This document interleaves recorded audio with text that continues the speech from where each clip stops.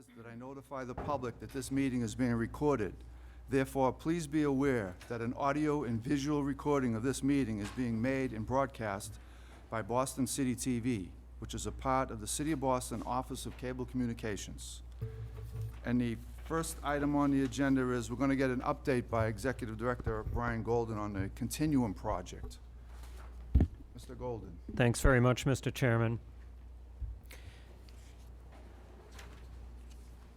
As you know, Mr. Chairman and the members of the board, Continuum in Innovation Design Consultancy is currently working with BRA staff on a 14-week effort to design a clear and compelling new organizational identity for the Boston Redevelopment Authority, one that is informed almost entirely by input from staff and our constituents, the people of Boston, and explore effective ways to bring the identity to life so that we can meaningfully engage the residents and communities in Boston.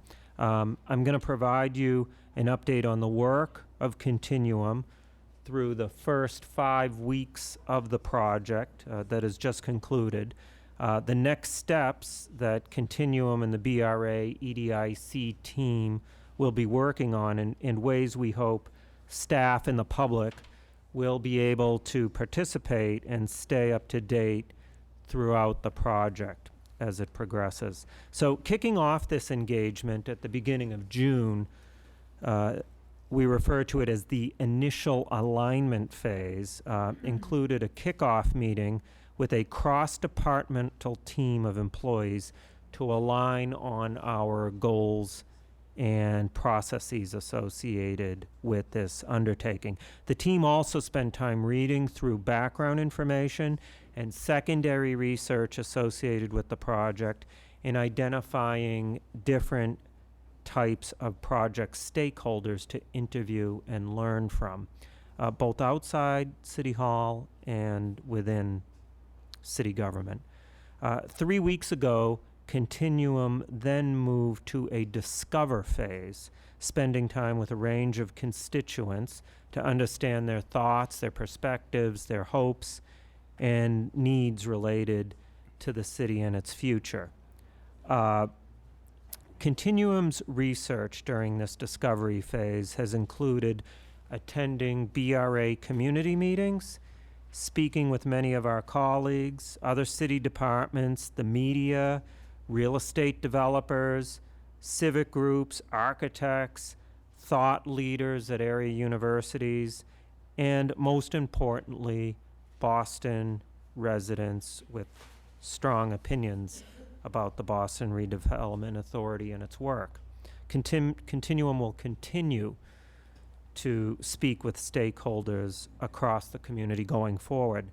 In the coming weeks, Continuum will move into the create phase, which envisions potential new directions for our mission and our vision. And it will conduct ideation sessions with the goal of evolving the BRA's identity. This is an exciting opportunity to really advance the agency's potential while highlighting what's best about it and the meaningful work that has a concrete effect on people's lives here every day. It's extremely important in this effort that staff, BRA and EDIC and Office of Workforce Development staff have visibility and input on the work that is going on and the direction this effort is taking. This in addition to staff engagement through core and extended teams who provide regular feedback. Continuum staff has also been available for questions, discussion, and staff engagement at all 3 of our operating locations, here at City Hall on the 9th floor, 43 Hawkins Street, and 22 Dry Dock Avenue over in the Raymond L. Flynn Marine Park. I also want to highlight for you, as well as for people who might be viewing tonight's proceeding, a newly launched website that we've worked with Continuum on. The website is www.nextbra.org. And this site invites everyone who is interested in this continuum organizational identity effort to see the progress on a daily and weekly basis and provide feedback. The site features a variety of sections, including excerpts from staff discussions and conversations with stakeholders, weekly reflection posts from the Continuum team, and in a discussion topic section that is meant to serve as a public forum for issues that we grapple with on a daily basis related to our work. We're including topics that are, we hope, thought-provoking and may be considered even controversial, with the hope that we will have direct, honest, candid conversations about some of the issues that affect the agency and its work, including NIMBYism, zoning, urban design, planning. The current discussion topic on the nextbra.org site is a post about NIMBYism, and the first core team blog written by our own Gina Physic from our communications department. Gina's a digital media specialist, was recently posted. We encourage anyone with an interest in what we do as an organization to visit this website regularly, comment on the discussion topics, and provide us with any thoughts they might have about those discussion topics or about our work more generally. We're excited about this opportunity that we're in the middle of.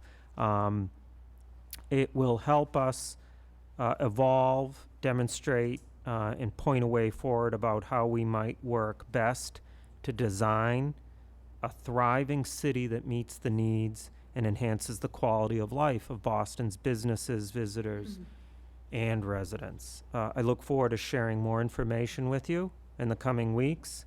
And again, encourage the public, those who are seated here, those who work here, and those who are viewing from home, to reach out to us through our website with your thoughts, comments, and ideas. Thanks very much, Mr. Chairman and members. Okay, thank you very much, Mark. The next item I just want to do is I want to give Councilor Lamontina Zade an opportunity to come in. I know you have several things and you're representing the council, and you wanted to speak on behalf of one. Tell us what issue it is and Sure, what item it is. and- Sure, thank you, Mr. Chair, members of the board. I'm here to speak on behalf of 202 Maverick Street in East Boston. My name is Michael Sinatra. I'm Councilor Lamontina's chief of staff. He sends his regrets he couldn't be here today, but he's on vacation. This development has been in process probably well over a year now. They've had a robust community process. They've met with 2 neighborhood groups. They've had several abutters meetings and have done the best they could to address every issue. Specifically with the height, they've reduced the height, they've decreased the units, they've addressed the parking, and they've eliminated the restaurant, which was a big concern of the neighborhood. So the council thinks it's an incredible project. It will really revitalize the neighborhood, and he'd like to go on record in support. Thank you. Great, thank you very much. Thanks for coming. Okay, we're going to get back to the items on the agenda. The next item is request authorization for the approval of the minutes of June 9th, 2016 meeting. A motion's in order? So moved. Second, all those in favor? Aye. Opposed? Ayes have it. Item number 2, request authorization to advertise a request for letters of interest for qualified developers to redevelop 24 Dry Dock Ave in the Raymond L. Flynn Marine Park. Motion's in order? So moved. Second, all those in favor? Aye. Opposed? Ayes have it. Thank you. Item number 3, request authorization to enter into a memorandum of understanding with the Boston Public Schools to obtain baseline data for Mayor Walsh's tuition-free community college. Peggy? Good afternoon, Chairman Burke, Director Golden, Madam Secretary, and members of the board. Thank you for allowing me to speak before you this afternoon. My name is Peggy Hines Watson, and I'm Assistant Deputy Director in the Mayor's Office of Workforce Development. This memorandum requests that the Economic Development and Industry Corporation of Boston authorize the Director or the Director of the Mayor's Office of Workforce Development to enter into a memorandum of understanding with the Boston Public School that will memorialize respective roles and responsibility for obtaining student records information in conjunction with the Mayor's Tuition-Free Community College Plan. On April the 29th, 2016, Mayor Marty J. Waltz announced that the City of Boston committed to pay for up to 3 years of community college for low-income eligible students through its tuition-free community college plan. The program is now available at all Boston Public High School as of June the 1st, 2016, and is being run through the Office of Workforce Development with support from the city's Neighborhood Job Trust. NJT collect linkage free from large-scale commercial development in the city and will fund the program. To be eligible for the tuition-free community college plan, a student must graduate from a BPS high school with at least a 2.2 grade point average, be able to complete community college on a 2-year schedule, meet low income status for Pell Grant, complete the free application for student aid, pass the acute place to place out of development class, and gain admission to either Bunker Hill Community College or Roxbury Community College. To ensure that all student record laws and regulation relatively to confidential information concerning a student are followed, BPS is requiring that OWD enter into a non-financial memorandum of understanding before sharing any student record information. The Family Educational Right and Private Act and Massachusetts regulation is designed to protect the privacy of student education records and afford parents and eligible students certain rights with respect to the student education records. The student records consist of 2 parts, the transcript and the temporary record. The transcript consists of administrative records that constitute the minimum data necessary to reflect the student's educational process and to operate the educational system. The transcript is limited to the name, address, phone number of the student, his or her birth date, name and phone number of custodial parent or guardian, course title, course credit, grade level completed, and the year completed. The temporary record is all other student record information besides the transcript. Temporary record information may include health information, disciplinary information, exemplify of student work, special education or 504 plan document, in report, and other information key to the school which identify the student individually.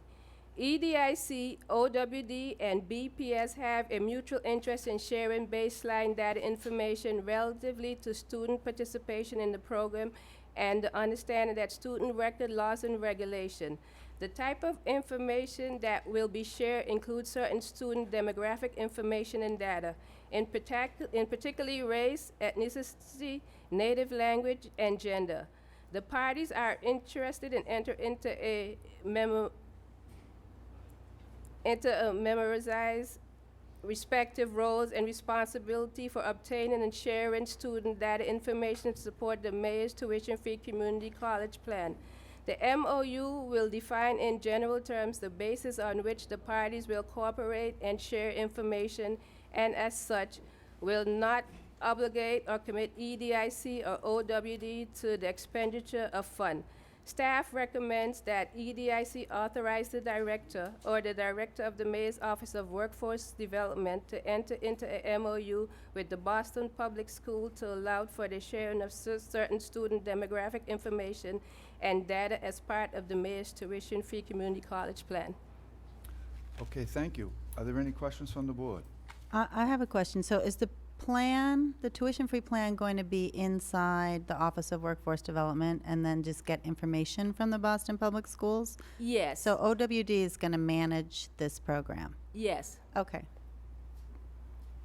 Any further questions? Hearing none, a motion's in order? So moved. Second. All those in favor? Aye. Opposed? Ayes have it. Thank you very much, Dolores. Item number 4. Request authorization to execute a contract with McCourt Construction Company for the replacement of the gateway signage for the Raymond L. Flynn Marine Park in an amount not to exceed $222,350. Dolores. Yes, thank you, Mr. Chairman. Members of the board, Director Golden, and Secretary Polimas. As you'll recall, in January, the name Boston Marine Industrial Park was officially changed, renaming the 200-acre parcel now Raymond L. Flynn Marine Park in honor of former Boston Mayor Ray Flynn. Soon after the name change became official, BRA EDIC staff hired Selbert Perkins Design Collaborative of Arlington, Mass. To redesign the gateway signs. Selbert produced a number of design options. Staff reviewed the designs along with a small select group of those close to the former mayor, and in April, staff received authorization, as you'll recall, from your board to advertise the public bid for construction of the gateway signs. Can we see the sign image? Okay, that's the...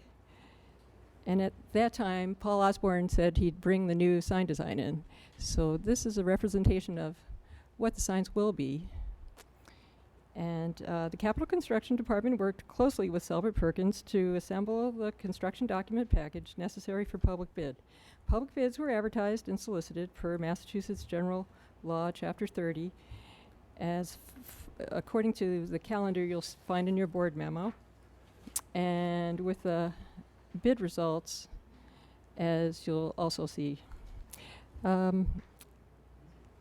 3 bids were received, the lowest responsible and eligible bidder being McCourt Construction of South Boston, Mass. The Capital Construction Department and design consultant Selbert Perkins reviewed 3 bids and found McCourt Construction, who had the lowest bid, was acceptable, complete, and in order. McCourt Construction submitted the required sponsor verification form, and their references checked out and were found to be acceptable. Therefore, Capital Construction and the consultant have recommended awarding the contract to McCourt Construction. It is anticipated that substantial completion of this work will be accomplished in approximately 8 weeks from the time the notice to proceed is issued to the contractor. A final completion can be expected within 10 weeks. With this schedule, final completion can reasonably be expected by mid-October of this year. Okay, thank you. Are there any questions from the board?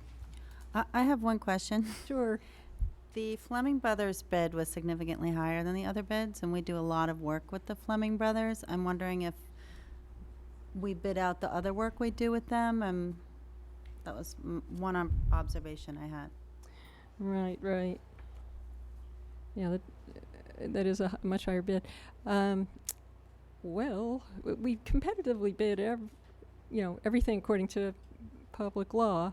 So we usually have a good number of bidders, and it just so happened it worked out this way this time. I can. Could be just the opposite next time. Answer that? This was all bid on chapter 149. This is chapter 30 30. because it's not really And building. The Fleming Brothers stuff, they're usually the low bidder. That's why you see it. Yeah. I know. They were really badly thrown off on this one though. Okay. Yeah. Okay, are there Whatever any reason. further questions? Hearing none, a motion's in order. So moved. Second, Second. all those in Okay. favor? Aye. Opposed? Ayes have it. Thank you. Thank you. Item number 5, request authorization to advertise a request for qualifications from energy service companies for energy management services for the Raymond L. Flynn Marine properties. Travis. Thank you, Chairman Burke, Director Golden, Madam Secretary, members of the board. You may recall in February's board meeting, the EDIC approved the director to enter into a memorandum of understanding with Eversource Energy, the sole electric utility provider for the area. That that authorization to enter into the MOU was for a microgrid feasibility analysis within the Marine Industrial Park. Microgrids are beneficial because it not only brings energy efficiency services to buildings, which can help lower their operating cost, but it provides much needed resiliency services to the grid, so sort of upgrades to your electrical grid, and the potential to install district energy heating and cooling pipes. A side note is that Canestraro, one of the potential tenants within the Marine Industrial Park, would actually be a suitable contractor for outfitting different types of things like that. So it's sort of supporting local businesses is a germane component to promoting these technologies. The RFQ, the goal of the RFQ for energy services is to pre-qualify an energy service company. ESCOs, as they're known, ESCOs, enter into agreements with building owners, and what they do is they lower their operating costs.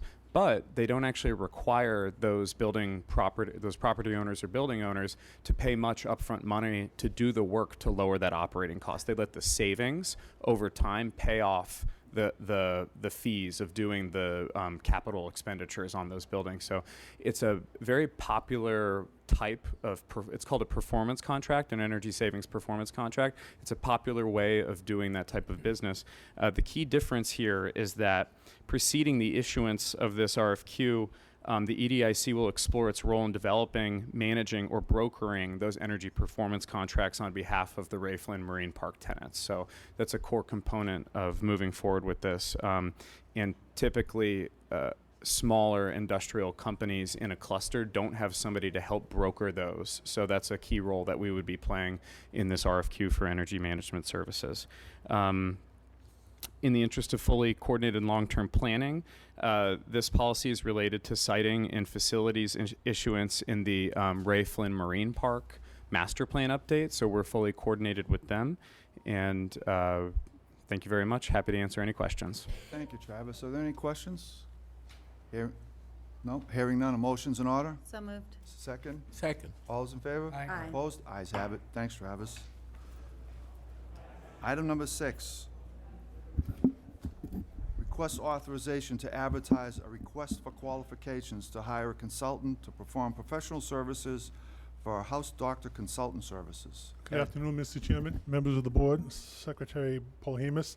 On a somewhat regular basis, needs may arise related to the physical assets owned by the BRA and by the EDIC. The nature of most of our buildings that they are older. In most cases, they have older operating systems, and quite often the properties serve either building tenants or members of the public. The types of the concerns that arise from these ongoing operations tend to be small to moderate in size, but the common thread is that we need to respond quickly in order to continue to meet the needs of to meet the ongoing needs of our tenants and our constituents. The use of a house doctor or an on-call engineering services firm is fairly common amongst public agencies. By way of specific example, the Boston Public Schools, the City of Boston Property Management, both utilize these types of small to moderate-sized responses, and it is therefore requested that authorization be granted to advertise for such engineering services in order to help the agency create, by way of specific examples, architectural and engineering scopes, property surveys, civil and environmental engineering needs, to create construction and building code cost estimates, and to provide for the assessment and recommendations for our mechanical and life safety systems. This is an attempt to recognize the nature and sometimes the immediacy of our needs. It is proposed that in order to keep with our goal of not just entering into single-year arrangements, but to enter into a contract over 3 years for costs not to exceed $500,000 over that 3-year period, with the stipulation that costs not exceed $175,000 in any one of the 3 years. It needs to be particularly emphasized that these services will be needed and will be used and will be managed and costs incurred only on an as-needed basis. And what I would add finally, because some of the properties fall under EDIC and some of them fall under BRA, there will be a separate request that appears on the BRA agenda as item number 14, but the combined total request for the two agencies for the 3 years will not exceed a combined $500,000 figure. Okay, thank you. Are there any questions from the board? Hearing I none. have a question. Okay, good. It seems, it says in here that you're going to be opening this bid to consultants that we've already worked with, both this and the BRA. And I was wondering, given the low scale of this work, that it might be an opportunity to open it up to other contractors. That was my question. As a way of giving more companies the opportunity to work with us. Through the chair, if I might answer. Oh, sorry. Yes. No. Oh, I'm sorry. Was Oh, that did the you answer? hear me? Did you hear my question? Yes. Okay. Yes. I guess I would like to say that since I joined the BRA in January, one of the things that I've tried to ensure that the staff does on a continual basis is to try to cast the widest net as we possibly can.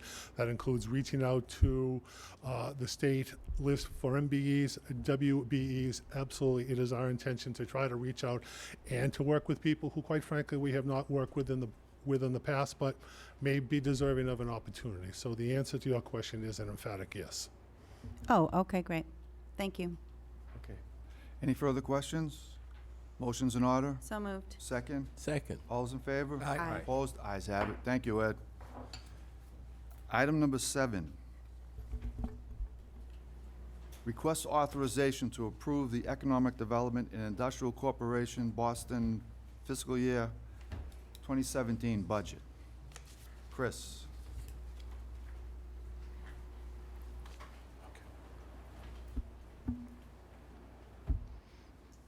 Good afternoon, Mr. Chairman, members of the board, Madam Secretary, Director Golden. I'm happy to be here today to present for your approval the FY17 budgets for the BRA and EDIC. First, I'd like to thank the budget staff, most of whom are here today, for their hard work on this budget. It took a while to get here. In addition, I would like to thank all the department heads and their staff who also contributed through a bunch of meetings and discussions about current and past expenses, which at times was a little bit painful to go back and try to remember what they did and try to assess what they're going to need going forward. Some notes before we begin. The documents that you have that were provided last week, specifically this presentation, it's changed a little bit. We've taken some of the detailed tables that were in the original presentation and moved them to the appendix in the interest of time, and also because I think from the summary tables we can get you the detail that's needed on each company and combined. So I'll try to keep up with slides. I tend to get involved and sometimes get behind, but also this is a fairly long presentation. We're going to try to keep it short and try to move it fast, but if you have any questions along the way, please feel free just to stop me and ask a question rather than necessarily wait till the end. So here's what we'll cover. First, we'll review accomplishments, goals, and objectives for the entire agency. Then we'll review some changes made to the FY17 budget and the budget process. Next, a review of proposed combined agency budget, BRA and EDIC budgets, and also agency personnel trends over time. Following that, we'll take a look at FY17 approved and pending capital spending and projected cash flow through 2019. And last, we'll do 5 short presentations from larger BRA departments. The remaining departments have included accomplishments, goals, objectives, and their detailed budget in another appendix. So we have 2 appendices to this presentation.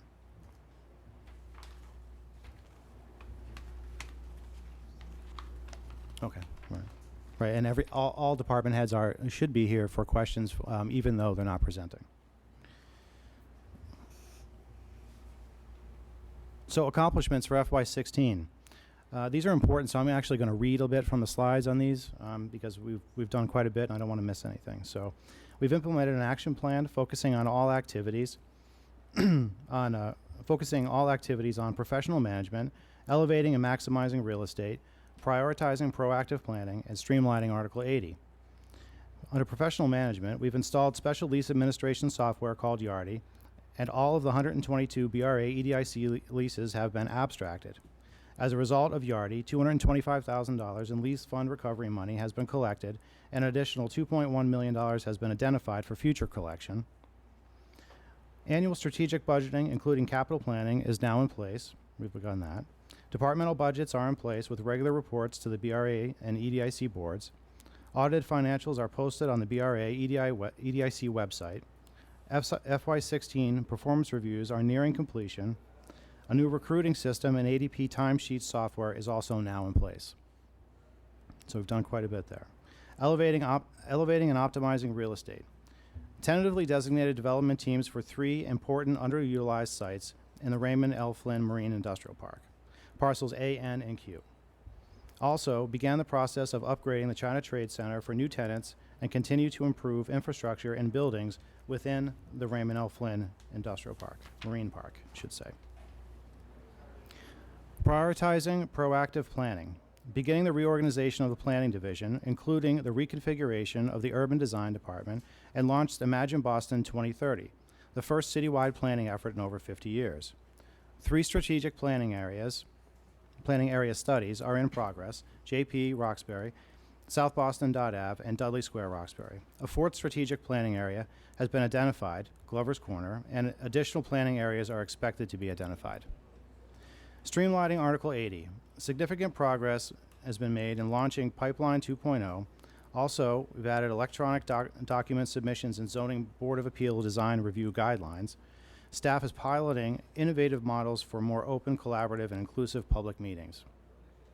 And last, under Other, updated the city's inclusionary development policy, launched a standardized application process for the disbursement of community benefits funding.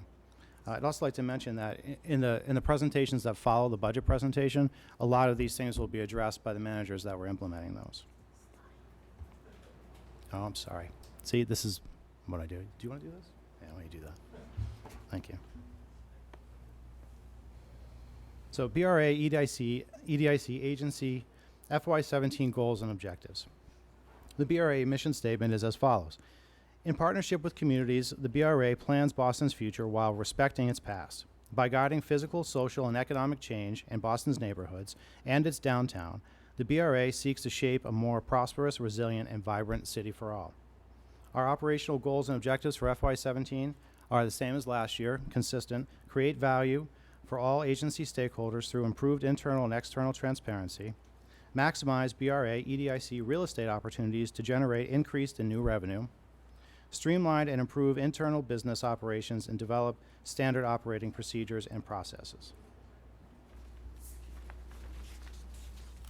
Thanks. Okay, so changes for the FY17 budget process. There are several areas of change sought in this year's budget process. First was to increase the level of detail in the budget presentation, which we hope to also release online in some form, which is one of the reasons why we're pretty heavy on text and numbers in this presentation. So we'd like to be able to take this and release it online. And it's also an incremental step to producing a budget document, for which we'll be able to do a shorter presentation later, but we're trying to get the kind of tables and analysis that we want to do into something to start with.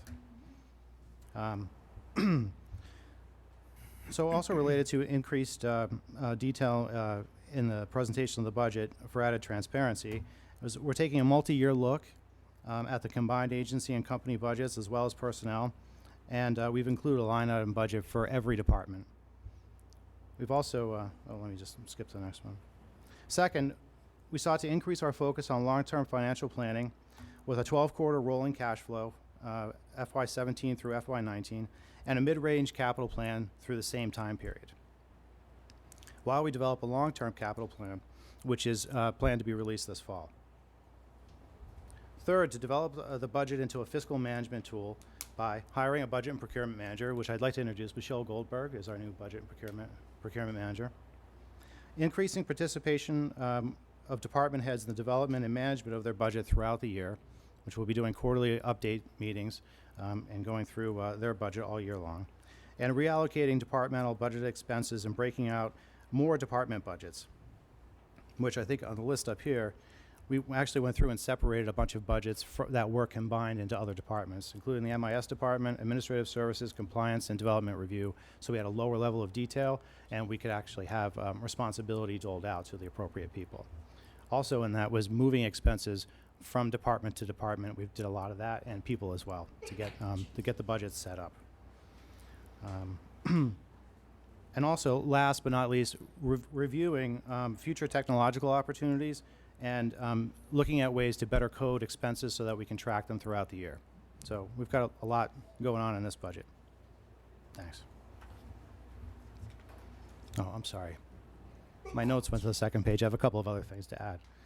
Some other things that we did for the FY17 budget was are that we budgeted contract labor, wages, and benefits separately from regular employees, which before they were lumped together, so you can actually see how much we're spending on contract labor, which you really couldn't before.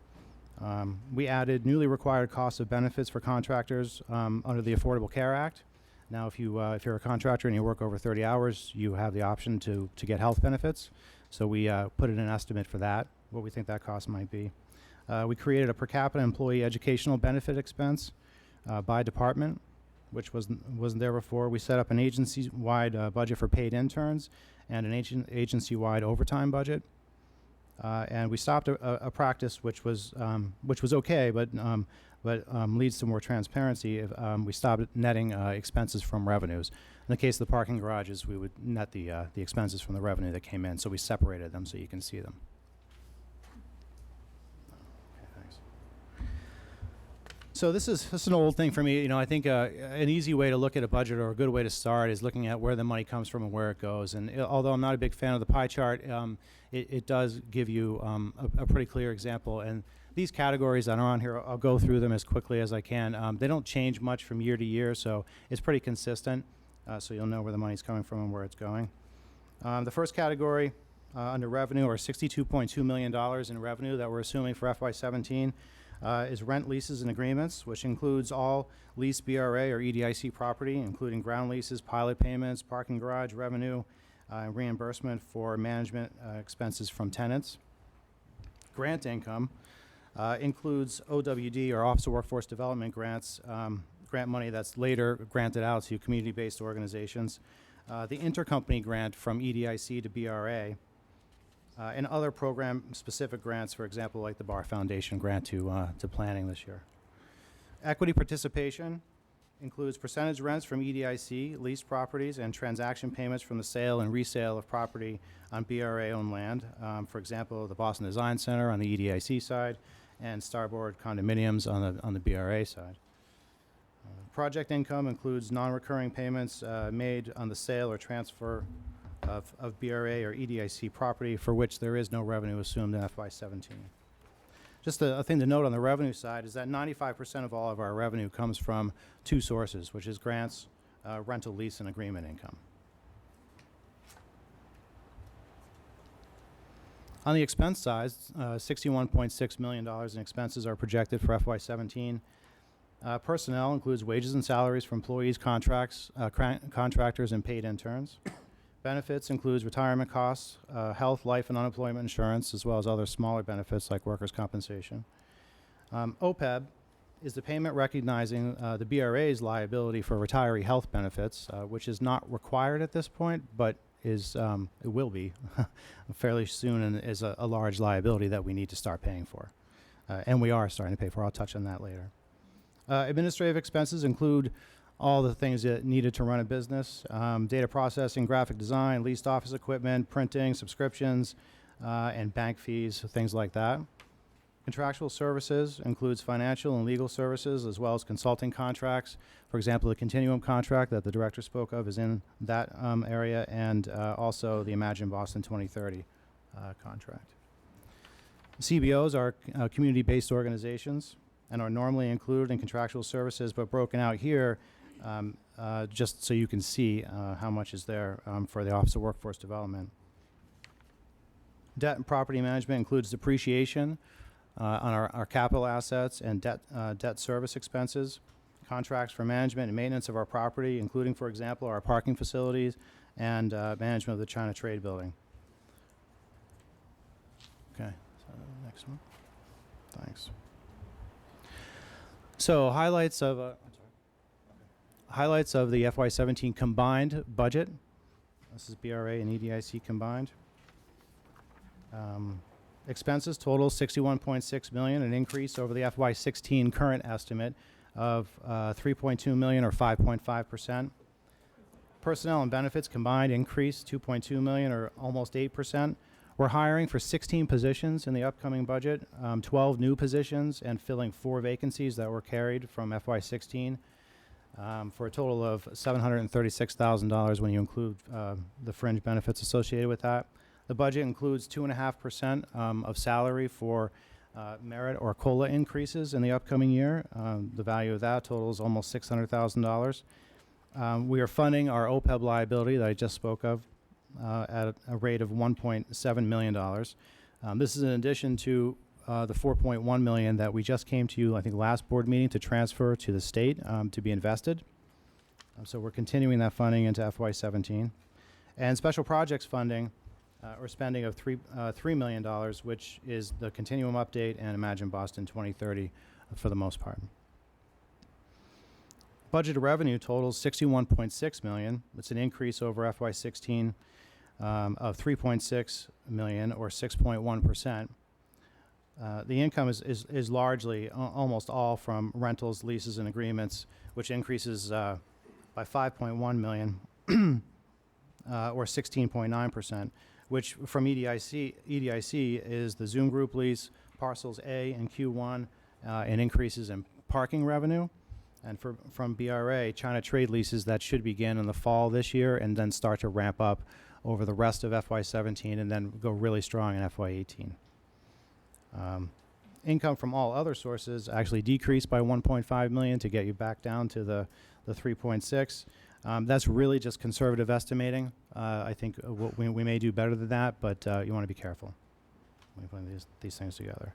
So the FY17 operating budget assumes a surplus of $588,000 combined. Also for FY17, we have a capital budget and cash flow. This is non-operating expenses.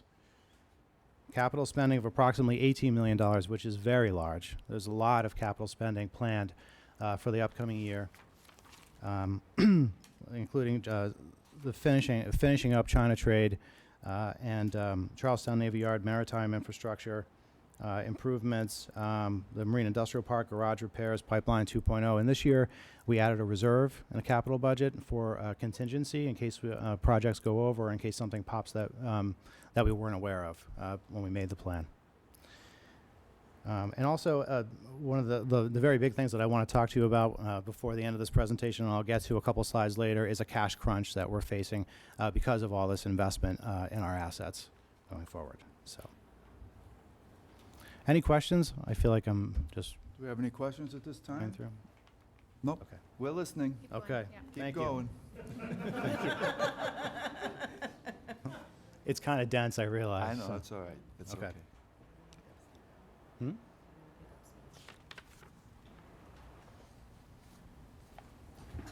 So this 3-year combined agency budget summary provides a multi-year trend of major revenue and expense categories. As you can see, and as I just told you on the previous slide, we're projecting a small surplus for both FY16 and 17 after a small deficit in FY15. As stated earlier, FY17 budget revenue totals $62.2 million, an increase over FY16 of $3.6 million, or 6.1%. Rental and lease agreements increased by $5.1 million, or 16.9% due to new lease revenue expected from EDIC properties like Zoom Group, Parcels A and Q1 in the Marine Industrial Park, and from BRA properties like China Trade.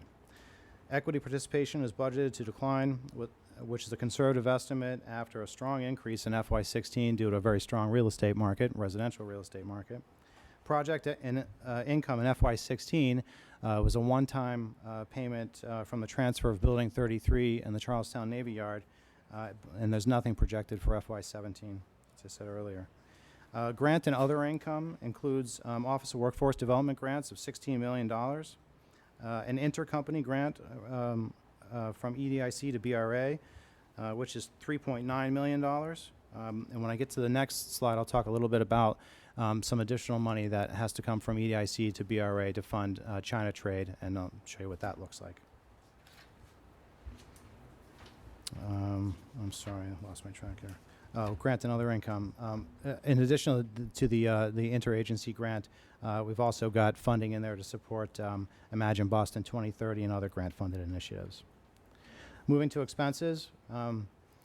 As said in the previous slide, $61.6 million in projected expenses, an increase over FY16 of $3.2 million or 5.5%. Personnel and benefits increases cover in FY17 252 employees and 31 contractors. I'll give you a little more detail on that in a later slide. Administrative costs increased due to really to a change in budgeting. In the past, Office of Workforce Development did not have a line item budget for administrative services. We created one this year. It used to be lumped in with contractual services, so we broke that out.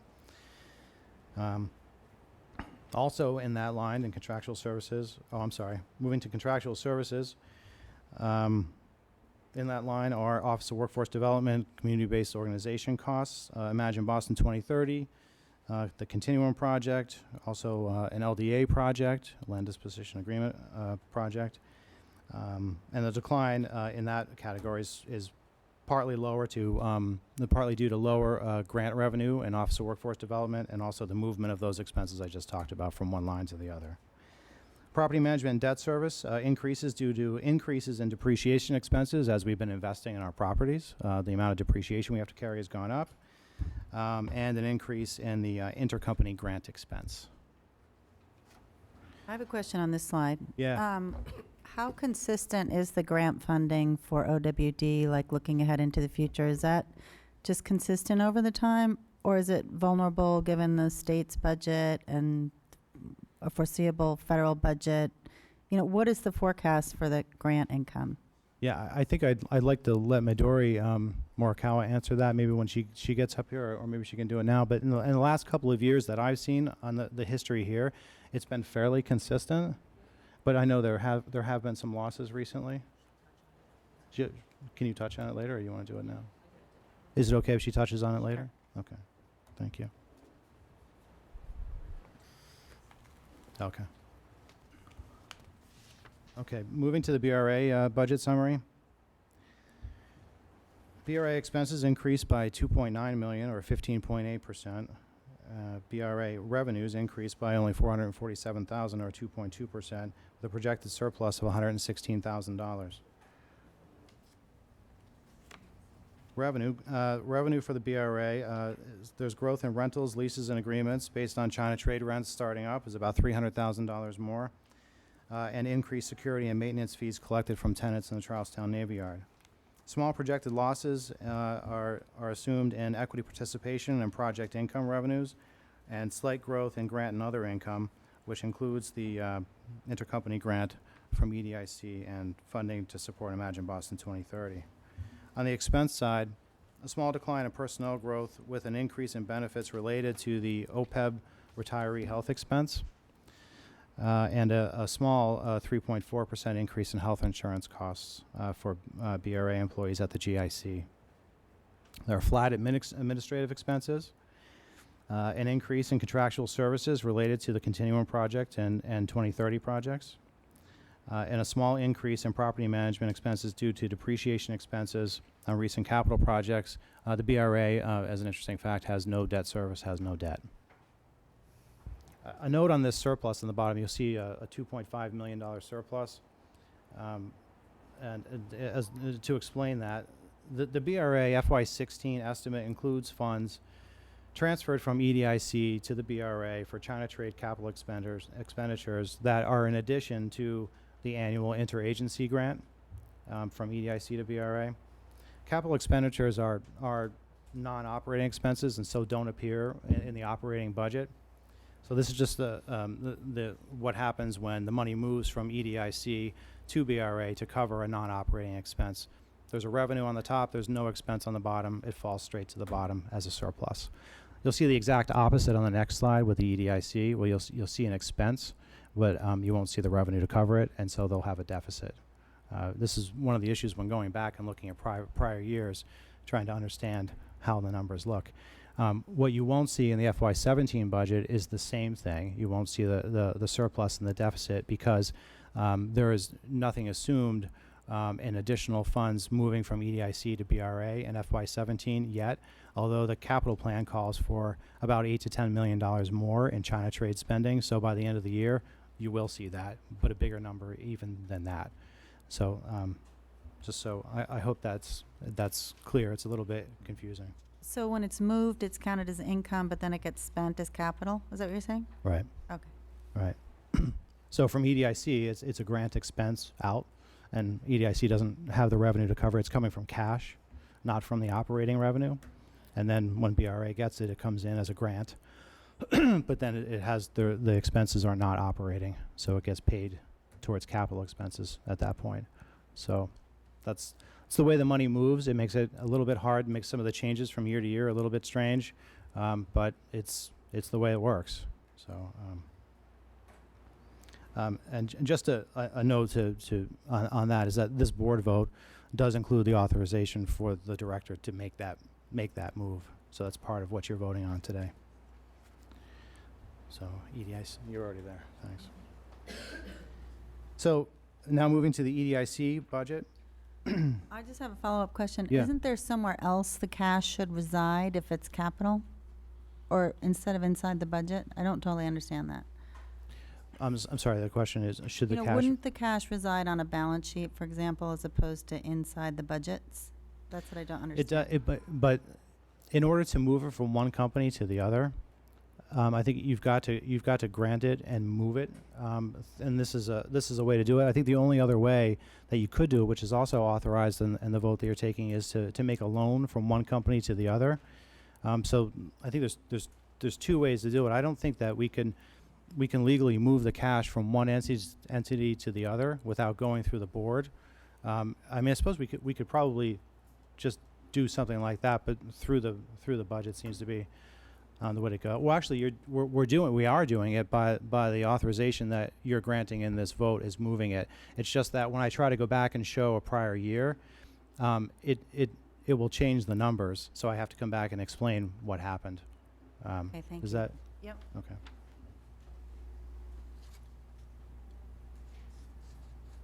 So the EDIC budget for FY17, expenses increased by $329,000 or 0.8%, and revenues increased by $3.1 million or 8.3%, for a projected surplus of $472,000 in FY17. So growth in rentals, leases, and agreements based on the Zoom Group lease, parcels A and Q, total about $3.9 million, as mentioned earlier, as well as strong parking receipts from the garage and the Marine Industrial Park. We're also assuming small losses in equity participation due to conservative assumptions, and also grant and other income due to OWD, Office of Workforce Development grant funding reductions.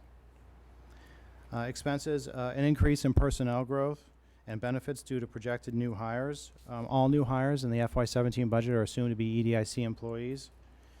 In addition to the new hires, the 2.5% increase from COLA or merit, and also the intern budget resides in EDIC.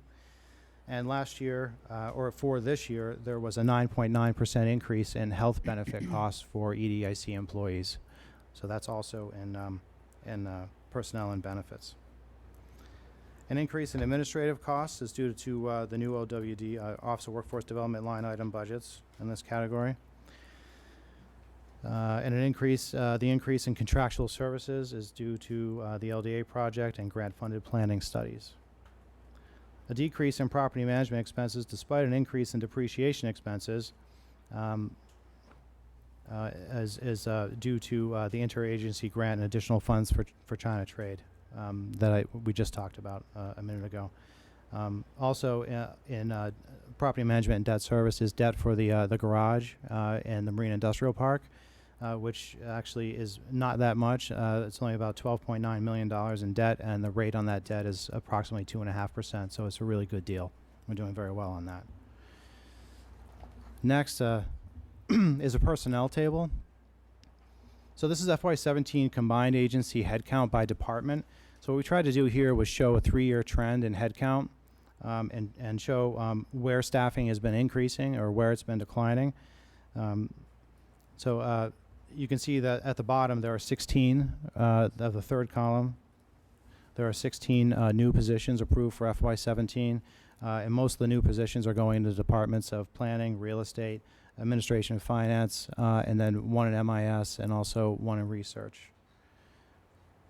And also, I think, and 2 in legal. To the right is a chart that shows a trend back to FY12. You can see at this point, after the trough in FY14, we're heading back up to a level that is above where it was in FY12 at least. We're coming to a point where I think we've probably hit a good number of employees and should be careful how much farther we go in adding staff. But one thing to note about this table, if you're looking at, if you try to walk from FY16 to 17, you can't do it with the new hires because we've moved people between departments between FY16 and 17. For example, the director's office is down 2 employees because they've moved out to other departments. So next and last for me is FY17 capital spending schedule and projected cash flow. I have a question. Before we Yeah, move into sure. the capital spending, and I'm not sure if you're planning on going over it later, but can you expand more on, you mentioned our liability for the pension and retirement and kind of where we stand on reserving that funds and really being prepared for that liability. I'm not sure I understand the size of it and how we're going to address that.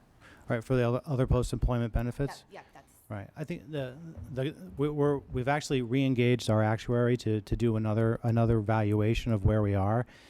Last year they just did a trend from what was done 2 years ago, and at that time last year's number was, I think the liability, unfunded liability, is about $25 million, and that's but that's assuming that we're not putting anything in and we're not getting I think that it is assuming.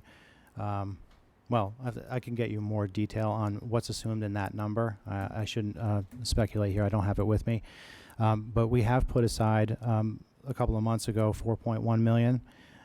From 2015 was $2.5 million, and then another 1.6 at the close, or for the close of FY16, and transferred those funds to the Pension Reserves Investment Trust, which is a state agency that manages all the state's pension money.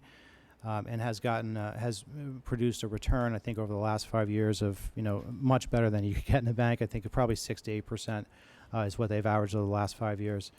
And that money then is also restricted, protected, can be liquidated if we were to need it, but really can't be touched in any other way. So we're now really putting aside and investing that money. And that's one of the reasons why I'm excited to get a new actuarial valuation on a better return and see how that $25 million number outstanding liability comes down with the investment that we've made and the potential returns on that money going forward.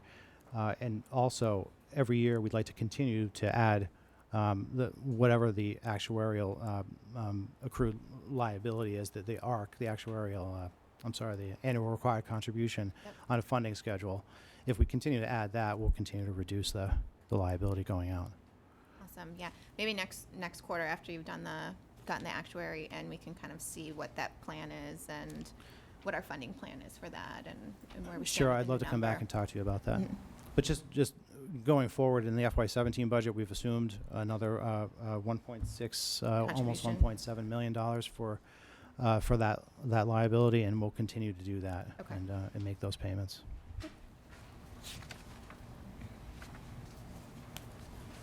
So,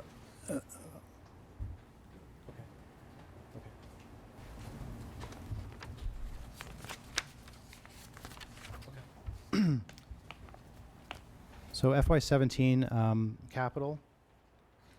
As I said earlier, I won't go through all the projects on this list, but there's for FY17 we've got a total projected cost of capital projects of a little over $18 million, $12 million in agency funding, and another $5 or almost $6 million in funding from the city for those projects. And again, the one thing I want to highlight here is that we've built in a contingency here. This schedule actually runs out through FY19, so we've plotted out but the projects shown here are only projects that have projected spending in FY17. So this list is taller and wider, giving more projects and spending out in more years. And this is the precursor to a larger capital plan, but this was also done to give us a cash flow from which to work off of which is the next slide. So if you have any specific questions on projects in there, I think we've got Larry Moley here from real estate that can answer any questions on those projects. But other than that, I'd like to flip to the next slide, which is pending capital projects. It's the same thing. These are projects that have not been to the board for approval, but could come here for approval if they receive internal approval based on the need or available funds to go forward. So the last slide that I have is the one that I really wanted to talk to you about going forward. So, this chart is a representation of the agency's cash position beginning at the estimated FY16 close balance, which is the blue column on the left, and running through the subsequent 12 quarters, the green columns.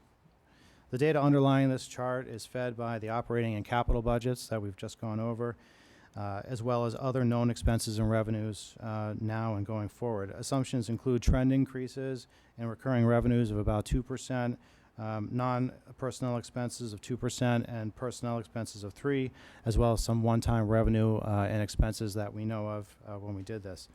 The red line above with the large peak includes all known operating and non-operating expenses, including or excluding depreciation.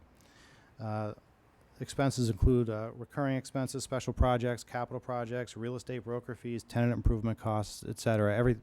Pretty much every expense we can think of is in that line. The green line includes all known operating and non-operating income, including recurring revenue, new lease deals, one-time grant funds, et cetera. The straight black line indicates a minimum level of on-hand cash that we recommend, which is about $5 million. So as a consequence of investment in our property and in our assets, by January 2017, we'll be out of cash based on our current spending, are currently committed to expenses and expected revenue. China trade alone is expected to cost approximately $9 to $11 million over the next 5 quarters. And base building costs, tenant improvements, and broker fees. This cost is really, this is a reflection, I think, of a long time of deferred maintenance, where we didn't keep up with properties, and now we're catching up, and we're going to produce a very strong revenue-producing asset out of this. But in the meantime, what's happened is that we've drawn down, or will draw down, a good bit or all of our cash over the next few quarters. So. You can see the peak in the green line is a $5.5 million balloon payment from a lease, from the Zoom Group lease that's expected to be received in the first quarter of FY18, which will bring us back to pretty much close to a recommended cash balance. But in the time in between, we're going to have to entertain some short-term borrowing, and we feel like at this point that a line of credit would probably suffice for that. And but what we'd like to do is come back to you next month at the board meeting with a plan to deal with this, what it really is a short-term cash crunch. But on the positive side, if you look at the out years, this is a projection of known revenues and expenses. Things could change, but I do feel like in FY18, FY19, we will be in pretty strong position. Mm-hmm. China trade alone, once it's fully leased up, is about I think about $2.4 million a year in recurring revenue after that, which you start to see in those out quarters. So it's a short-term issue, and we can handle it, and we'll be back with a plan in August to address that with you. Is that balloon payment we have here in fiscal year 18, is that something that's contractual and guaranteed? I mean, do we have a risk of not getting that, and then we're kind of in that cash crunch and drawing on our line of credit for a longer period than we really want to be? Well, it's part of a lease agreement. There's probably an attorney here or somebody who can address that better than me, but there's always a risk, I think, of not receiving something. But we do have a signed agreement, and we are receiving additional rent from that property, and an additional $500,000 a quarter up until that point. And the $5.5 million just pays off the remainder of what was a a transaction rent deal.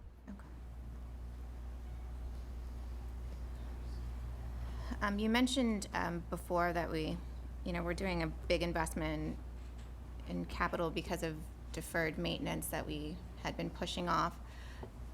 I guess what is our plan now, kind of going forward, if we're taking this year to take this hit and catch up, make that risk and go through a line of credit that we're not going to end up in this same position? Like, how have we changed our operations so that we're not here That's again? a good question. Well, I think what we're trying to do is engage in a lot more long-term planning, long-term financial planning. First of all, to assess what our resources are and what they're going to be going forward. A long-term capital plan that will give us an idea of really what the needs are. And I think we do know what the needs are. I think that we know that there are substantial needs in both the Navy Yard and the Marine Industrial Park. I mean, they're ocean-facing properties. There are seawalls. There are all kinds of issues there. And I think getting those pieces together, understanding the costs in a capital plan, and understanding what our resources are going to be, we can start to plan. Whether we probably will have to move into a long-term plan of debt, of taking on some kind of debt, or finding another source or other sources of revenue to help pay for some of these long-term projects. I think there's always some help from the city capital plan. They've helped us over the years. I'm sure there are it will start off, I think, a lot of discussion over where we can get resources, what resources we have, what things we absolutely need to do, what things we can hold off on. But there's also other opportunity out there. There are still parcels in the Marine Industrial Park to be developed. There are other revenue opportunities that we can seek. I think all of that has to be in the long-term planning, and I think we'll certainly figure it out. Okay.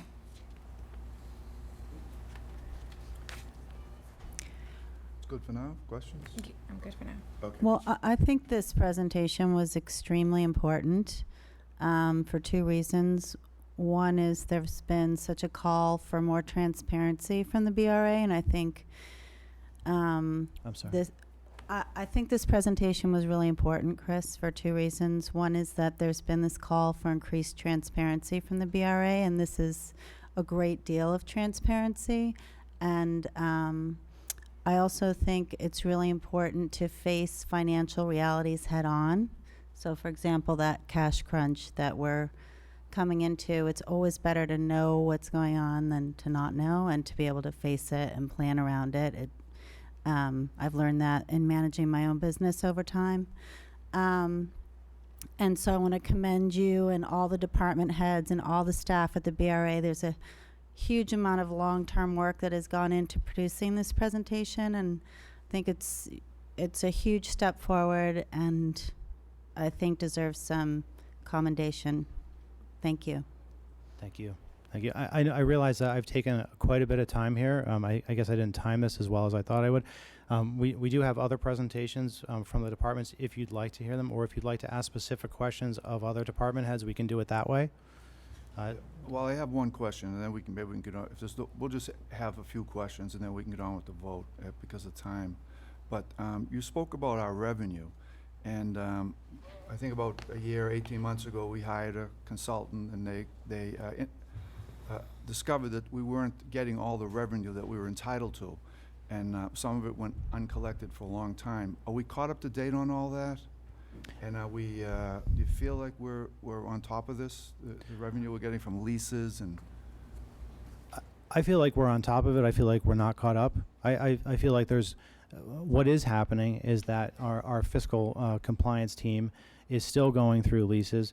There probably isn't a week that goes by that I don't hear about, I do have a discussion with them about what they're finding, and we are finding pockets of back rent, or which is driven by consumer price index increase that was missed, or percentage rent that was not charged. And we are going back and constantly reaching out to those tenants, those lessees, and trying to recover those funds. So we are have been constantly engaged in that practice.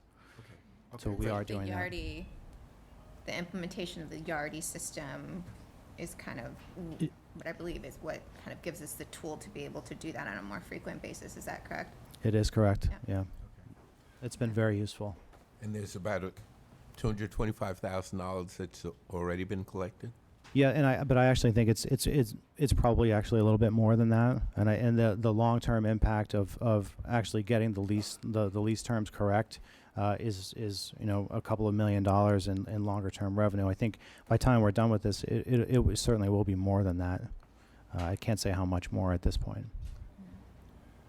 So if there are no more questions, Not necessarily a question, but I do think that the second half of what we haven't gone through, and I realize we need to kind of move forward, I would like to kind of make a strong recommendation that we, at a further meeting, however it is that we have to chunk it up, I would like to get more transparency and more detail on how we're allocating these expenses to the different departments and how that's all aligning with the goals. I think that's important. For us to know and be able to ask questions about. So, maybe we can incorporate that next month or however. I'm happy to change this process in any way that works for all of us to get the information that we need. Yeah. Anytime. It's here. Sure.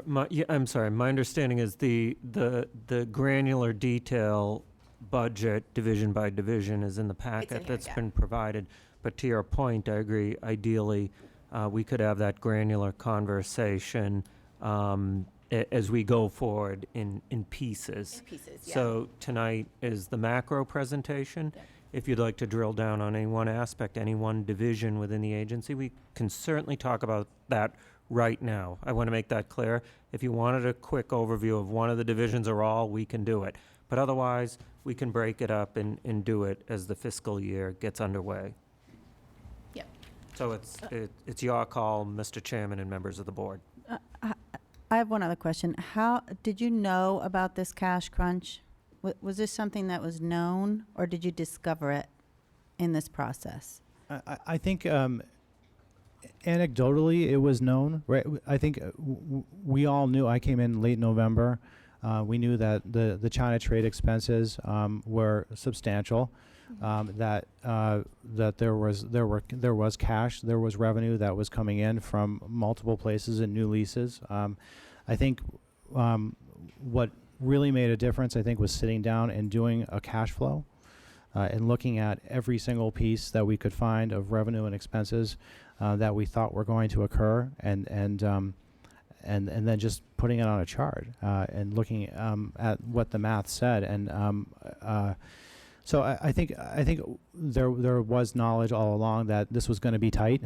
It was going to be close. We didn't borrow for this project. We chose to pay cash, which, if you can avoid the interest cost, you do, right? It was not a wrong decision to spend the cash that we had to renovate this property.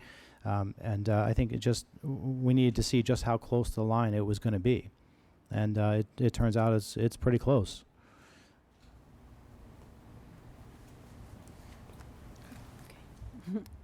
okay, are there any further questions? No? Pardon me? Oh, Thank you, Chairman Burke, members of the board, Dr. Golden, and Madam Secretary. So to help answer your earlier question, so the Office of Workforce Development, yes, the answer is yes. It is susceptible, the budget revenue is susceptible to the federal, state, and city budget and budget cuts. One example I can give you is we have a line item from U.S. Department of Labor. It's a federal grant for Workforce Innovation Opportunity Act. And it's a formula fund, and the way they calculate the funding for each of the state and city throughout the country is based on unemployment rate. So Boston and Massachusetts as a whole have been doing pretty well in terms of unemployment rate. It's less than 4% this year. So we did get a 19% cut this year on this line item.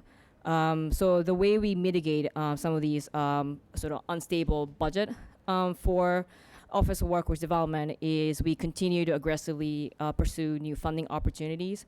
So for example, in the fiscal year 2016, we were able to secure $1.46 million from 8 new funding sources. And that's some of the funding sources of multi-year funding. So we are able to secure for the next 3, 4, 5 years. An example is a $3 million Greater Boston American Apprenticeship Initiative from U.S. Department of Labor. We also got $250,000 from City Foundation, which is a foundation arm of the Citibank. So those are some of the ways that we ensure that we can keep the operating revenue up and running. Great, thank you. Sure. Thank you. Are there any further questions? No. So, Chris, does that conclude the presentation? It does, unless you would like to ask any questions of specific departments. I think we're good. I mean, Okay. we do appreciate all the effort that went into this. It's a lot of work and a lot of information, and I know we've had the opportunity to read this before this meeting this evening. But just, I would say, keep us posted as you move along, particularly around the shortfalls.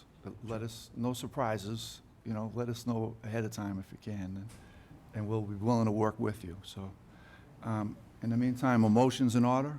So moved. Second? Second. All those in favor? Aye. Opposed? Ayes have it. Thank you very much, Chris. And thank your staff for us, too. Item number 8 is personnel. Moran? Thank you, Mr. Chairman, members of the board, Madam Secretary, and Director Golden. We have a few items for you, consideration on the EDIC agenda.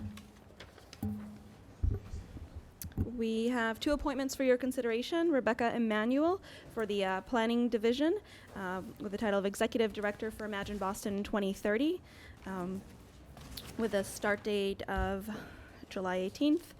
John Lynch in our Real Estate Division, Assistant Director of Real Estate with also a start date of July 18th.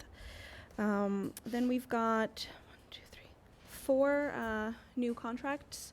Roberta Logan with Wright Boston, as well as Christina Shea and Merrill Berman, all with Wright Boston, OWD. And Natalia Ordobi also will be contracting for the Planning Department.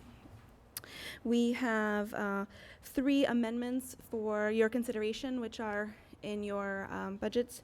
And that's just extension of contracts, of 3 contracts. We have 1 travel in your budget, in your booklets as well to look at.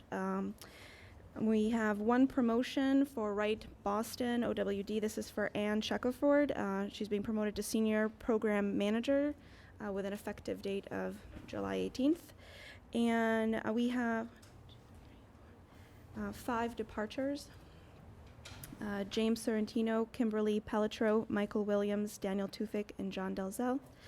And last on my list here is an amendment to the sick leave bank policy, which is also in your packet. I'll present it also at the BRA board. But we're just changing 2 lines. We're placing under the eligibility and guidelines permanent employees who donate a minimum 7 hours into the sick leave bank qualified to participate in the current fiscal year's bank.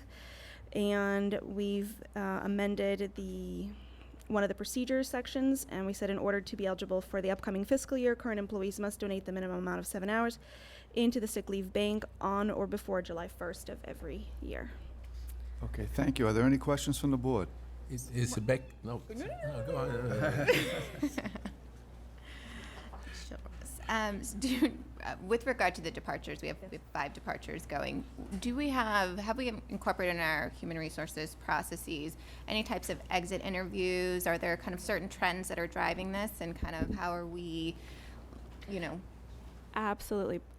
So for our termination process, we do exit interviews with everybody that comes. We really do try to find out. But looking from here, I know that one is going to Harvard to get his master's in education. Another one is going off to work for the city schools. So another one is moving up with a startup. So a lot of it is positive change. We do have one departure that was unexpected, which I think Brian Golden is going to speak about, which Yeah, I was just Yes. curious about the process. We don't need to go Of into course, everybody's yeah. personal situation, but just see if we can capture some of trends. that data. and Absolutely, we're trends looking and for those. Yes. Okay, great. Go ahead, sickly pink. Is Rebecca Emanuel here? I'm sorry. Is Rebecca Emanuel here? I don't believe she is. I suspect at some point we'd like to meet her. Of course. Well, given the role that she has with Imagine Boston, and what she'll be doing around planning activities, and I said she's got a background doing work in Uganda and Israel, and has done work in ethics and the like, as well as work within the city. So I think we should get to know who she is. Dr. Landsmark, Rebecca Emanuel is about as interesting a human being as you could meet, so we're definitely going to make sure she pays a visit in the near term, because you will enjoy it, as I have. So maybe the next board meeting, if she's available in August. Thank you. Okay, if there's no further questions, a motion is in order. So moved. Second, all those in favor? Aye. Opposed? Ayes have it. Okay, I Thank need you. a motion to adjourn the EDIC meeting. I move we adjourn the EDIC meeting. Second, Second. all those in favor? Aye. Opposed? Ayes have it, meeting adjourned. And now we're going to start the BRA meeting. The open meeting law requires that I notify the public that this meeting is being recorded. Therefore, please be aware that an audio and visual recording of this meeting is being made and broadcast by Boston City TV, which is a part of the City of Boston Office of Cable Communications. And the first item is request authorization for the approval of minutes of June 9th, 2016. Motion's in order? So moved. Second. All those in favor? Aye. Opposed? Ayes have it. Item number 2, request authorization to schedule a public hearing on August 11, 2016 at 5:30 p.m. or at a date and time to be determined by the director to consider the planned development plan for 32 Cambridge Street and 572 Rutherford Ave in Charlestown for the proposed mixed-use project. Motion's in order? So moved. Second? Second. All those in favor? Aye. Opposed? Ayes have it.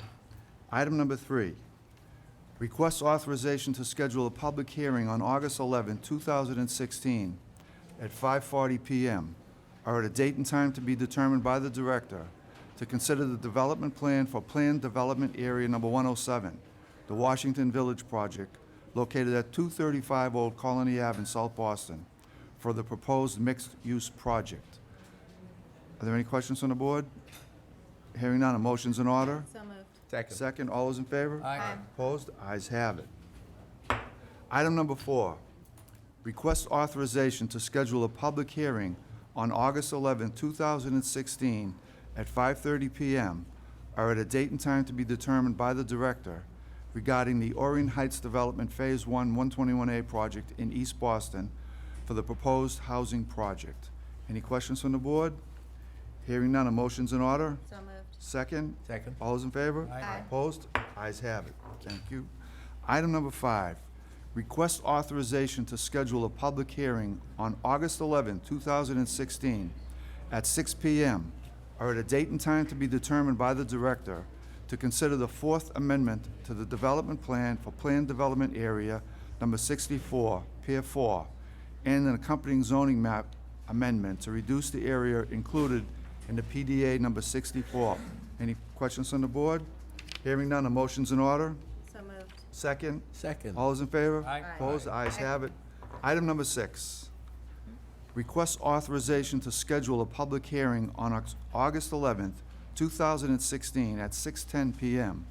or at a date and time to be determined by the director to consider the development plan for Planned Development Area Number 104 at 150 Seaport Boulevard, South Boston waterfront. Any questions from the board? Hearing none, a motion's in order. So moved. Second, all those in favor? Aye. Opposed? Ayes have it. Item number 7, Board of Appeal. Jeff, are there any changes to the? Thank you, Mr. Chairman. One change, item number 18, 206 to 208 West Broadway. That's subject to small project review under Article 80. That vote will be included in the board memo. Okay, thank you. Are there any questions from the board? Hearing none, a motion's in order? So moved. Second, all those in favor? Aye. Opposed? The ayes have it. Item number 8, request authorization to petition the zoning commission to adopt a map amendment which would change the existing zoning of a parcel of land from OS-CM Open Space Cemetery Subdistrict to 1F-5000, One Family Resident Subdistrict on Granite Avenue in Dorchester. Jeff? Thank you, Mr. Chairman, members of the board, Secretary Polhamus, Director Golden.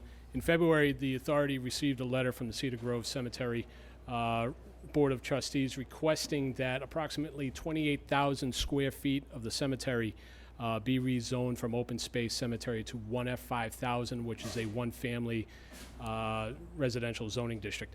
If you can see on the map, the parcel of land is woods and ledge and rock. It cannot be used for interment at all. The trustees have sought to sell this parcel as potential development site. It would be zoned as a one-family zoning district, which is the most restrictive zoning district other than open space. The map amendment is really two parcels, Parcel A and Parcel B. Parcel B is approximately 24,000 square feet, which would be the development parcel. Parcel A would be the remaining 4,000 plus or minus square feet right now, which would be retained by the cemetery and will provide an income stream for them, which is being used by the adjacent property at 135 Granite Avenue. It's important to note that the rezoning of this parcel does not offer any support, nor does it approve or contemplate any approvals of any development proposal which may happen in the future. What we're asking today is that the cemeteries who has petitioned us, this is their private petition, is that they are allowed to rezone the parcel and have a private transaction between the developer. It merely allows them to go forward with business, and it will, in fact, legalize the parking that already exists at 135 Granite Avenue. Charlie Tevnin, who's a trustee of the cemetery, is here in case you have any further questions. But right now, the zoning commission would be scheduled to take this up at its next scheduled meeting. I'd be happy to answer any questions. Okay, thank you very much. Are there any questions from the board? This is a fairly unique petition for us. And I'm aware that there are multiple other ways of recognizing and addressing passing and burial other than internment. And so I wonder whether this parcel is the kind of parcel that could be used for those alternatives, as opposed to simply saying it's rock and ledge and woods, and therefore it can't be used in a traditional way. Well, you're right. However, if you have driven by the site along Granite Ave coming off the highway on the left, you'll see it is a massive boulder in between two buildings right now. I mean, it is 5 feet tall, massive boulder. And it would be on whomever acquires the property to deal with that, restriction, if you will. Constraint. Constraint is a better word, if they do obtain the property. But what we are asking for right now is the rezoning. It's a very restrictive zoning district. So if you were, for instance, hypothetical, had a perfect set of lots and 28,000 square feet, you could build 5 houses. That's it. Anything greater than one family on each lot automatically goes to the Board of Appeal. And that's in a perfect world that each lot is going to be 50 feet wide by 100 feet deep, and every construction and blueprint that you have meets all the requirements of off-street parking, open space, setbacks, and the like. Okay. Okay, if there's no further questions, a motion's in order? So moved. Second? Second. All those in favor? Aye. Opposed? Ayes have it. Thank you very much, Thank you, Jeff. Mr. Chairman. Item number 9. requests authorization to petition the zoning commission to adopt a text amendment that would limit the sitting of any marijuana dispensary, whether medical, recreational, or any type, no closer than 1 mile or 2,640 feet from any other existing dispensary. Jeff? Thank you again, Mr. Chairman. The text amendment before you would amend the current zoning of the marijuana treatment centers in their locations. As you may recall, in 2012, the voters of the Commonwealth approved legalizing medical marijuana. In January of 2013, the Zoning Commission approved a text amendment making these treatment centers a conditional use everywhere in the city except for residential districts where it is forbidden. In March of 2016, an order that was sponsored by Councilor Flaherty and approved by the City Council petitioned to amend the zoning code so that a medical marijuana treatment center or recreational or any other kind of marijuana facility cannot be located within a half-mile radius of an existing dispensary or facility. So in your packets, we have created on Milk Street, which is the only permitted dispensary right now, we've drawn a half-mile radius.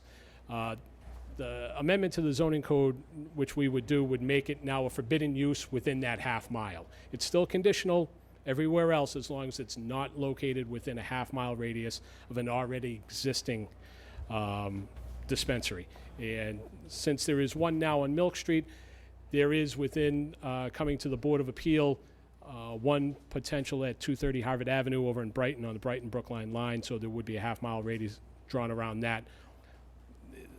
The driving force behind this is really to, in anticipation that this may be approved in November as a ballot initiative, and that we don't want to see these types of uses taking up one block, and that there are a proliferation of these types of uses within a very small area.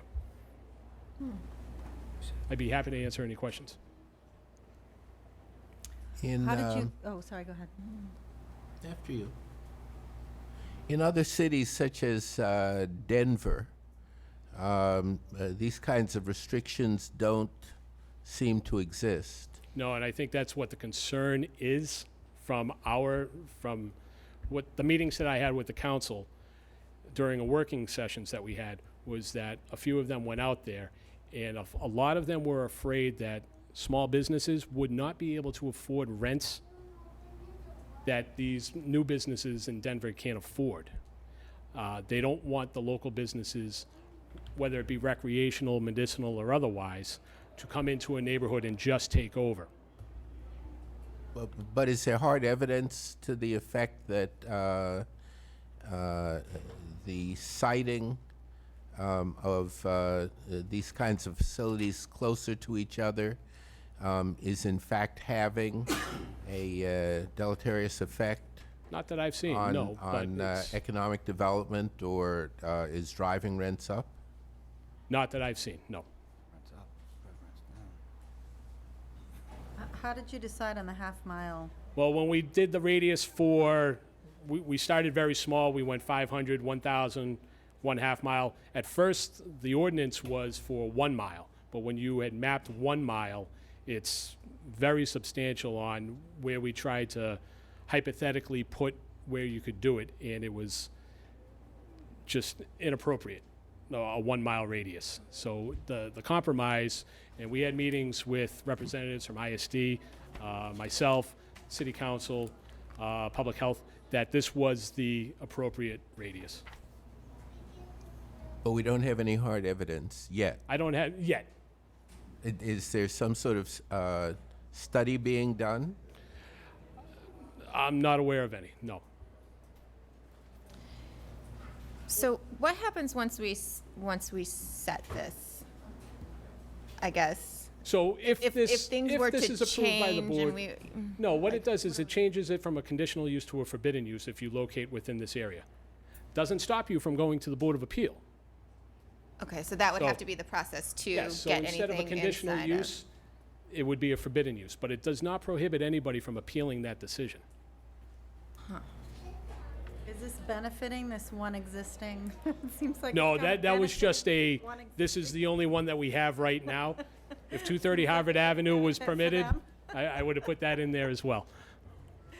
Do we have any advice from council that this doesn't create some kind of restraint of trade? No, but we've adopted similar text amendments in the past where we have distance, where we don't prohibit, I'm trying to think, the adult entertainment district, for instance, where a location can be limited in a type of service or type of commerce.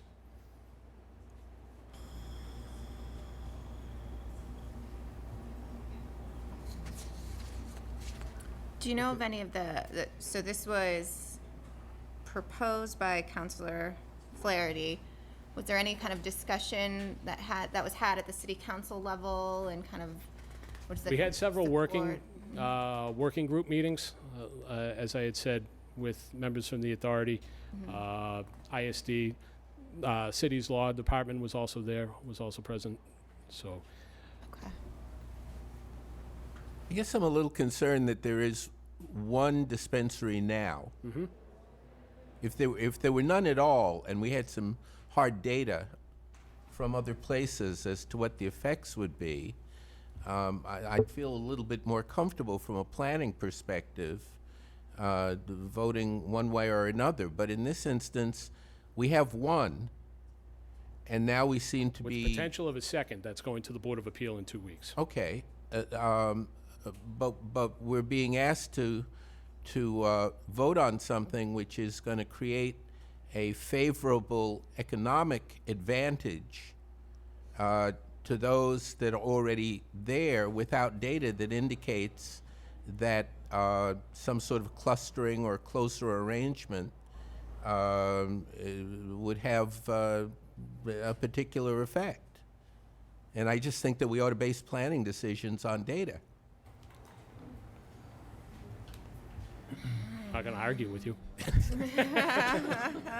I think what I- This is looking at it from a city point of view, from a land use point of view, and just proactively knowing that this is on the ballot come November. Yeah, I know this, and this could be a very good idea, but again, I think that. But it's the same, when you think about it, when we came forward with the original medicinal one, nothing is allowed. And that was done and was written prior to the 2012 ballot initiative being approved. So nowhere is it allowed. Nowhere does this amendment take away anyone's rights to appeal it at the Board of Appeal. Just because it's forbidden doesn't mean that you cannot appeal that decision. The statute's very clear that any decision, whether somebody is issued a permit as of right, if I were given a permit as of right and you think that ISD made an error, you can appeal that. You can appeal any decision by the building commissioner. This does not take away anybody's rights to do that. Go ahead, Mr. But I Moynihan. think it's important. Are there any more in Suffolk County right now? There is one right now, the one on Milk Street. There's a second one proposed at 230 Harvard. We are required to have one, but no more than 5 within the county. That's what I was going to point out. So once it hits 5 in Suffolk But County, it's, once it hits 5 for the we have our one medicinal, already. for medicinal, if this ballot initiative is approved, to my knowledge, there's no limit of how many of these can be located within the city. I mean, we don't seem to be concerned about other businesses driving up rent in a neighborhood. Driving up. You know what I mean? I don't really understand that argument.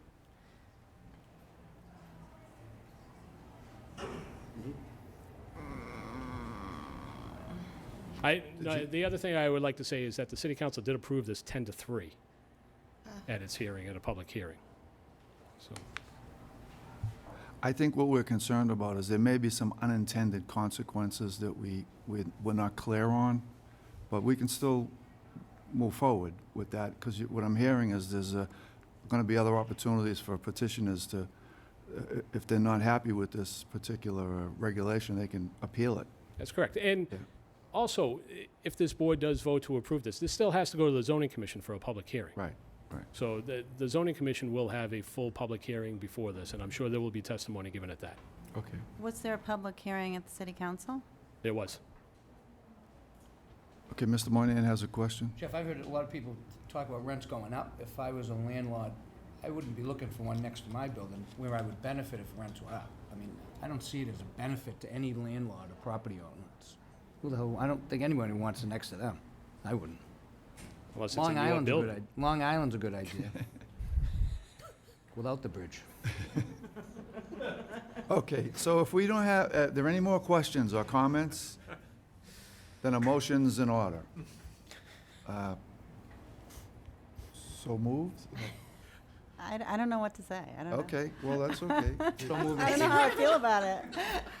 You know what, this is new to the city. I feel like And we there's a maybe lot of need more It might be new to the board with zoning Yeah, it is. being like this right now.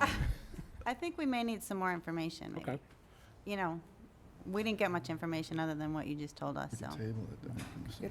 I would suggest maybe postponing the vote until we have some more information. So move, Mr. Chairman. So moved, okay, second?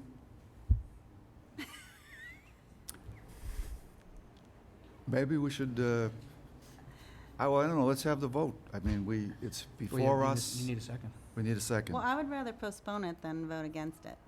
I would just like some more information. Fair enough. Can we just postpone, can we get some more information? Is that I'll possible? second it. You're gonna second the vote. You second. So there's a motion on the table, it's been seconded. All those in favor? Aye. Aye, all those opposed? No. Opposed. Okay, it's 3-2, the ayes have it. Thank you very much, Jeff. This is gonna be a contentious item as we go along, so just, No one can say that these meetings are boring, no. moving from cemeteries to marijuana. Okay, item number 10. Request authorization to execute a general construction contract for Enterprise Equipment Company, Inc. for the mechanical system improvements at the China Trade Building located at 2 Boylston Street in an amount not to exceed $1,745,350. Edward. Thank you, Mr. Chairman. Members of the board, I realize that's a tough act to follow, but I'll do my best. In April of this year, this board authorized the solicitation of bids for improvements and upgrade to the heating, ventilation, and cooling systems at the China Trade Building. Accordingly, bids were solicited under Chapter 149. They were publicly advertised on May the 26th. The pre-bid conferences extended into the month of June, and on Friday, July 1st, 3 bids were open. The lowest responsible and eligible bidder appears to be the Enterprise Equipment, Inc. of Weymouth in the amount, as you said, of $1,745,350. Enterprise is well recommended. They have filed their DCAM certification. They have submitted a valid sponsor verification form under the Division of Apprentice Training. In terms of the work they've done in the past, they have successfully completed work for the City of Boston on the Central Library upgrade. They actually did work for EDIC some 3 years ago on the upgrade of the boiler systems at 12 Channel Street in the Industrial Park. So it is therefore the recommendation of the staff that we proceed with the awarding of a contract with Enterprise. It would be our hope that we would give them notice to proceed, certainly by the 1st of August, in order to accommodate the ongoing work and the occupancy. Okay, thank you very much. Are there any questions from the board? I have a question. We see in pieces the different investments we're making in the China Trade Building. And A, how much total have we invested? And B, is it more or less than we expected at this point? Especially seeing how much it's affecting our budget. Just wondering those 2 questions. In answer to your question, I think this is the short-term pain that Chris referred to. We have done this, we have done the rehabilitation, which dates back to 2015, in pieces, reflective of the fact that we are uncertain about the occupancy. The building was occupied by the Commonwealth of Massachusetts for a number of years. In retrospect, I'm not gonna judge what we might have done differently in the past, but we have paid, I want to say, approximately $8 million on this building. We anticipate that we will spend more. But again, Dennis will follow me. This is the short-term pain. We have entered into leasing agreements for floors 1, 2, and 3. We are very hopeful and optimistic that we will be able to shortly enter into a leasing agreement for floors 4, 5, and 6. I can stand before you and say, in all confidence, we expect the building will be operating and will be stabilized and will be fully occupied by June 30th of 2017. We expect that over the term of these leases, most of which are 15-year leases, we will throw off millions of dollars as an operating asset for the BRA. So I hope that answers your question. Thank you. Okay, if there's no further questions, a motion's in order. So moved. Second. Second, all those in favor? Aye. Opposed? Ayes have it. Thank you, Ed. Item number 11, request authorization to enter into a third amendment to the Commercial Property Management Agreement with Newmark of Massachusetts LLC for the China Trade Building for an additional 6 months. Dennis. Thank you, Mr. Chairman. Just follow up real quickly on Ed's point. After the initial paying, the positive cash flow will be in the 7 figures annually, and the overall internal rate of return will be in the 20s. I'm sorry, I couldn't hear what you said. Can you say that again, please? Sure. After the initial financial pain that Chris and Ed have spoken to at the China Trade, the positive cash flow after all expenses will annually be 7 figures, and the internal rate of return will be in the 20s. Okay, thank you. In the 20s, you said? In the 20s. Thank you. Regarding Newmark, BRA contracted with Newmark in 2010 to perform property management services at 2 Boylston Street. The contract has been extended twice since it expired in 2014. They've been very helpful in assisting us as we transferred from a fully occupied building when the state was there to virtually an empty building, ramping back up to a fully occupied building by mid-2017. We're asking for one final extension to keep continuity as we juggle the demands of the newly occupied space with ongoing construction of the vacant space. International Institute has finished their tenant improvements, their construction on the 3rd floor. They'll be moving in next month. Urban College will begin their construction also next month, so there'll be a lot of competing activities going on, and we'll be hopefully finalizing lease negotiations for the top 3 floors. So we're asking to extend Newmark through the end of this year. In the meantime, we will issue a request of proposals for property management services and expect to come back by the end of 2016 with a recommendation. Okay, thank you, Dennis. Are there any questions? Hearing none, a motion's in order. So moved. Second, all those in favor? Aye. Opposed? Ayes have it. Thank you, Thank you. Dennis. Item number 12, request authorization to reissue a request for proposals for the design and installation of a lighting plan for the Fort Point Channel Congress Street Bridge and to take all related actions. Eric. Thank you, Mr. Chairman, members of the board, Director Golden, and Secretary Polimis. On December 18th, 2014, the BRA was authorized to issue an RFP for the design and installation of a lighting plan for the Fort Point Channel Congress Street Bridge, paid for with funds held by the Fort Point Channel Operations Board. This RFP was issued on March 28th, 2016, and 2 responses were received on April 22nd. A committee composed of representatives from the BRA, the Public Works Department, Landmarks Commission, Fort Point Channel Operations Board, and Light Boston reviewed the 2 proposals on May 18th and unanimously agreed that they failed to meet the minimum requirements. Feedback from other industry professionals, including those who had initially expressed interest in submitting a proposal but ultimately opted not to, indicated that the funding for the project was inadequate for designs that had been previously examined for feasibility, as shown here. That's the Fisher Moranson Stone study. As such, BRA staff is requesting authorization to reissue the RFP with additional funds, $100,000, which would bring the total contract amount to $470,000. The additional funds would be sourced from monies received as mitigation for the development of 500 Atlantic Avenue, which are designated for the purpose of planning, programming, designing, constructing, and maintaining water sheet activation elements in the Fort Point Channel. With that, I'll take any questions. Okay, thank you very much. Are there any questions from the board? Does this design provide for changing the color of the lighting at any time? That is something that can be done. The issue with the lights in the that you see there, those are actually considered street lights. So for public safety, those have to stay the same, but the plan contemplated illuminating other aspects of the bridge. It's more historical aspects with other colors that could be changed over time depending on how it would be done and cost effective. So it can be done. Okay, I'm just thinking that there's a huge amount of investment going on in this area. Yes. This bridge is one of the nighttime gateways. Yes.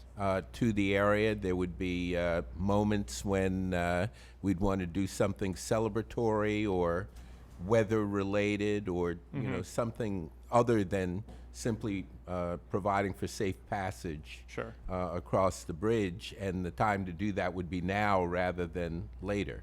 Yes. Yes. We've included that in the RFP as far as possibilities for that, including the potential for internet connectivity to make it even easier to change the lights. Once again, it just comes down to feasibility. Okay, if there's no further questions, a motion's in order? So moved. Second, all those in favor? Aye. Opposed? The ayes have it. Thank you very much. What we're going to do now is the TV people have to change the tape, so we're going to take a brief break. When we come back at 5:30, we're going to start the first hearing, the first public hearing, to keep it on time. We'll go right into that at 5:30 or a few minutes afterward, but that'll be the first next item on the agenda. So, brief intermission.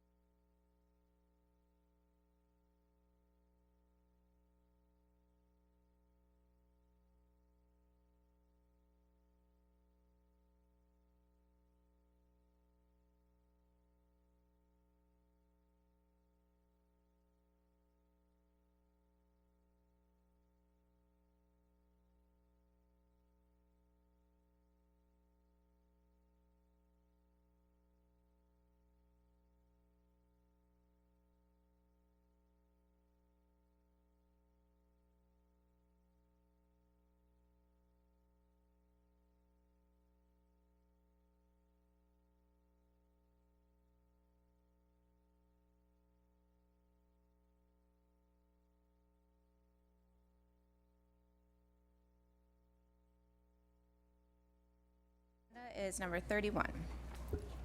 This is a public hearing for the Boston Redevelopment Authority being held in conformance with Article 80 of the Boston Zoning Code to consider the institutional master plan notification form for the amendment and renewal filed by Boston College, and to consider the Recreation Center as a development impact project. This hearing was duly advertised on June 24th, 2016 in the Boston Herald. In a Boston Redevelopment Authority hearing on a proposed petition by the authority, staff members will first present their case and are subject to the questioning by members of the authority. Thereafter, others who wish to speak in favor of the proposed petition are afforded an opportunity to do so under the same rules of questioning. Following that, those who wish to speak in opposition may do so, again, under the same rules of questioning. Finally, the proponents are allowed brief period for rebuttal if they so desire. In an effort to accommodate all who would like to speak about this proposal, each person will be given up to 2 minutes to comment. BRA staff will indicate when 30 seconds remain. At that time, please conclude your remarks so that the hearing may continue and others may be heard. Mr. Outler will now begin the presentation. Good evening, members of the board, Secretary Polimas. I'll be very brief. This is the latest in Boston College's projects that they have advanced as part of the implementation of their institutional master plan. Technically, they're asking for an amendment because the dimensions of the project and the uses are slightly different than what were approved in the institutional master plan, but this is essentially the same project, a new recreation center, athletic facilities for the campus. We had a good process with the task force. Concerns, questions that were raised were addressed by Boston College and the task force. A couple of members are here and they can speak to this as well. Voted overwhelmingly to recommend approval of the project. The one point I wanted to make is that because it will be sited on the location of Edmonds Hall, which is a 790-bed dormitory, and student housing has been one of the issues that we've worked very hard with BC and the community to address in the form of their ongoing program to build more student housing. I just wanted to make sure everybody was clear that there will be no net decrease in the amount of student beds on campus. That's one of the things that we agreed to with Boston College as part of the approval of their institutional master plan, that there would never be a net decrease. So they have 2 dormitories coming online as of this fall, 2150 Commonwealth Avenue, and which is 490 beds, and 2000 Commonwealth Avenue, which is a building that they purchased and renovated. So a total of over 1,000 beds coming online. Subtract the 790, you get 240 beds net increase as of this fall. So I just wanted to make sure that that was clear to everybody. And with that, I will introduce Tom Keaty of Boston College. He can tell you more about the project. Thank you. Mm-hmm. Thank you, Gerald. Madam Secretary, members of the BRA board, my name is Tom Keaty. I'm the Vice President of Government Relations and Community Affairs at Boston College. And I would like to begin by introducing the Boston College team tonight. First from Boston College, Jean Levesque, who's our Director of Government Relations, Dan Bork, our Vice President of Facilities, Katrina Taylor, who's the Director of Recreation, Campus Recreation, and Jack Brennan, who assists us in our government relations process. From Canon Design, our architects are Colleen McKenna, Roland Lemke, and Brad McCord. Our landscape architect, Millie Prahan, and also coming in tonight from our BC Task Force, which represents several community groups, are Jeannie Woods and Annabelle Gomes, who are chairs. Tonight we're seeking approval of a 240,000 square foot new recreation center. I am happy to say that it will create 395 construction jobs. It will be 100% union. Skanska is our general contractor. We held over the past 4 years over 100 meetings, community meetings with our community. And we've, on this particular project, had 2 public hearings. The Allston Brighton Community Task Force unanimously voted approval of this project at their last meeting. It is a LEED Silver certification, and it will also replace an aging 44-year-old Flynn Recreation Center, which will hopefully, in the near future, create a student center. So I would like to, at this time, call upon Colleen to do our presentation of the facility.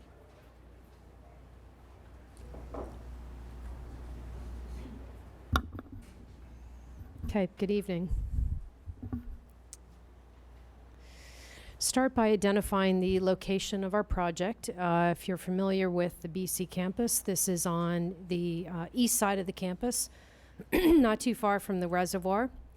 It is in the location of Edmonds Hall, which, as Tom and Gerald described, is the building that will be demolished this summer to make way for the new recreation center, and it replaces the existing recreation center built in 1972.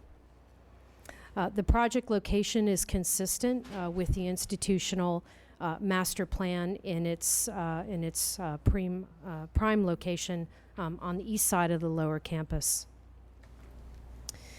Once Edmonds Hall is demolished and the new recreation center is constructed, on the southeast corner, this is St. Thomas More Road. This is Campanella. This is Commonwealth Avenue. This is 2150, the new residence hall.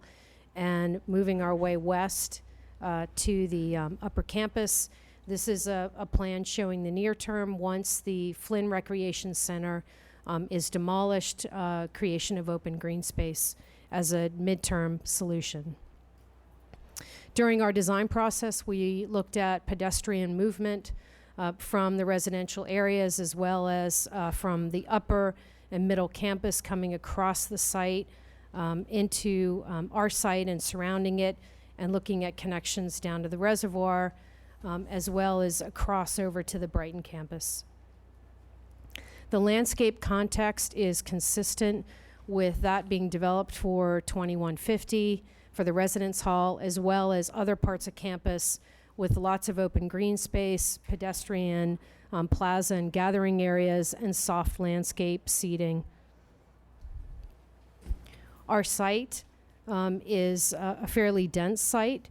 The green space to the left is basically our open area for student gatherings. The building is wrapped by a series of vegetation along St. Thomas More Road that'll be consistent with the vegetation that commences at the beginning of 2150. On the west side, we have flowering trees, we have open green space, and we have a series of pedestrian areas and plazas to complement 3 key locations.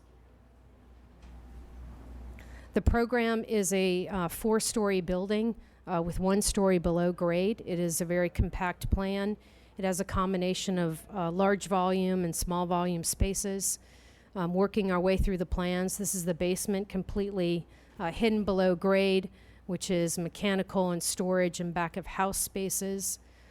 Moving up to the primary entrance level, you'll see a division of major volumes, which is a 2-court gym to the north, our aquatic center to the south, locker rooms and support spaces. Our entrance is on the west side into a central gathering and social spine area that will be used as our primary circulation corridor through the building. Moving up 1 level, the areas highlighted in green are soft fitness, cardio, elliptical spaces that look down to the gym and pool below. On the right-hand side, lower right-hand corner, we have our administrative area, and then additional mechanical space highlighted in green. Moving up 1 level to our second major volumes, which is our tennis courts stacked over the gym below, and our 4-court gym stacked over the pool below. Again, with the green space being open fitness and exercise area, and our central spine continuing to connect all the floors from top to bottom. On the upper level, level 4, we have an elevated jogging track that wraps around the building, some racquetball court spaces, and some additional fitness area. And then the last is our penthouse, mechanical penthouse, fully enclosed, along with a mansard roof that wraps around the edge of the building to prevent any visibility of the mechanical spaces. The middle campus is about 40 feet higher in elevation from our building, so we've done this intentionally to prevent any views. Well, moving into the exterior, as many of you have seen the campus, it's one of the best examples of Gothic architecture for college campuses in the United States. So we really looked at that as we developed what the exterior of the building would look like, taking cues from the existing stone gable ends that are on the existing buildings at Middle Campus, and also looking at Stair Hall and Maloney and other buildings that are more adjacent to the rec center at Lower Campus. So this is the view from the west. This is the view as you're approaching from the mods or once the Flynn Recreation Center is demolished. So the idea is that we are using the gable ends that are located on both the far left and the right of the building to identify the corners of the building and create viewpoints from across campus and anchor those corners. But the main entry is located here in the middle with a central gable that is more expressive, has a two-story entry. We've worked with the DC Review Committee to make sure that we're, making an entry that is, grander and more inviting than the typical gable ends. This is an enlargement of the entry, so you can see when you come in, you have a kind of a two-story Gothic arch with large windows. These windows are very large. There's approximately the one here in the middle is approximately 18 feet wide and 30 feet tall. The idea is that you want to see the activity that's going on inside the building outside. So as you're approaching the building across campus, you see activity in the multi-purpose rooms, you see activity in the gymnasium and in the running track, etc. And then we have a small balcony that actually looks back towards Middle Campus as well, located there on the inside corner. So this is the view with landscape. As Colleen pointed out, we're taking advantage of the green space that we have and creating informal seating areas up close to the building. So again, you can look in and see the activity and really kind of identifying and strengthening the primary entry there in the middle. Then as we zoom in one more notch, the building is very rich in detail with precast or limestone detailing on the edges of the stone. The campus utilizes the stone as a way to identify the major significant portions of the building and to create a base that allows it to keep in context with the campus. So as we march ourselves around, so this is a view, as Colleen pointed out, from about 40 feet up. You're actually at Middle Campus looking back. The football stadium is to the right. So that primary entry point really becomes a beacon as it looks back towards campus and where you would enter the new rec center.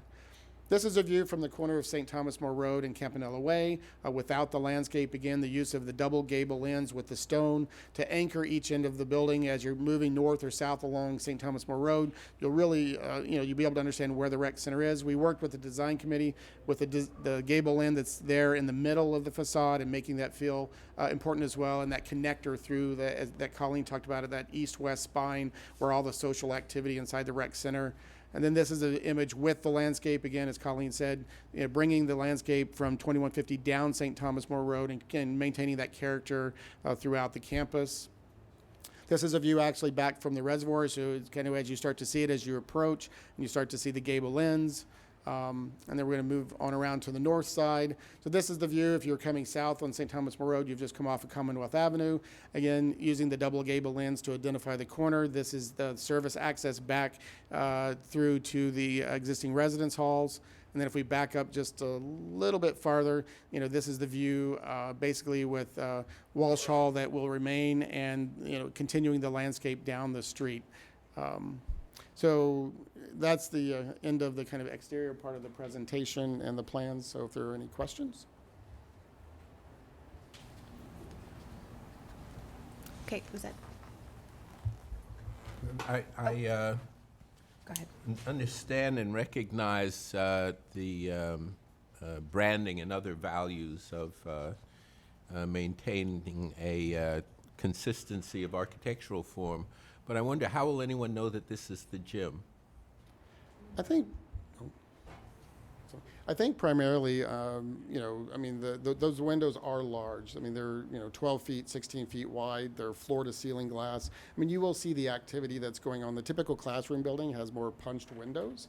So I think that's what you'll see, the expression of those large two-story volume spaces of the gym over the pool when you're looking from outside in. So I think that's how, the amount of glass and openness in this facility is much greater than what you would have in any of the typical academic buildings that are on campus. And this is for student use? Are there competitions that are planned here? Yeah, go ahead. Yeah, so it's predominantly for student use. There are 2 intercollegiate sports that will use the building, which is their swimming and diving program, as well as tennis for practice. Okay. And the dormitories are done? The new dormitories, they'll be occupied?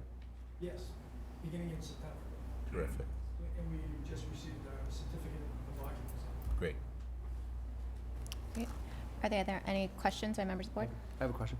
It's probably going to say gymnasium on it, named after someone, I would think. That was an open-ended question. Well, that's a fair enough comment, but you know, for people who don't know the BC campus and who go to activities there, wayfinding is not always the easiest. And there are often public activities that take place on that campus or activities that invite public participation. Gym is sometimes that kind of activity, unlike the classroom space. And so, you know, for people who may be coming from outside, I mean, right, BC's got a distinguished recreational and athletic program, and I would only ask that this building in some way, shape, or form be one that can be found easily on the campus. Excuse me, when you showed a rendering the view from mid-campus over to the rec center, is that, are you essentially looking out the back door of the O'Neill Library? Is that what you'd be looking from? Oh, sure. Yeah, Okay. and we've removed Flynn, so this is after Flynn comes down. You'll see that open space. That's pretty in the dramatic. building across. Yeah. It is. That vista compared to what's Compared to there the view now. Yeah. Correct. Yeah. Correct. Well, we would hope even at nighttime at this distance, you should be able to see See some when the glow. building reverses and you see people running around the track at this kind of up, you know, at this level right here, and people playing tennis right there at that level. I mean, again, I think that was the goal of creating a lot of transparency into the building. So the building has no official name?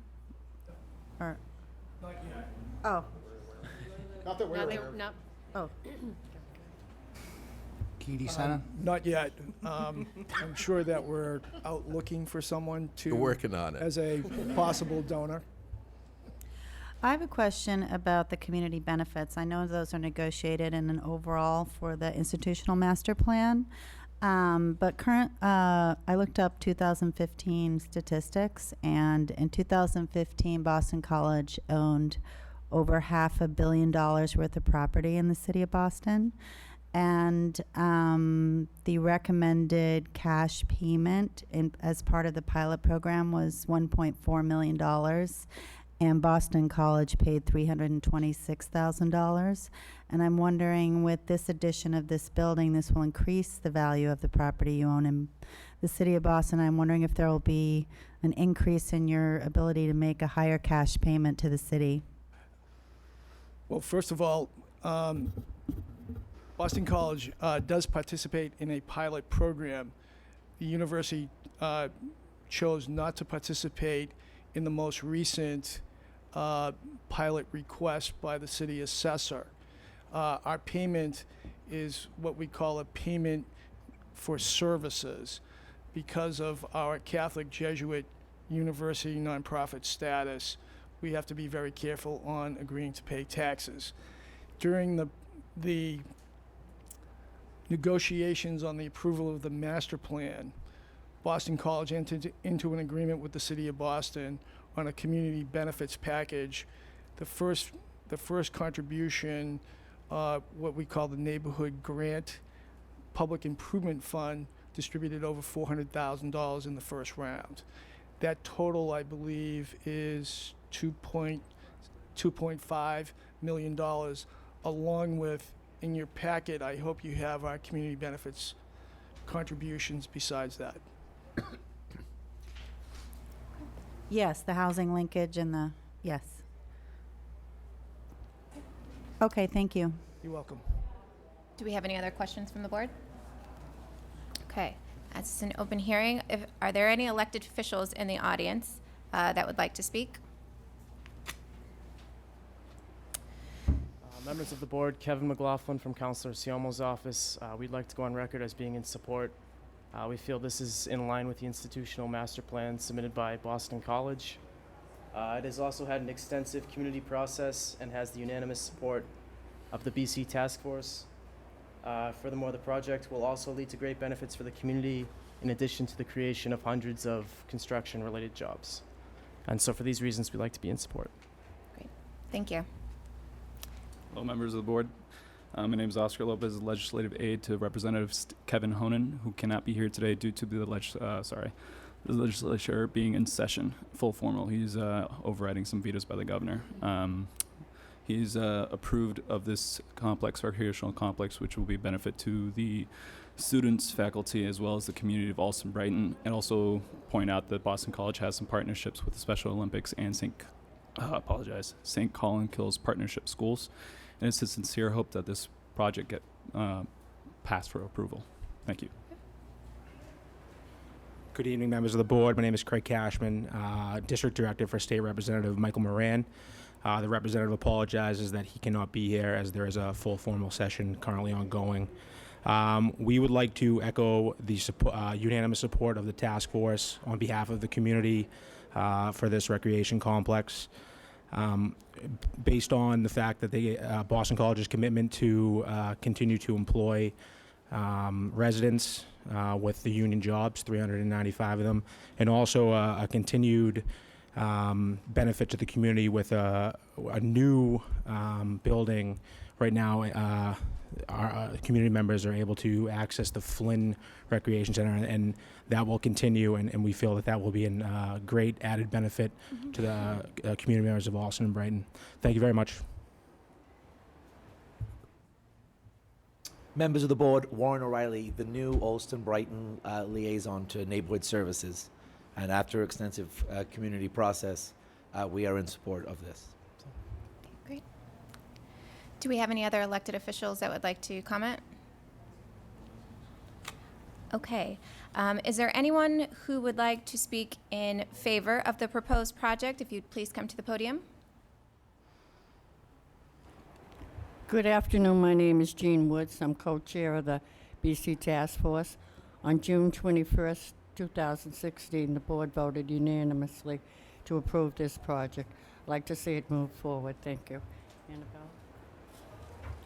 Director, members of the board, my name is Annabelle Gomes. I'm co-chair of the BC Task Force. And again, on June 21st, after the comment period was over, the task force voted to approve the project anonymous. I can't even speak. And so we'd like to go in support. Thank you. Thank you. Director Golden, Secretary Polimas, Chairperson, Vice Chairperson Rojas, and members of the board. My name is Brian Doherty, and I am here on behalf of the Building Trades Council, an organization that represents 35,000 union construction workers in this region. Boston College has been a fantastic partner, setting a very excellent track record of very responsible practices to make sure that our families that we represent have a chance to put food on the table, great health care, and they continue to be a great partner. As an institution in this area, they have set the tone for responsible development, and we're here to support them tonight, but also to speak in favor of this project. Thank you. Yes, Madam Chair, Madam Secretary, Director Golden, members of the board, Gary Walker, Electricians Local 103. Tom, you had me at 100% union, but I just want to say, you know, they have been a great partner of ours over the last many years, employing many of our members, and we certainly appreciate it. Thank you. Madam Chair, members of the board, Madam Secretary, Director Golden, Minor Perez, representing the Carpenters Union. First, I will take the opportunity to thank Boston College. Every single year, we have dozens and dozens of union carpenters, men and women, working on their buildings, many of which are Boston residents, and we are grateful for that. And it's with great pride and support that we stand before you to support this project. Thank you. Thank you. Is there anyone else who would like to speak in favor of this project? We'd ask you to come to the podium. Okay, is there anyone who would like to speak in opposition of the proposed project? Please come to the podium. Okay. At this time, the project manager and development team have the opportunity to give additional remarks. Unless you have further questions, this concludes the presentation. Okay. Are there any further questions from the board? Okay, so a motion is in order. So moved. Second. All opposed? All in favor? Oh, sorry. All in favor? Aye. Aye. All opposed? The ayes have it, so moved.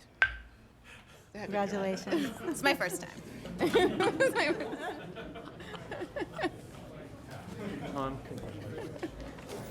Thanks. Nice fellow. Nice to meet you. Congratulations. Not enough. She wasn't that good. Hey, Tom, how you been, all right? You can have this Thank back. you. It's a beautiful building. It really is.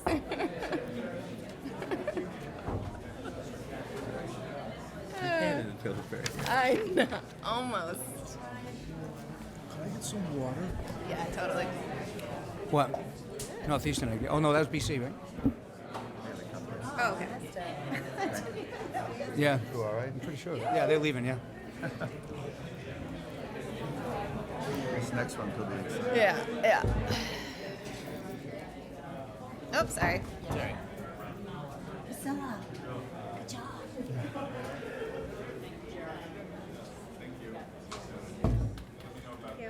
Hey, see you, Dan.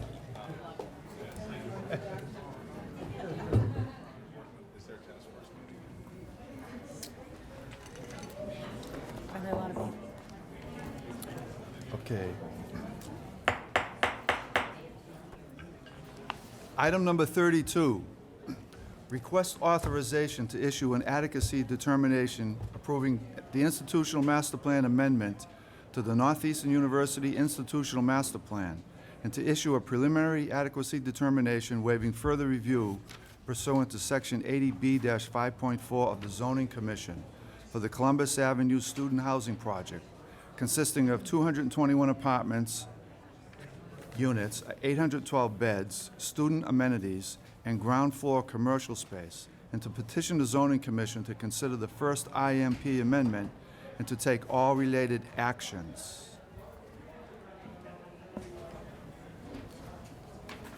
Go right ahead. Okay. Caitlin, Good evening, sorry. members of the board, Director Golden, Secretary Polhemus. Before you this evening is the Northeastern First IMP Amendment and Columbus Avenue Student Housing Project. This project was included in the approved 2013 IMP, and this amendment has been submitted seeking an increase in height and square footage. The project tonight is 320,000 square feet, which will include 800 beds and will range from 8 to 21 stories. Northeastern has partnered with American Campus Communities, a private student housing developer, on this project, and you will hear more about this partnership later in the presentation. Northeastern has filed an IMPNF and PNF initiating a 30-day comment period, and Northeastern subsequently submitted an IMP amendment and draft project impact report initiating a 60-day comment period. The project and amendment have been discussed at 3 community meetings this year. There were also over a dozen meetings during the IMP process in 2013, where student housing sites, including this one before you, were discussed. To further the presentation and make introductions, I'd like to introduce Kathy Spiegelman, Chief of Campus Planning for Northeastern University. Okay, and I'm going to read a brief statement while we're going to get ready for you, but this is a public hearing before the Boston Redevelopment Authority, being held in conformance with Article 80 of the Boston Zoning Code to consider Northeastern University First IMP Amendment. This hearing was duly advertised on June 29, 2016 in the Boston Herald. In a Boston Redevelopment Authority hearing on a proposed petition by the authority, staff members will first present their case and are subject to questioning by members of the authority. Thereafter, others who wish to speak in favor of the proposed petition are afforded an opportunity to do so under the same rules of questioning. Following that, those who wish to speak in opposition may do so, again, under the same rules of questioning. Finally, the proponents are allowed a brief period for rebuttal if they so desire. In an effort to accommodate all who would like to speak about this proposal, each person will be given up to 2 minutes to comment. BRA staff members will indicate when 30 seconds remain. At that time, please conclude your remarks so that the hearing may continue and others may be heard. And we've already heard from Ms. Sullivan. Now we're going to continue this with introduce yourself and Kathy Spiegelman. Kathy, thank you. Good evening. I am the Vice President and Chief of Campus Planning and Development at Northeastern. I'm representing the institution along with my colleagues Maureen Hickey and John Tobin and Dave Isberg from Northeastern. And we're going to do, I hope, a short but complete presentation for you tonight and then take your questions and comments. Our architects, Elkis Manfredi and Cube 3, will go over the design with you. David Manfredi from Elkis Manfredi will do that. And then Jason Wills from American Campus Communities, which is our development partner for this project, is also here to speak to the project and answer any of your questions. We're very excited to be here, not only because we are fulfilling a requirement in our institutional master plan, which was when the board approved the master plan, they also approved a science and engineering building that's almost complete going up on Columbus Avenue, and also required that the next project we would get involved with would actually produce student beds. And we've worked with our task force, as Caitlin Sullivan explained. We've had 4 meetings. The first one we started back in last December, and I hope you were able to get copies of the letters of support from the members of our task force, which we at Northeastern were very proud to be able to receive and understand. It's because the community has been so anxious to have student housing. One of the things that's unique about this project for Boston, although it's not unique for what's been going on around the country, is the idea of finding ways for private developers who have specific expertise in university student housing to partner with the institutions of higher education in Boston to start to produce with private capital the quantity of student beds that the city is seeking to do and the mayor's agenda is asking us to and encouraging us to do. So I hope that we'll be able to answer your questions about that partnership, which we think as the first to go ahead, if we get your vote and permission tonight, could be a very exciting precedent for the other for Northeastern and also for the other institutions in Boston to be able to actually produce the quantity of housing that the mayor is seeking.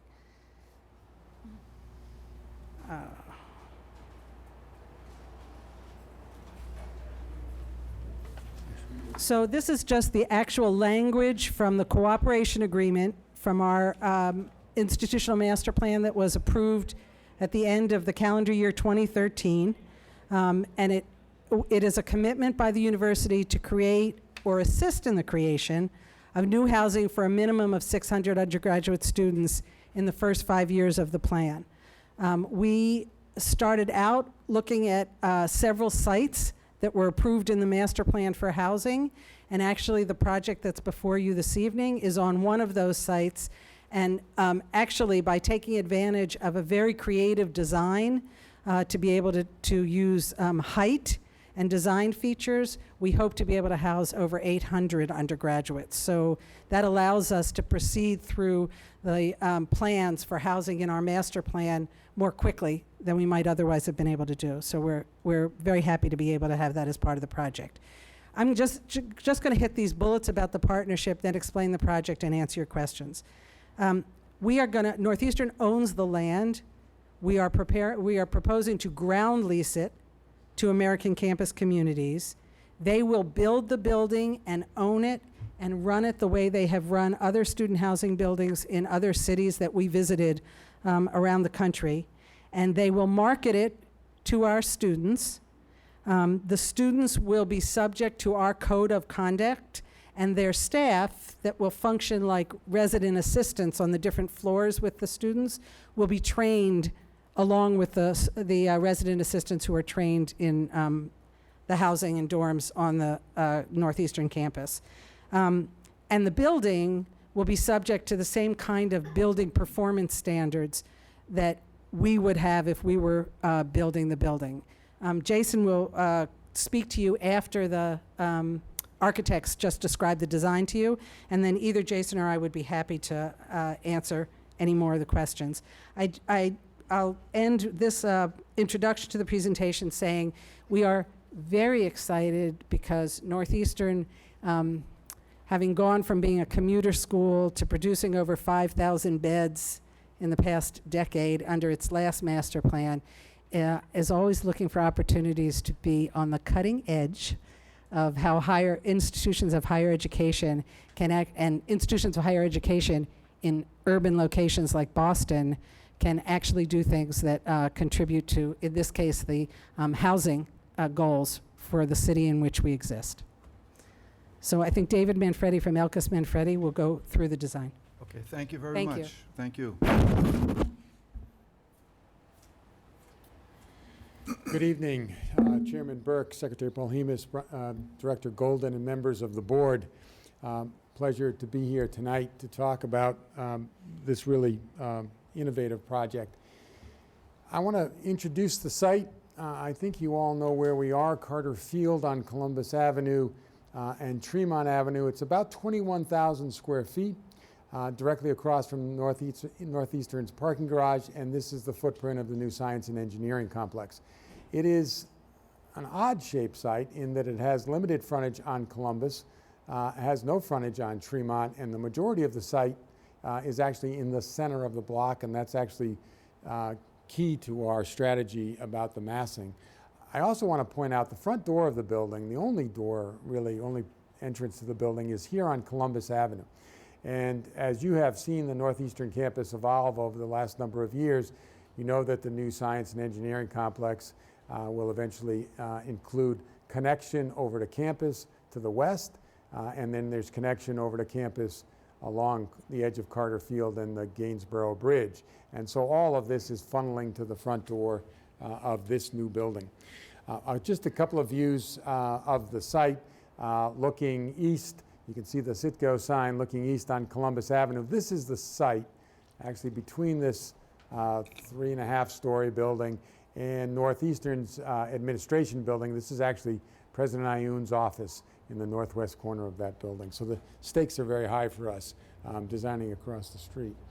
Looking west on Columbus Avenue, again, Northeastern, there's the site where it daylights out onto Columbus Avenue, and then the 3.5-story building just to the west. And then a couple of views looking down Tremont. We have no frontage on Tremont. These are a series of buildings. You can see 4 and 5 stories tall. They're about 60 feet deep. Our site actually begins 60 feet into the block. And then a view that was of interest with our task force. I included here because I'm going to show you a rendering of it in a moment. This is Burke Street looking north towards the Northeastern garage.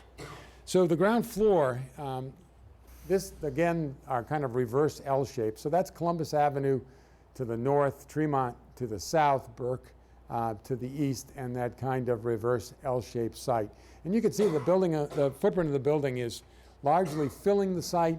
If you could look very carefully at the labeling here, you would see that all of the ground floor represents common student uses, but for 2,500 square feet of retail out on Columbus Avenue that will engage pedestrians and continue the continuity of activity on Columbus.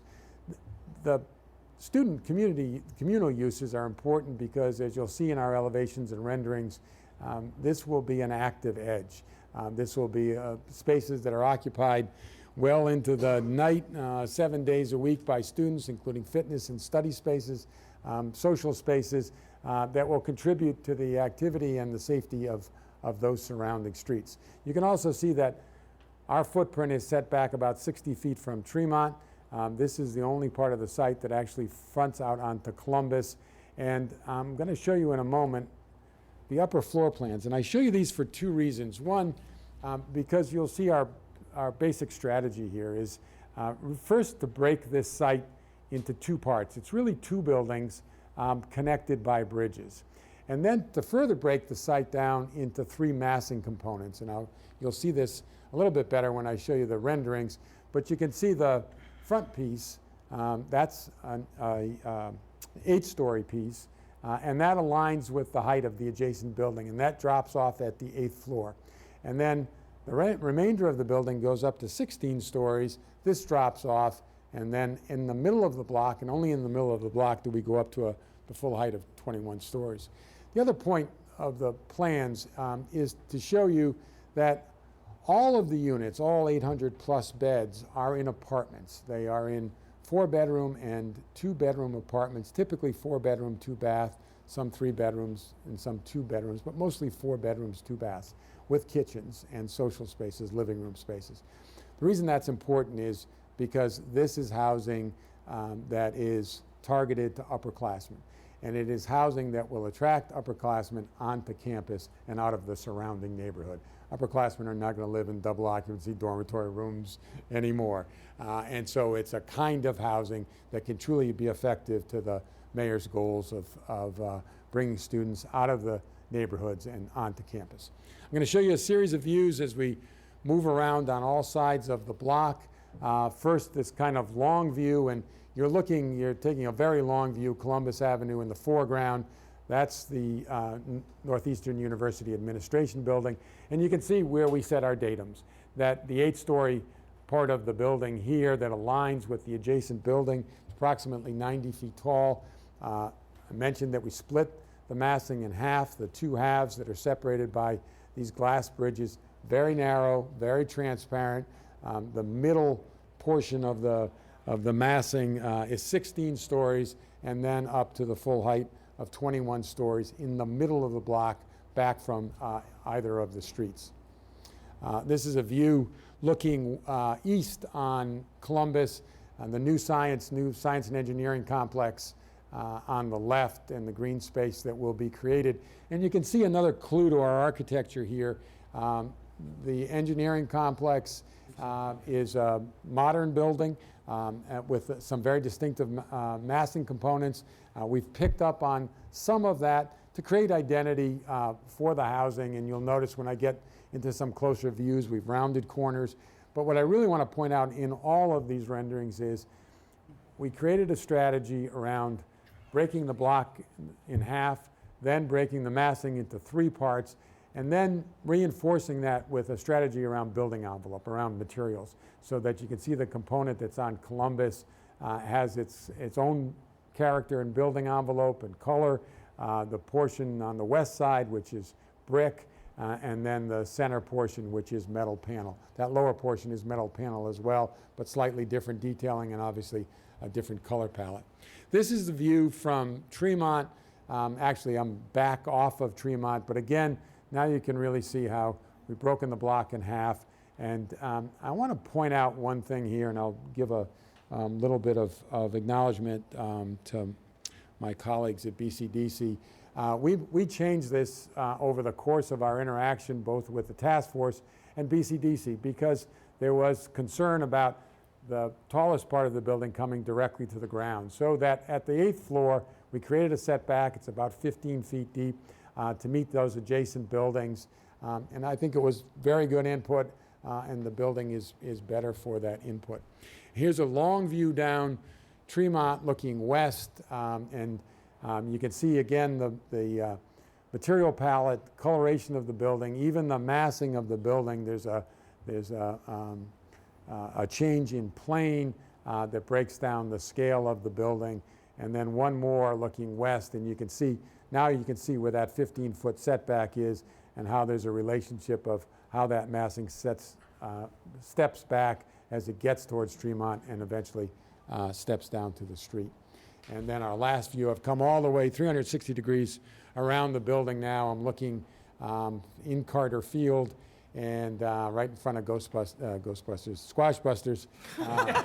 It's that time of year. It's about to come out in the next few days. And then lighting at night. And one more view, which is a long view down Burke. Neighborhood asked us for this. Burke is a relatively narrow street, but we've got 10-foot plus sidewalks and landscape. And I just want to show you the landscape in front of the building. The intent is to create a gathering space for students and the surrounding neighborhood. This is the front door. And with that, let me introduce Jason Wills from American Campus Communities. Okay, thank you very much. Good evening. My name's Jason Wills. I am with American Campus Communities. We're a company that specializes in partnerships with institutions in their student housing all over the country. And I can't say how excited we are to be in Boston working with Northeastern in this partnership. We feel like this building is going to be a flagship institution for the country. The process we've been through has been remarkably collaborative. And early in this process, because Boston has such a diversity of housing, but a lot of it is really, well, the majority of it is not purpose-built, we spent a lot of time actually reaching out to the students, as David mentioned, and talking to them about the kinds of units, the kinds of pricing, making sure that we could get this right. And so what you see here is in response to focus groups and surveys and everything else. We feel like it is the right building to be building for this community, and candidly, I think it's going to be very successful. Thank you. Okay, thank you very much. Does that conclude the presentation, David?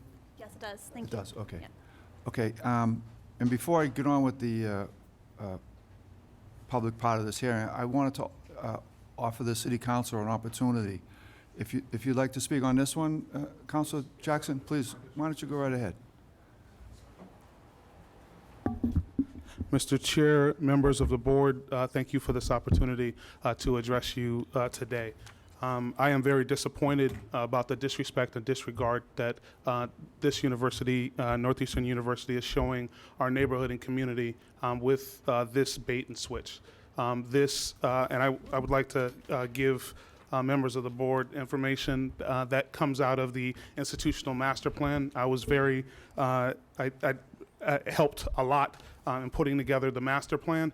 They are coming back to us on the same site that they proposed a couple of years ago to build an 8-story building, and coming to us with a 21-story building on a block that has buildings that most are no higher than 8 stories. There are several neighborhood organizations, Chester Square, as well as Claremont, that are against this. This project was not voted on by the BRA-appointed advisory board, and in the affirmative. There was no vote. And I frankly am not comfortable with a company from Texas controlling 812 upper-class college students, building a building that has no parking, and these are upper-class men and women, associated with it. I do realize it is transit-oriented development, but you cannot convince me that no one will have a vehicle. In addition, they are taking away parking, because this is currently a parking lot. I also find it wrong for Northeastern to pit a neighborhood against neighborhood. We stood in solidarity with our brothers and sisters in Mission Hill, which is also part of Roxbury, with their need to have more beds. But you can't put all of this on Roxbury. And when it comes to what we refer to as their campus, there are several parts of their campus behind their student center that have 2, 3, and 4 story buildings that could be torn down and have a much higher and best use. They can build the Burj Khalifa if they decide to build it there. But this, without a formal interface, 3 meetings with the community, I don't believe is enough. And I stand with the mayor relative to his goals, but his goals are to preserve neighborhoods, affordable housing, and communities, not displace them.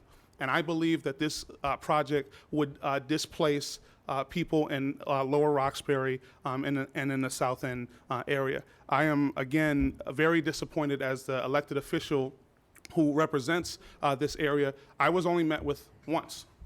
And I also am disappointed. I actually sent the BRA a letter and recently met with them only 2 days ago about a major, literally little transformation to a neighborhood and community that is a real neighborhood and community.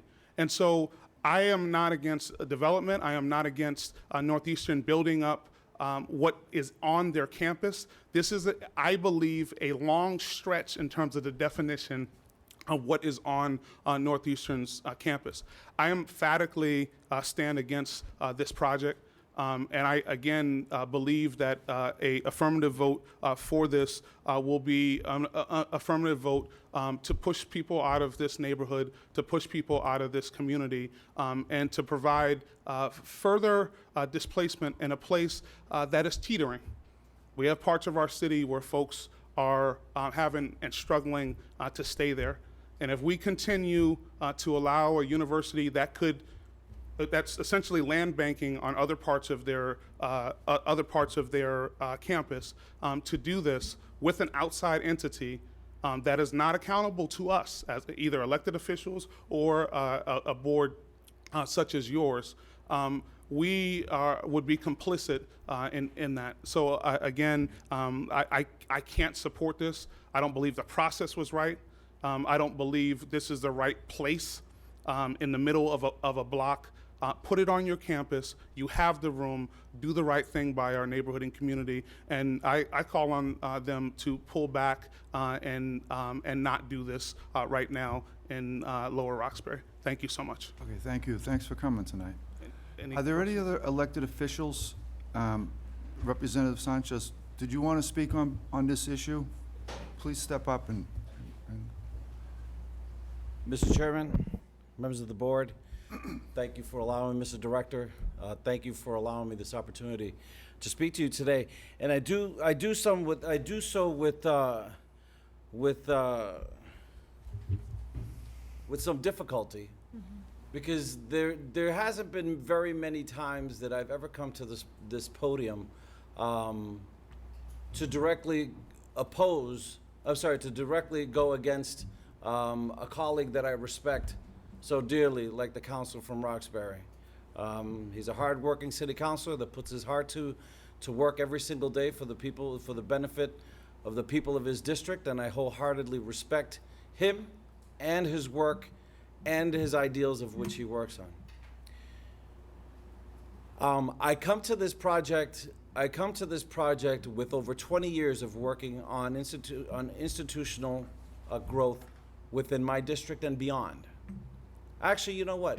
Probably 45, because when we came here from New York City back in the early 70s, my mother fought and made sure that the mayor that was here at the time took notice to the residents of Mission Hill and the housing projects that were looking to be demolished. So my history is a long one.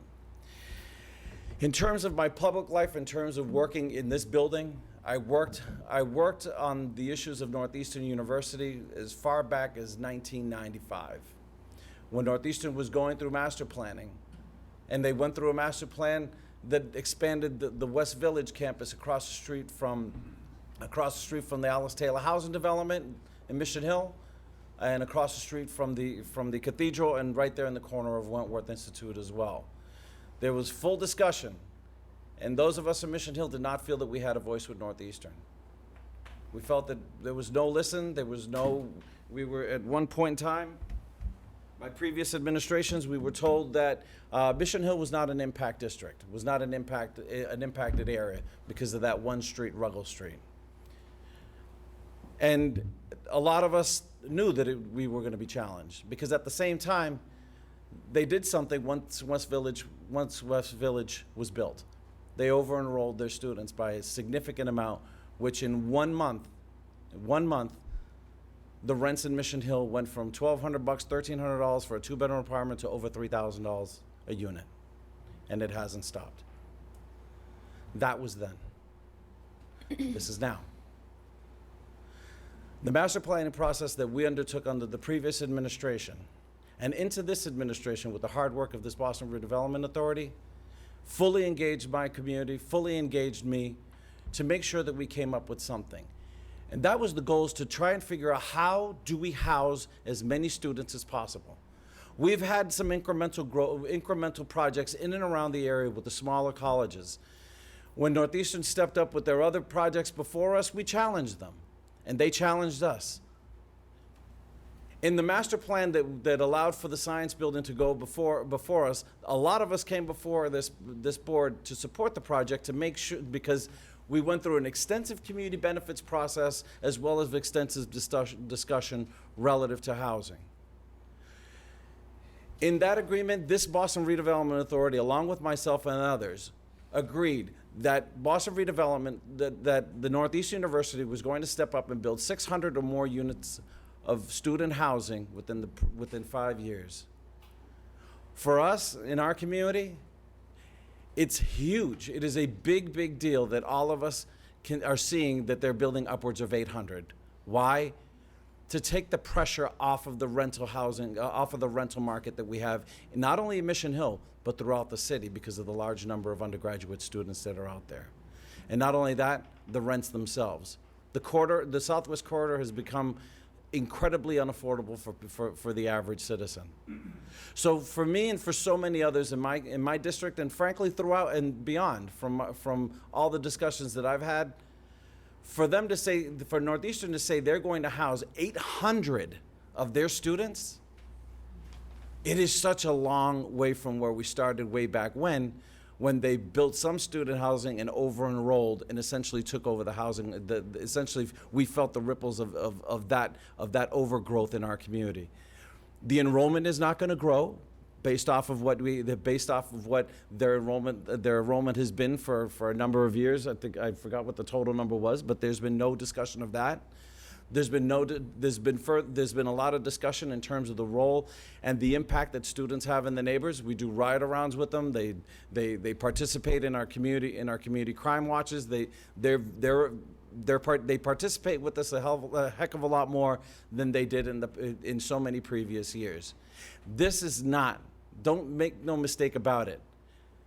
I have not walked hand in hand with Northeastern in these past 20 years singing Kumbaya. It has not been easy. But I must say, under this administration, both here in this building as well as in Northeastern, I'm happy to see that this project has moved forward. I'm happy to see it move forward on a number of fronts. Primarily, again, there will be 800 students that will not be consuming the rental housing in our communities, which allows us to focus on what we really need to do as well, which is figure out where we're going to get the resources from a place where the executive director and myself served, as well as the federal government, so that we can tackle on so many other needs in the housing market as well. So I stand here again in full support of this project and all the hard work that all people have put before on this. And like I said, this is not easy for me because I have a hard time going and coming to a podium and not talking in unison with someone that I consider a friend and someone that I feel brings so much value to the discussion and dialogue on housing and so many other issues here in the city of Boston. I thank you for this opportunity to be able to speak to you today, and I wish all of you good luck in the difficult decisions that you have to make for the benefit of our city. Thank you. Okay, thank you very much. We're going to continue with the public hearing portion of this, and I'm going to ask if there's anyone in favor of this proposal and you would like to speak on it, please step up to the podium, state your name, and please remember our 2-minute rule because there's going to be many people that want to speak on this. So if we could adhere to that, please go right ahead. Good evening, Director Golden, Chairman, and members of the board. Kyra Fox, Mayor's Office of Neighborhood Services, Roxbury Liaison for the Mayor's Office. Would like to go on record in support of the project that Northeastern is proposing tonight. Thank you very much. Hi, my name is Tamika Williams, and I am a resident of Lower Roxbury, and I currently live in affordable housing along Tremont on at Roxy Homes, and I'm also the president of Resident Association. And we're in favor and support of this project as it will enhance and change the community and help Boston in the benefits that it brings for us, along with the fact that it will drop the students from our housing in the rents and things that are going on, as the other gentleman spoke about. That's really what we're concerned about, and the fact that Northeastern has taken the time to figure out a solution and worked alongside a company that has the experience and skills to do student housing. We're in support of it. Okay, thank you.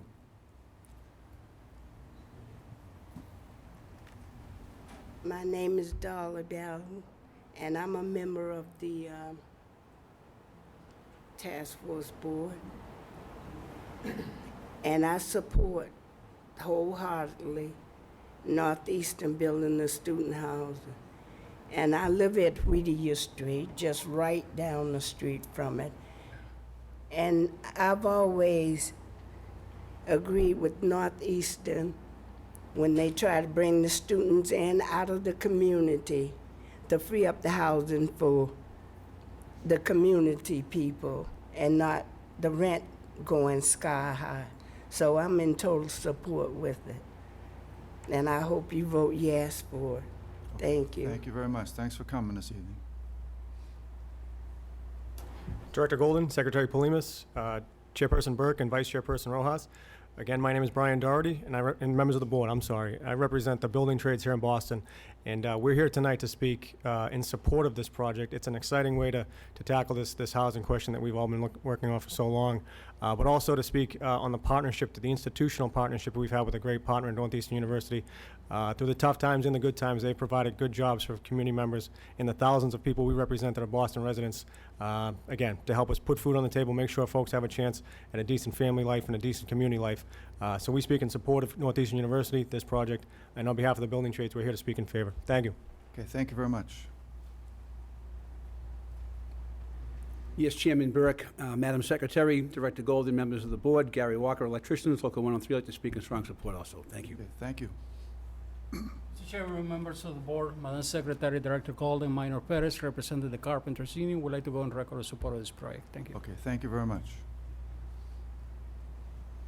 Mr. Chairman, members of the board, Tom Ward, I'm resident of the city of Boston, member of the Ironworkers Local 7 Executive Board. I rise in favor of this project. Thank you. Okay, thank you.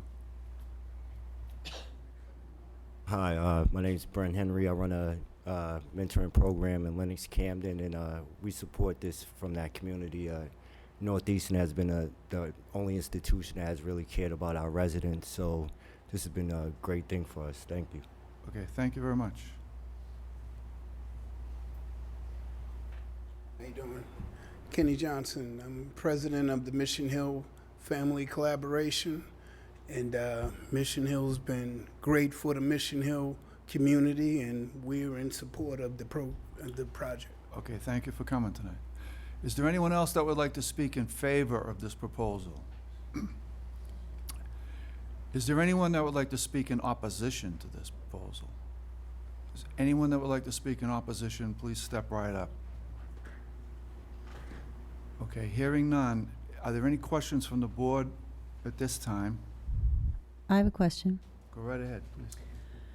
It seems that in order for the strategy to work, that you would need to commit, Northeastern would need to commit to cap its enrollment. Has Northeastern made that commitment to cap its enrollment? Because if this building is built and then the enrollment goes up, it will negate all the positive benefits that we've just heard about. I'm wondering about that. Has Northeastern made any commitment? And go up to the microphone, please. Yep. There has not been a formal commitment to the number of students who are admitted to the university, but there has been, and the city has required us to report on an annual basis. We have no intention of growing the enrollment, but it does fluctuate from time to time, and higher education is in such a state of flux right now that we're hesitant to project a particular number, and instead would like to keep working with the Redevelopment Authority, with the Housing Department in the city, to keep looking at what we're doing in terms of our undergraduates. We have a unique program because of our co-op program, and so a lot of our students are not in residence a lot of the time, so the number fluctuates, but we are very interested in being totally transparent on an ongoing basis, and of course, because we're subject to the institutional master plan, we have lots of opportunity to be able to demonstrate that we're serious about housing more of our students and not, as Representative Sanchez suggested, just creating more housing and then creating more students. So. And can you speak to Councilor Jackson's point that there's other properties where this tall building would have been more appropriate? Can you just speak about that as opposed to in this neighborhood that is lower? So the approved institutional master plan had several sites where we anticipated building as much as 1,000 beds, student beds, within the 10 years of the master plan. This is the only site that didn't have a building with a program in it. So in order to deliver something within the first 5 years of the master plan, we chose this site as our first priority because it was a parking lot. We're actually interested in working with the city on reducing the number of cars that come to our campus. We're extremely well served by public transportation, and so we try and discourage students and others from bringing cars to campus. All of the other sites in the master plan that can eventually be redeveloped for housing would have required us to take a program that's in a building now and find another place for it before we could build the housing. So that is almost certainly going to be our next housing project, is going to require us to do that.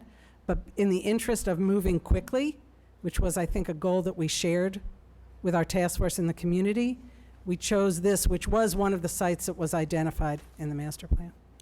I have one more question, which is about the community benefits and the pilot program.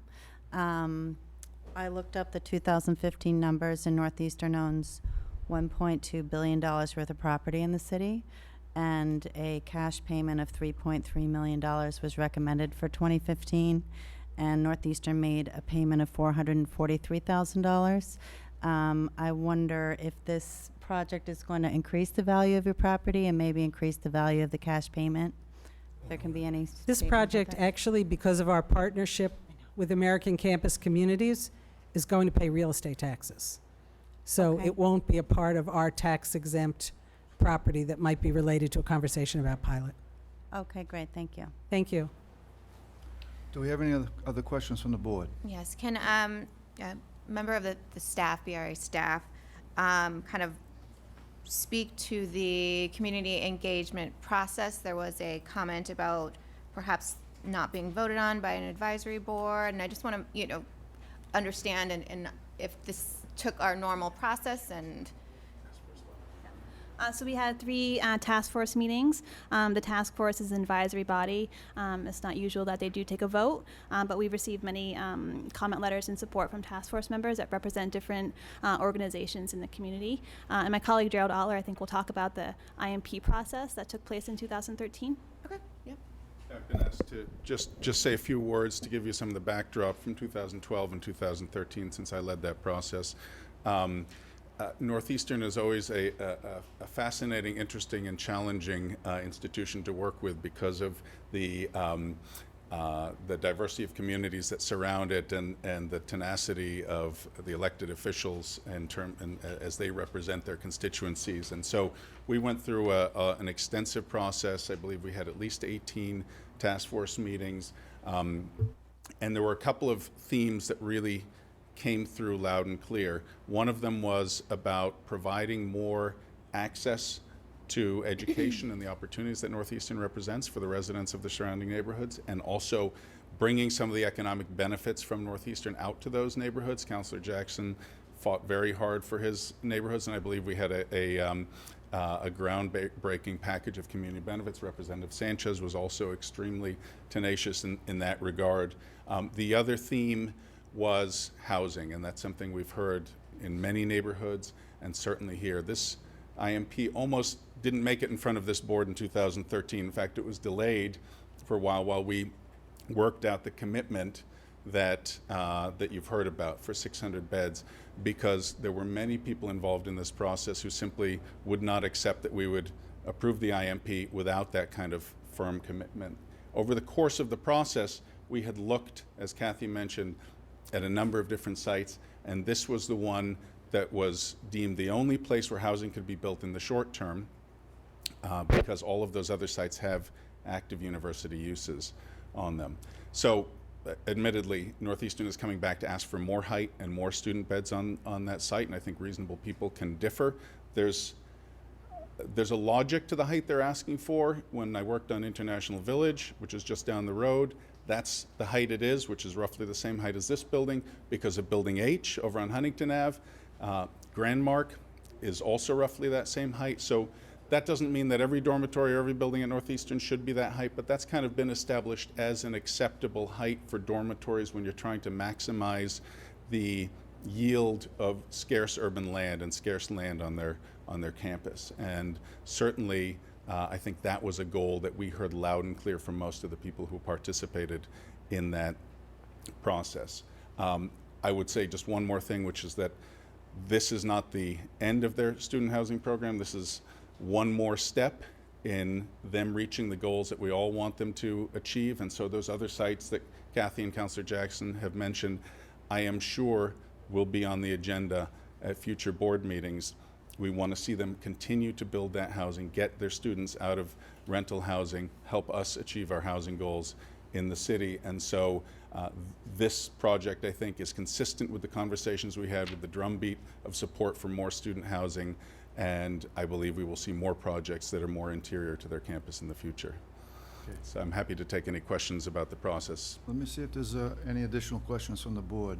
Not about the process, but can we switch over to the marketing and kind of the process from the ACC?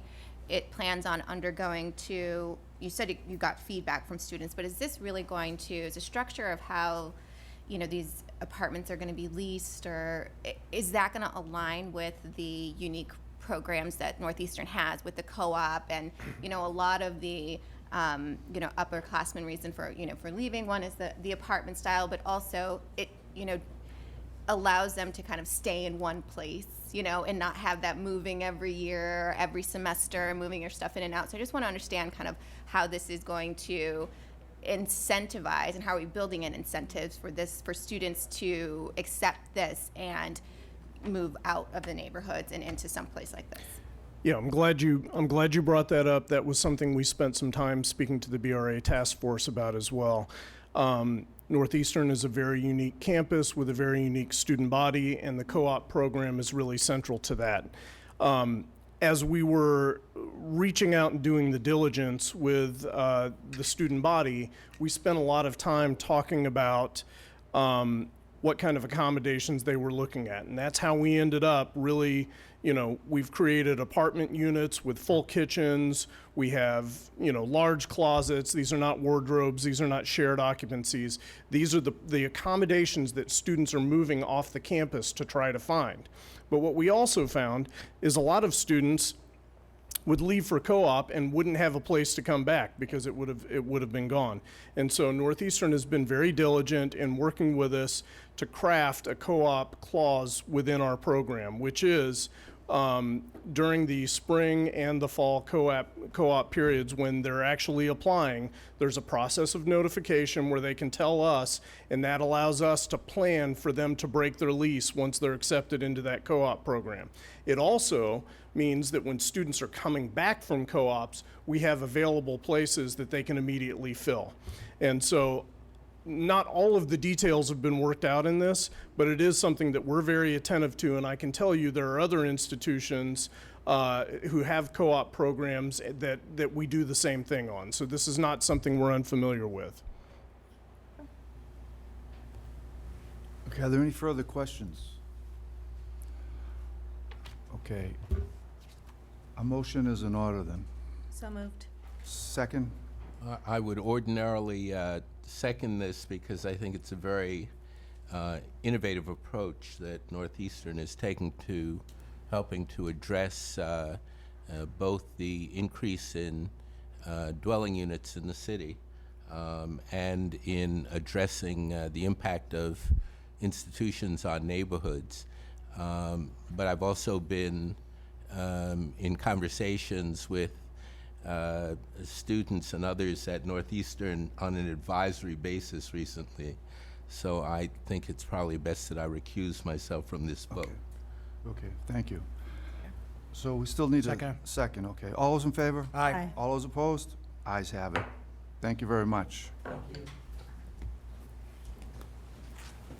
Now we're going to go back to the meeting and go to item number 13.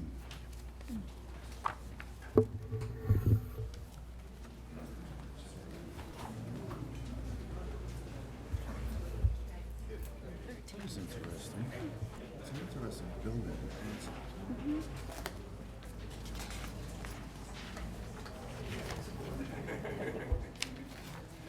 Number 13. Okay.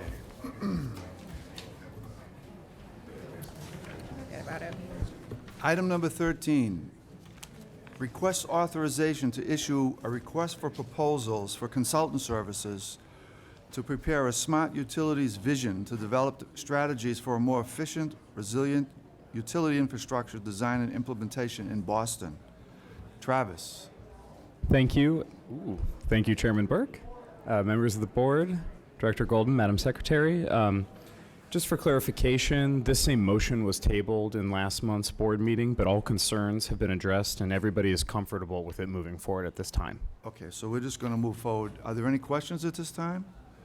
Then we're going to move forward with the vote. Motions in order? So moved. Second. All those in favor? Aye. Opposed? The ayes have it. Thank you, Travis. Thank you. Item number 14, request authorization to issue a request for qualifications to hire a consultant to perform professional services for house doctor consultant services. Ed. Thank you, Mr. Chairman. This is the second half of what appeared before you as EDC agenda item number 6. Again, it is a single contract to serve both EDIC and BRA land and buildings. Okay, thank you very much. Any questions from the board? A motion's in order? So moved. Second. All those in favor? Aye. Opposed? The ayes have it. Item number 15, request authorization to ratify and confirm the final designation to First Avenue Hotel LLC as redeveloper of Building 105 as a chain forge building in the Charlestown Navy Yard. Edward. Thank you, Mr. Chairman, members of the board. Designation of the Kavanaugh Advisory Group as the redeveloper of Building 105 in the Charlestown Navy Yard, also known as the Chain Forge Building, dates back to 2013. All subsequent action by the board to extend the tentative designation also referenced the Kavanaugh Advisory Group. In May of this year, the board issued its final designation for the Kavanaugh Advisory Group to proceed on a 230 key room hotel comprising 180,000 gross square feet with Starwood as the operator of that hotel. This evening, I am pleased to tell you that that work began on the building earlier this week with the environmental remediation. We are informed, however, by the council to the developer that the actual entity that will undertake the transportation, the transformation of the Chain Forge building will be First Avenue Hotel LLC, which is a single-purpose entity within which CNY Partners LLC, an affiliated interest with the Kavanaugh Advisory Group, and which controls at least 51% of the First Avenue Hotel LLC's beneficial interest. As such, it is the staff's request that this board ratify and to confirm the prior final designation, recognizing First Avenue LLC as the redeveloper of the Chain Forge building by adopting the resolution that is attached to the board memo, and further that the board ratify and confirm the authorization of the director to enter into a ground lease with First Avenue LLC, First Avenue Hotel LLC for the redevelopment of the Chain Forge building. Okay, thank you, Edward. Are there any questions from the board? A motion's in order? So moved. Second. All those in favor? Aye. Opposed? The ayes have it. Thank you very much. Item number 16, request authorization to grant the final designation to E Plus Solutions LLC as redeveloper of 156 through 160 Highland Street in Roxbury for 4 residential condominiums with 1 IDP unit. John. Mr. Chairman, members of the board, Director Golden, Secretary Polimis, this is the last of our initial E-Plus Green Building projects. It has lagged behind the others due to an abutter easement issue that has taken a few years to resolve due to the death of the abutter, as well as the 10 heirs who took over control of the property. But good news came that we have resolved that easement and have recorded a new easement. The developer has mobilized the project again and is prepared to proceed. Any questions from the board at this time? Hearing none, a motion's in order? So moved. Second. Second. All those in favor? Aye. Opposed? Ayes have it. Thank you very much. Item number 17. 17, 18, and 19, we're going to do together. I'm going to read them all, and they're just certificate of completions. Item number 17, request authorization to issue a certificate of completion to Watermark Seaport LLC for the building of Block K of the Seaport Square project located at 85 Seaport Boulevard in South Boston. Item number 18, request authorization to issue a certificate of completion to St. Kevin's Redevelopment Limited Partnership and Upham's Corner Limited Partnership Project for the St. Kevin's Redevelopment Project located at 516 through 530 Columbia Road and 35 Bird Street in Dorchester. Item number 19, request authorization to issue a certificate of completion to Avalon Stewart LLC for the 45 Stewart Street Residence Project in Park Plaza. Are there any questions from the board? I just wanted to confirm that all of these items are in compliance with whatever stipulations were put in the original approval of IDP and different linkage and all those payments, that these are all. For number 17, they are, correct. Okay. As with 45 Stewart Street.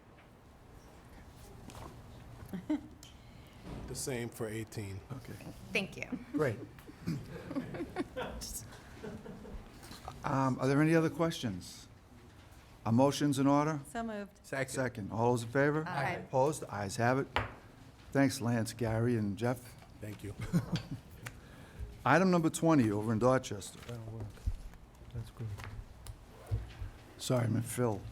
Request authorization to issue a certification of approval in accordance with Article 80E, Small Project Review of the Zoning Code for the construction of 64 rental units with 8 IDP units, 2,151 square feet of commercial retail space, and 24 parking spaces located at 1943 Dorchester Street, and to take all related actions. John. Good evening, Chairman Burke, members of the board, Director Golden, Madam Secretary Polhemus.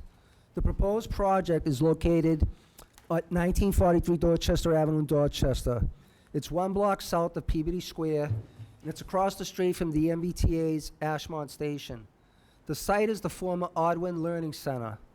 The proponent, Peregrine Group LLC, filed its Article 80 application on March 21st of this year. 2 BRA-sponsored public meetings were held, the first on April 4th, the second on June 8th. Both meetings were advertised in the Reporter newspaper. And just for the record, the April 4th meeting, there was a snowstorm, and my colleague, Edward McGuire, filled in for me. The BRA comment period concluded on June 17th. The proposed project is subject to the inclusionary development policy. There are a total of 8 IDP units that will be made affordable to households earning not more than 70% of area median income. In addition to the 8 IDP units, the developer will make a contribution of $64,000 to the IDP Special Revenue Fund managed by the Department of Neighborhood Development. At this time, I would like to introduce from the development team, Chris Johns from Cube Design and Research. Chris? Thank you, John.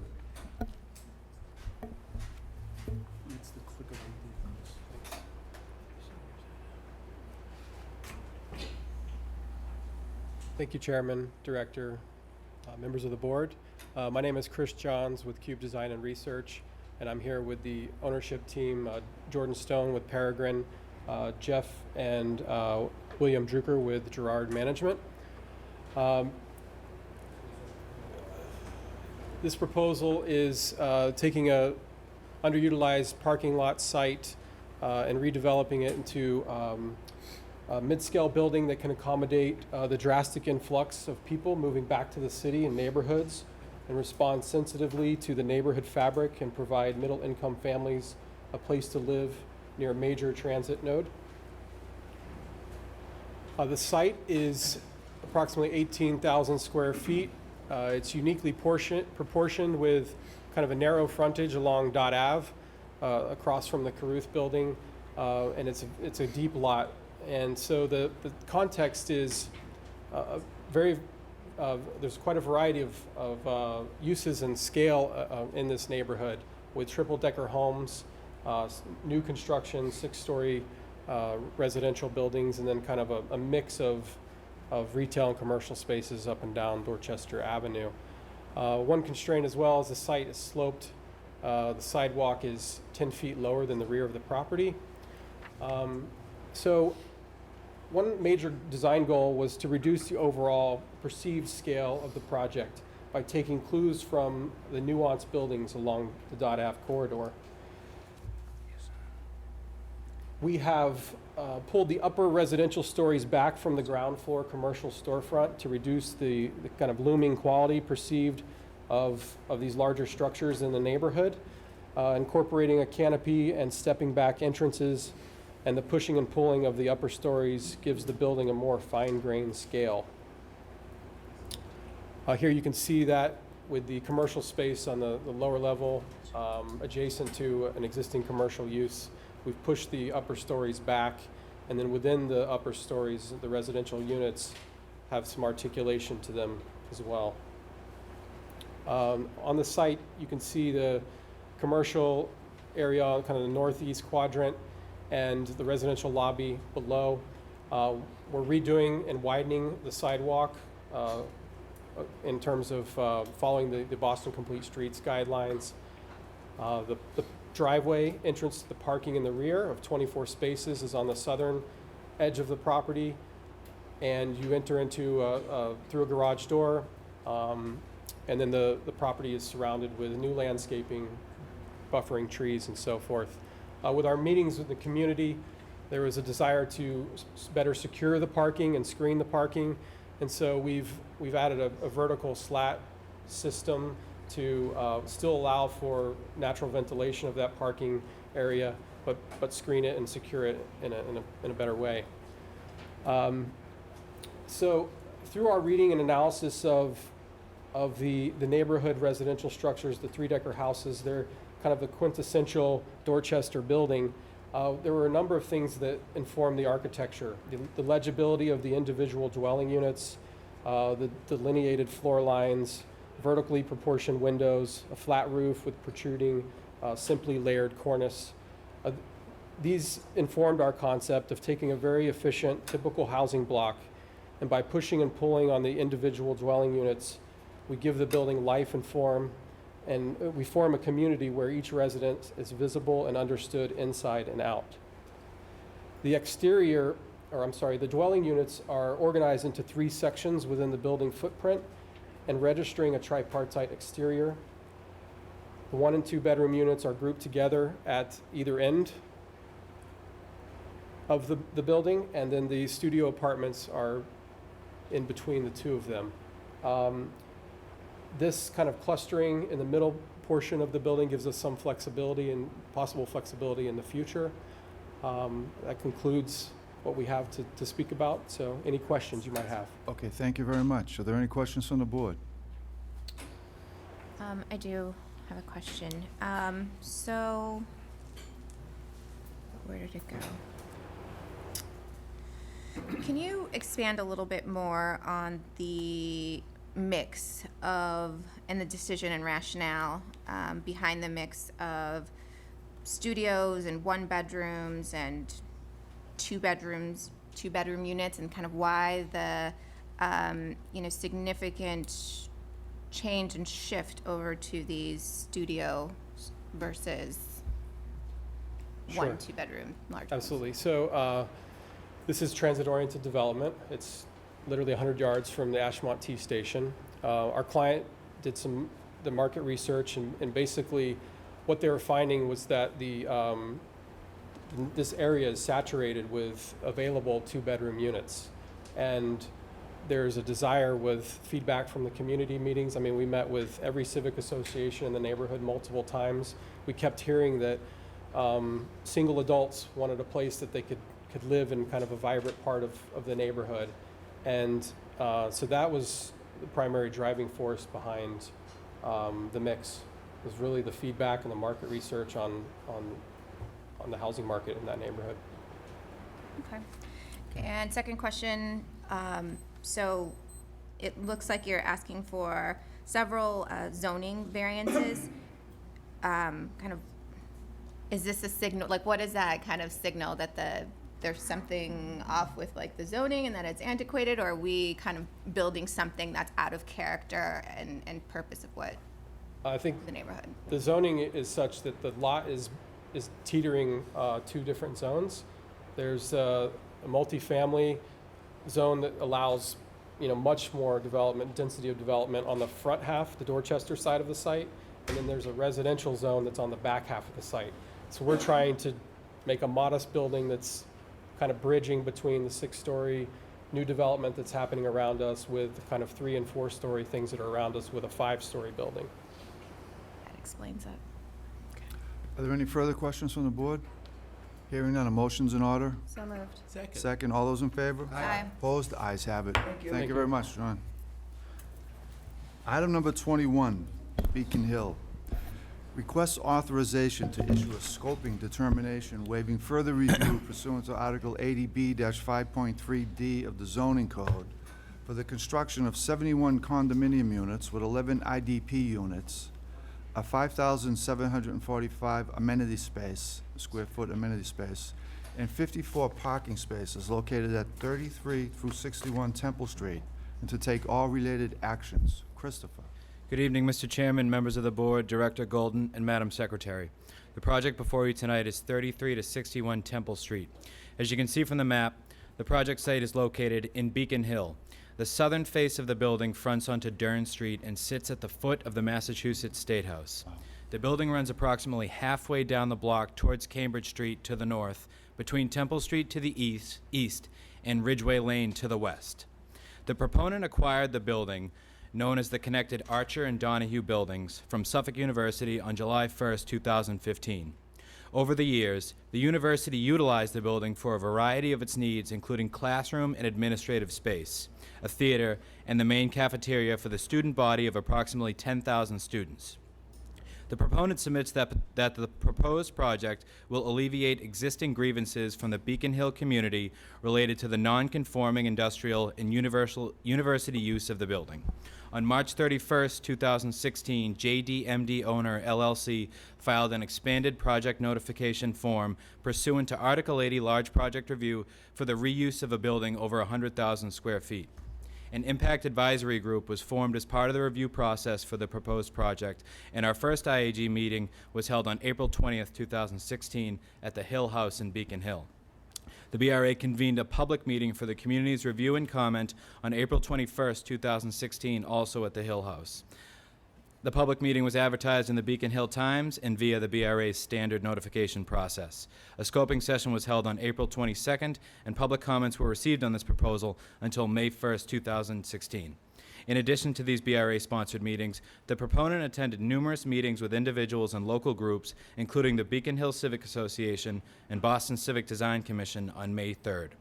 After hearing feedback heard from the community via the public meeting and public comment period, the BRA asked the proponent to consider revisions to the project based on what was heard from the IAG, community, landmark staff, and BRA staff.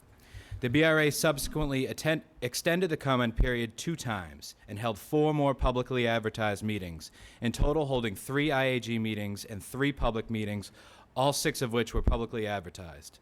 On May 10th, May 16th, and June 21st, the BRA hosted these meetings at the Hill House in Beacon Hill to continue to engage the Beacon Hill community.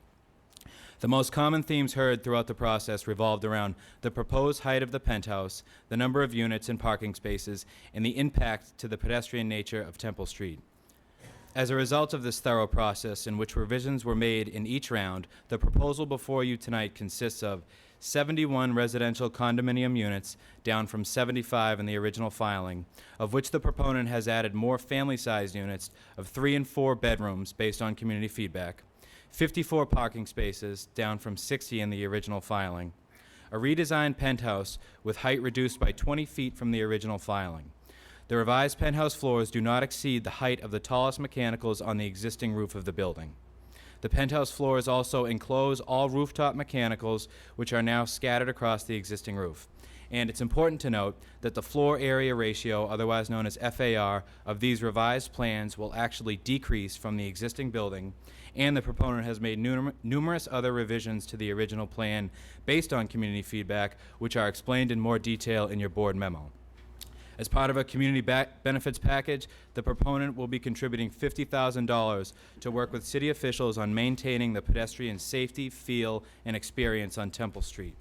The proponent will also be contributing $10,000 to the Neighborhood Preservation and Beautification Fund administered by the Beacon Hills Civic Association.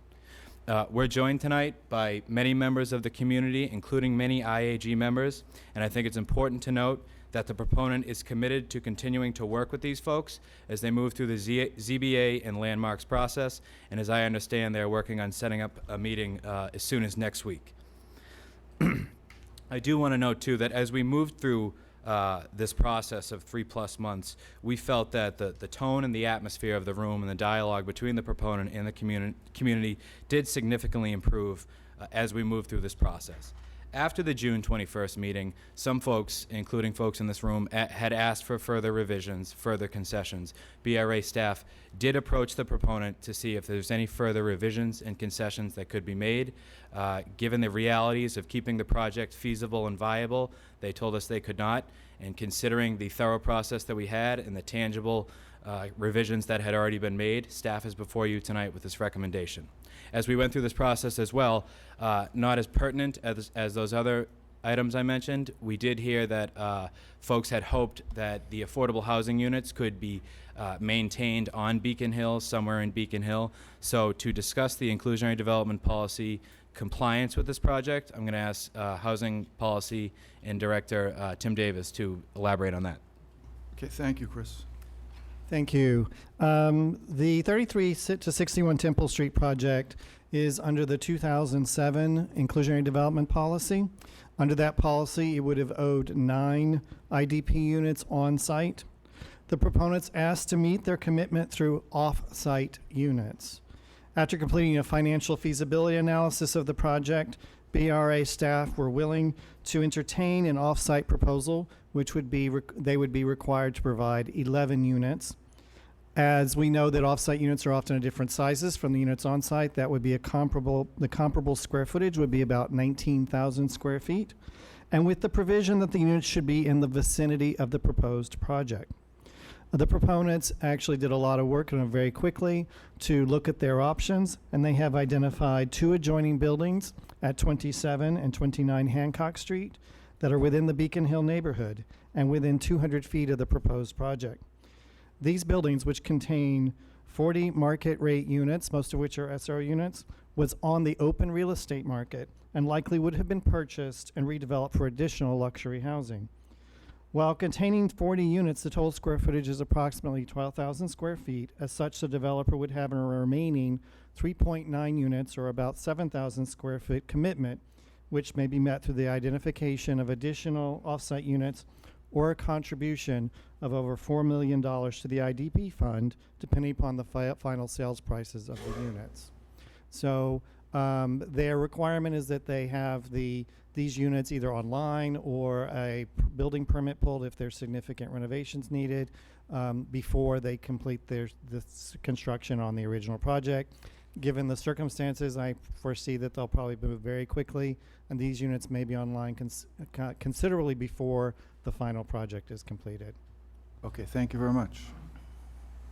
This time I'll introduce Mr. David Rafferty to further the project presentation. Okay, thank you. Thank you, Mr. Chairman, Mr. Director, members of the board. Thank you very much, Mr. Chris Tracy, Mr. Tim Davis. My name's David Rafferty. I'm part of the ownership team that acquired the Archer Donahue building last year. Since that time, we've been working with the neighborhood group and the BRA, as Chris laid out. Prior to the meetings that Mr. Tracy had spoken of, we also met early on with the Beacon Hill board members back in December. We had about 4 or 5 subsequent meetings thereafter with the neighborhood groups open to the public, the traffic groups, etc. I've been developing in the city of Boston for about 30 years, my career. I've done various projects throughout. As Hyde Park, we've redeveloped multi-acre impacted sites that had remediation issues, things of that nature. We look forward to working forward with the neighbors and with the city and the BRA as this process goes on. And with that, I'd like to thank you very much for having us, and I'm going to introduce Mr. Matt Duggan from the architectural team who will give you the program. Thank you. Okay, thank you very much.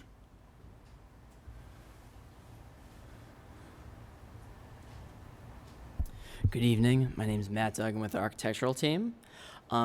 So the image on the projector here, the red buildings are the 2 Archer and Donahue buildings.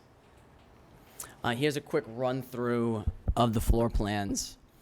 In the lower right corner, this is the existing cafeteria level of the building. This is going to be converted into the parking garage, which if you go up to the ground level, this is Temple Street, which is a one-way street coming down this way.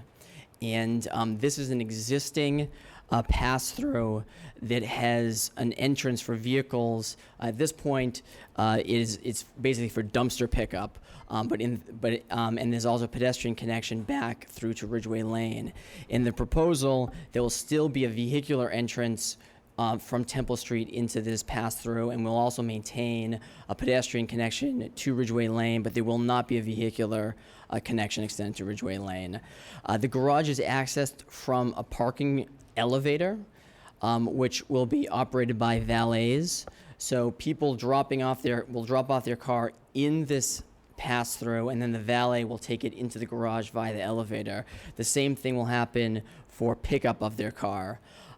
In the kind of beige color here, there is an entrance, a pedestrian entrance for people to enter into the building. So there's a convenient way for people to come in and out of the building to receive their cars. Everything in blue is a residential unit, and in purple on this plan is amenity spaces associated with those units. So you can see second floor is much of the same. The third through fifth floors will have the same layout. It is important to note that this portion of the building here, there's an existing mezzanine on the fourth floor of the building, which will be eliminated, and so that square footage will go away. On the sixth floor, there we will be relocating the mechanicals. There's currently an enclosed mechanical room on the rooftop. Those interior mechanicals will be located here and then also at the garage level. At the seventh level, which is the rooftop addition, there's currently, as I said, a enclosed mechanical space, and there's also unscreened mechanical units. What the proposal does is it constructs 5 units on the seventh level, which all enclose the chiller and other mechanical equipment which are open to the sky. In red here is the height and the outline of the original proposal and the EPNF. As you can see in blue, that's the new proposal. You can see it's been dropped down 20 feet from the original height. And this is a representation of the mechanical units on the roof. As you can see, the addition is just tall enough to screen those new equipment, and also is not taller than the tallest portion of the existing mechanical enclosures. So here is an existing elevation along Temple Street. You can see in red, this is everything on the roof that's proposed to be removed. This is an image and elevation of the original proposal. Here's an image of the revised proposal, which has been reduced by 20 feet. And here's an overlay of the existing mechanicals and other rooftop spaces with the new proposal. You can see that some of the existing equipment is closer to the building edge, and in some cases right at the building edge. In the proposal, everything has been stepped back to reduce shadow and visual impacts. So here's a view from the State House Park. So it's right here. The State House is right behind us and also to the side. This is the existing view. You can see one of the rooftop units. Here's the proposed view. So you can see a small sliver of the new construction, but not very much. And important to note that the mechanical units that are visible, unscreened, existing, are no longer visible. Here's a view from Dern Street at Ashburton Street. So right here, the building is right there. Again, here's the proposed view. You can see the top of the new construction. Here's the existing view for comparison. And again, you can see some of the existing mechanicals are visible from there. Here is another view at the bottom of Temple Street at Cambridge Street. You can see that in the existing view, the rooftop mechanicals are quite visible. It's a little hard to see in the lighting, but they're quite visible. And in the proposal, there is, again, some of the new addition is visible, but more of the sky is now visible than was previously. So here's a 3D view of the proposal. One of the things I should have mentioned, essentially the project has three major components: an adaptive reuse going from an institutional use to 71 condominium units. The other major part of the project is that the Donahue building, which is this building that you're seeing more in the foreground here, that building was built in the mid-60s, and we're doing a full reskinning of that building, and we're taking more of a preservation approach to the Archer building, which was built on two phases in the 20s and 30s. So here is a view of the rooftop addition. You can see that everything has been stepped back from the edge, and the mechanical units, which they are screening, is right there. So here's a more in-depth view looking at the existing and proposed facades. You can see here, this is the existing Archer building. Here's the existing Donahue building, which is being reskinned, which you can see here. This is the parking lot, or the valet parking drop-off facade. This is the proposal. You can see there is the entrance to the garage elevator, and then here's the existing elevation. And now these are elevations along Ridgeway Lane. You can see again, we're reskinning the Donahue building using window proportions that work well with the residential use, but also are more in character with the rest of the neighborhood. And you can see that we are adding some windows to the Donahue building, but we're using the same, or I'm sorry, the Archer building, but we're using the same pattern that has already been established by the existing building. On Dern Street, this is the existing elevation, and here's the proposed. Again, this side, we're taking a preservation approach. We're replacing the replacement windows with windows which are more in kind with the neighborhood and are also more energy efficient. So that concludes the presentation. If you have any questions. Okay, thank you very much. Are there any questions from the board? Have you actually purchased the Hancock Street building that would hold the affordable units? We have now a signed letter of intent to purchase the building, but we've not yet purchased it. And can you show us where that is on the map?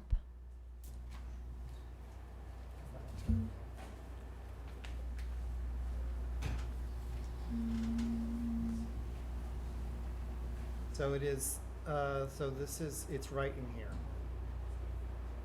I'm having a hard time keeping, but it's the mid-block, mid-block on Hancock Street right there. And what will happen to those units if you don't purchase that building? If we don't purchase those units, my understanding, they would go back on the open market. No, if you don't purchase the building, what will happen to your off-site units? I'm sorry, I wasn't clear. As part of this vote, you're allowing them to do off-site. If they are not able to complete this purchase, they would still have to do an off-site commitment or a contribution, and the timeline would remain the same, and the vicinity in this case is defined as Beacon Hill, West End, downtown, or Chinatown. So they'd still have to do it basically within a 1/2 mile radius of the project, which is in line with our newer version of the policy as well.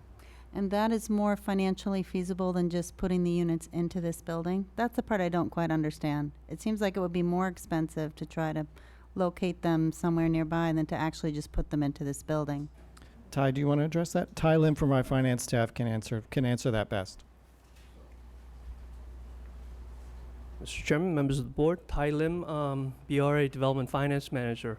So we looked at extensively on the financial information that was submitted, and just to answer your question directly, to purchase the off-site property, which consists of like 40 smaller unit affordable deed-restricted units, and plus we're looking at about like over $4 million of cash contribution in addition. So that is actually more amount than if they bought out with cash. That basically complies with the IDP. So, the bottom line is creating off-site units plus catch contribution is it yields more to the city. If that answered your question.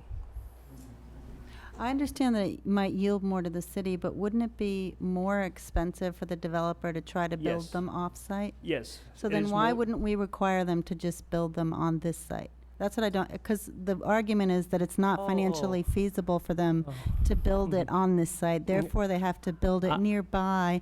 But wouldn't that actually be more expensive? That's my question. I'm sorry, I misunderstood your That's okay. question. That's Yes, okay. it is actually cheaper to build off-site in addition, to payment, to make a payment with cash contribution than create on-site because of the market value of the market rate condo units.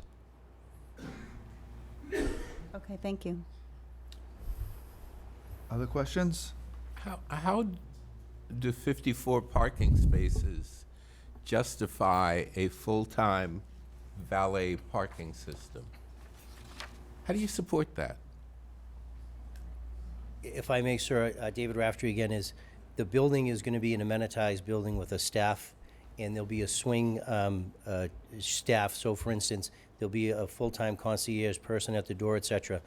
And what they'll do is they'll figure out the hours, the peak hours of when, if it's very slow, like in the evening, the one person on staff would be able to handle that, and they will increase the staff during the hours when there's higher activity.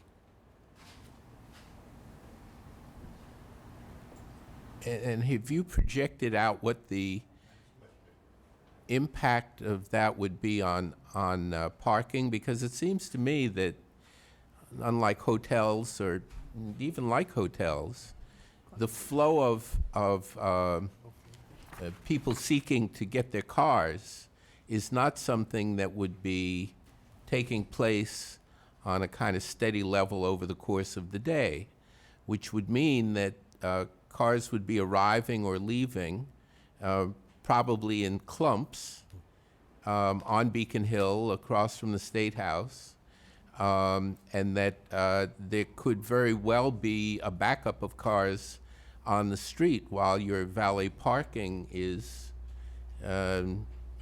trying to manage people coming and going. And I'll ask Brian Bizzell, is Brian here, from Howard Stein Hudson, if I may?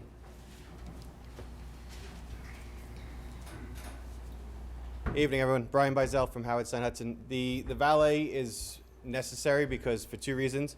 There's an elevator to get down to the garage, and then when you're in the garage, there's also stackers. So unless you have the residents operating the elevator and the stackers, which would mean they were moving other residents' cars more than likely, you need a valet.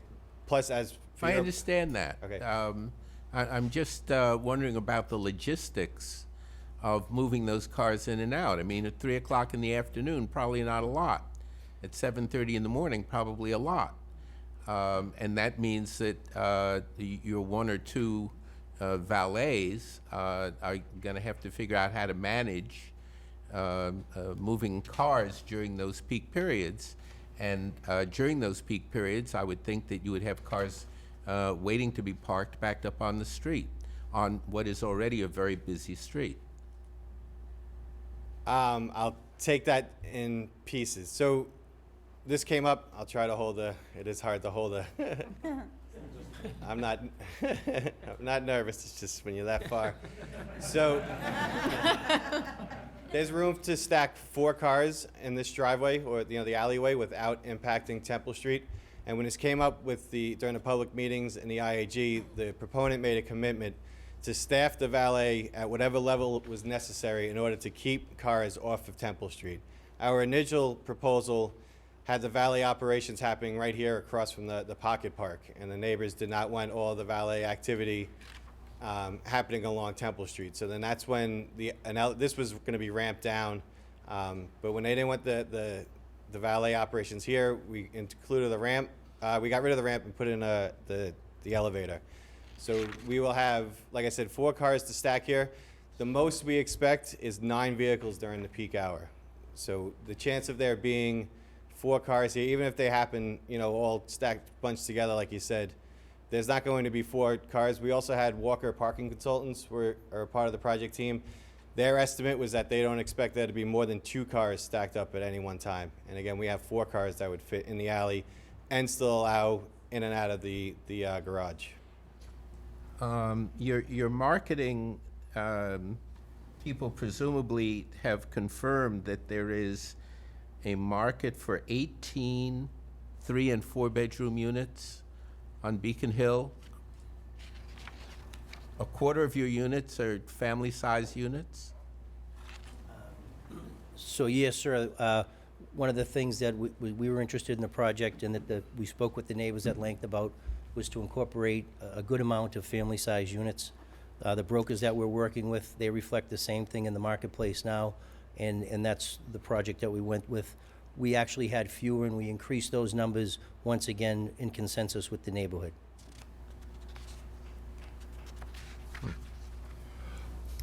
Okay, if there's no further questions, I'm gonna have to, we'll have to take a break.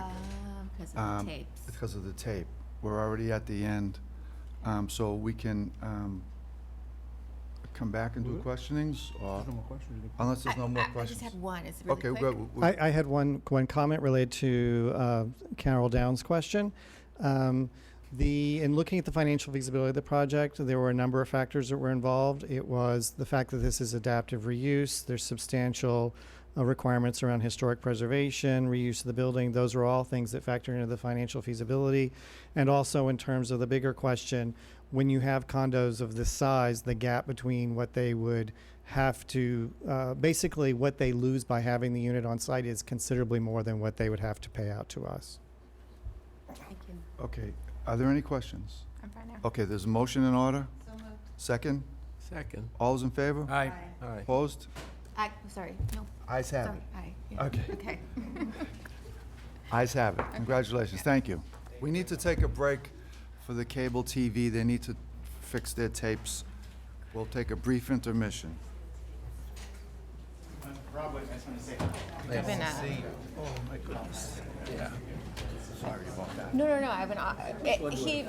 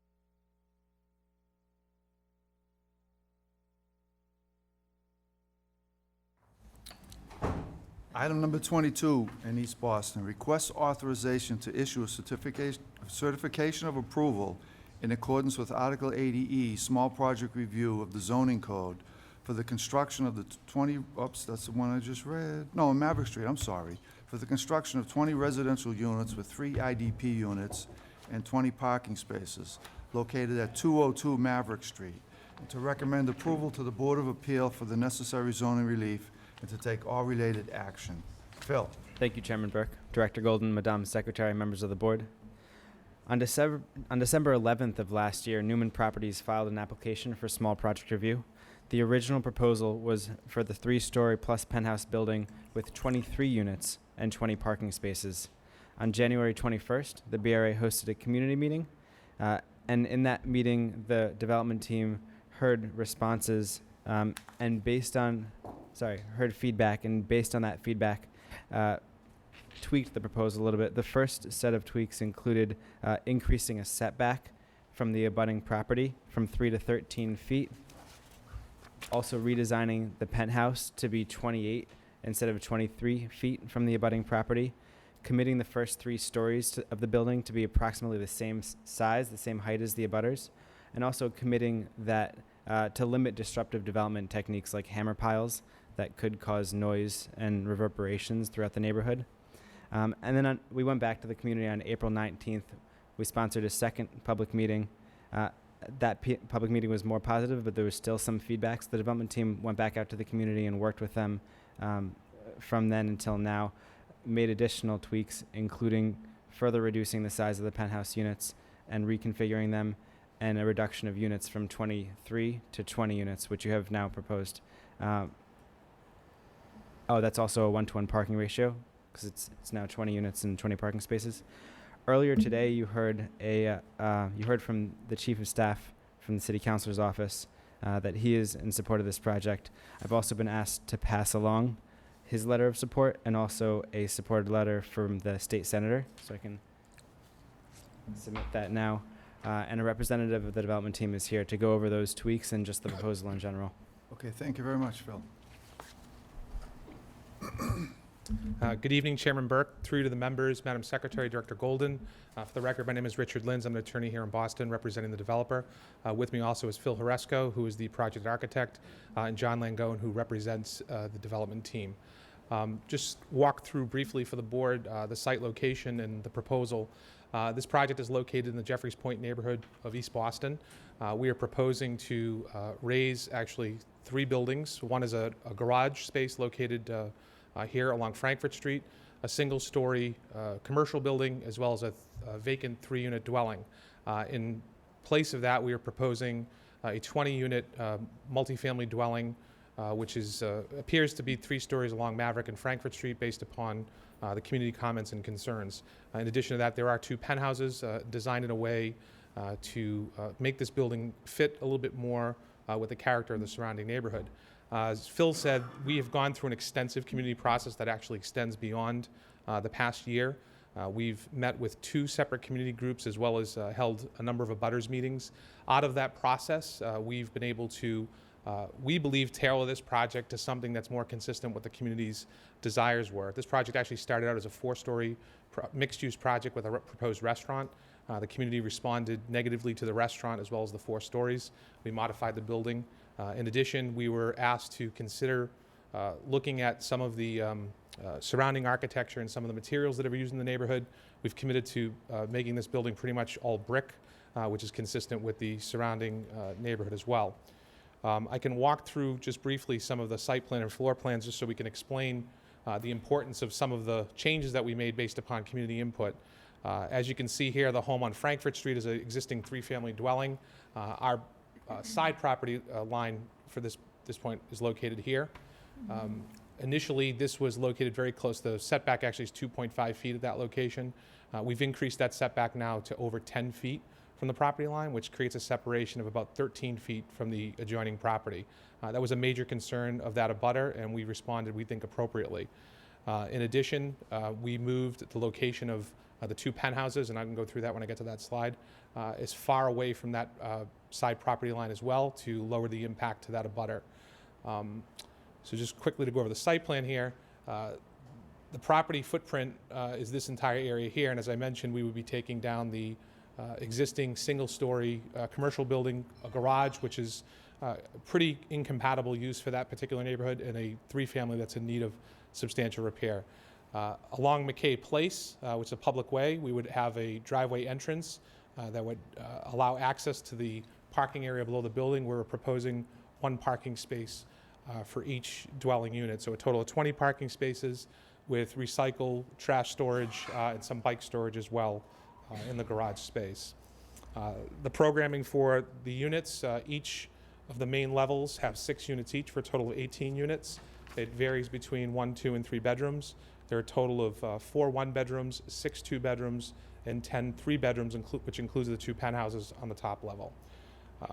As we indicated, and again, based upon community responses and information that we got and feedback that we got, we moved these 2 penthouses as far as we could to Maverick Street without impacting the rhythm of the building along Maverick, and I can show that in the renderings as well. There is some community garden space at the top. So again, some of the concerns in the neighborhood involved whether or not this would be a common roof deck where people could congregate. The design and the intent of the design is to just make this some passive outdoor space, not necessarily a place where you'd put grills or chairs or what have you. And then there's some terrace space as well for the 2 penthouses. Just from an elevation standpoint, and again, trying to take into consideration a lot of the concerns of the neighborhood that were raised. This is the Maverick Street elevation here. These are the 2 existing buildings along Maverick Street. Again, each of those buildings are brick. Our architect did a good job of trying to match some of the architectural details and precedent that exists along Maverick. We're showing here the elevation along Frankfurt Street, and again, the separation of 13 feet between the existing 3-family that's along Frankfurt, as well as our proposed building. And then we're just showing a side view as well, showing the buffering and screening that would go along where the driveway is at. So that is the proposed finished product of what we're proposing here. We think it's a substantial improvement to the neighborhood, and I'm happy to answer any questions from the board. Okay, thank you very much. Are there any questions from the board? So I would just like to thank you for the extensive community process. I mean, as you pointed out in the presentation, there are a lot of elements that that got modified because of that, and having read a ton of letters and kind of going on all those themes, even comparing that to today, you've addressed a lot of the concerns with these modifications. So I just commend that, that process and seeing it actually work. There's one item, though, that I wanted to make sure was addressed, was something around the McKay School and some kind of conflicts with drop-off pickup and things like that. How have we planned to, secure the safety of the students? Yep. So this issue's come up at many of the community meetings. There is, I think, a little bit of confusion over the purpose of McKay Place, and very early on, the contention was that was a private access road for the public school that is at the end of McKay Place. McKay Place is a public way. There are other residents along McKay Place, so we would have a right of access to access our site from McKay Place. Mm-hmm. The issue involves the queuing of school buses in the afternoon. For whatever reason, they use McKay Place as sort of a temporary parking location and then enter the schoolyard as the students are leaving. For us, and we're not looking to pick battles with the school committee here, we're essentially identifying that as a potential issue, but one that we think will have to work itself out. We think there's a very small window, and it's in the middle of the afternoon, which we think traffic in and out of our garage would be at a minimum. But certainly the same issue applies with the other residents along McKay Place. I mean, if they're looking to get in and out of their property, they have to also deal with the school bus issue. We're happy to have conversations with the school and to figure out a good way to make that work. What we're trying to be sensitive to is that this may be an arrangement that is probably not permissible, blocking a public way with school buses before or after school. We're not necessarily trying to raise that as an argument at this point. We, as the owner of the property, don't view this as a major issue for us. We're not aware that the school has identified this as being a problem for them either. This has been raised more from the neighborhood as to how we're going to deal with it, and whether or not there's a safety issue by creating a driveway here. We don't think that there is.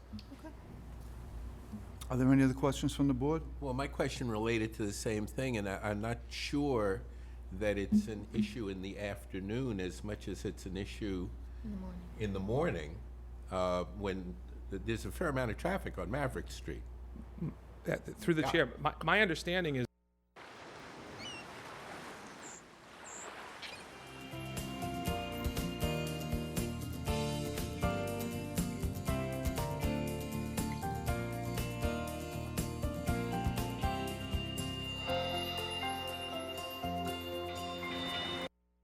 Any further questions from the board? Hearing none, a motion's in order. So moved. Second? Second. All's in favor? Aye. Opposed? Ayes have it. Thank thank you you very much. Have a good evening. Thank you. Item number 23, request authorization to enter into an affordable rental agreement and inclusionary development project contribution agreement for the Clippership Wharf project. Christopher. Good evening, Mr. Chairman, members of the board, Director Golden, and Madam Secretary. We are here to amend an affordable rental housing agreement. I'm going to hand it over to Housing Policy Manager Tim Davis, who can speak at length to it. Thank you. And we have someone from the proponent, Nick Islin from Lendlease here, should you have any questions for them. Okay, thank you. Secretary Polimas, members of the board. As it relates to the inclusionary development policy, Clippership Wharf Initial's affordability commitment was defined in 2003 under a very early version of the IDP. At that time, the project's commitment included a contribution to the IDP fund for a specific project which has been already completed. The below market price of a parcel also to the neighboring mixed income development, as well as 20 on-site units. The original board memo provides significant flexibility in terms of whether units were rental or home ownership, as well as the income restrictions ranging from 80% to 120% of AMI. With a MPC in 2015, 10 additional IDP units were committed based on an increase in the total project units at the current IDP AMI of 70%. Several months ago, the Clippership development team approached the BRA to change its affordable housing agreement to adjust the schedule of units by AMI and to have all the units in the first phase, which is a rental phase. The project has both rentals units and condominiums, but all IDP units will be delivered in the first rental phase.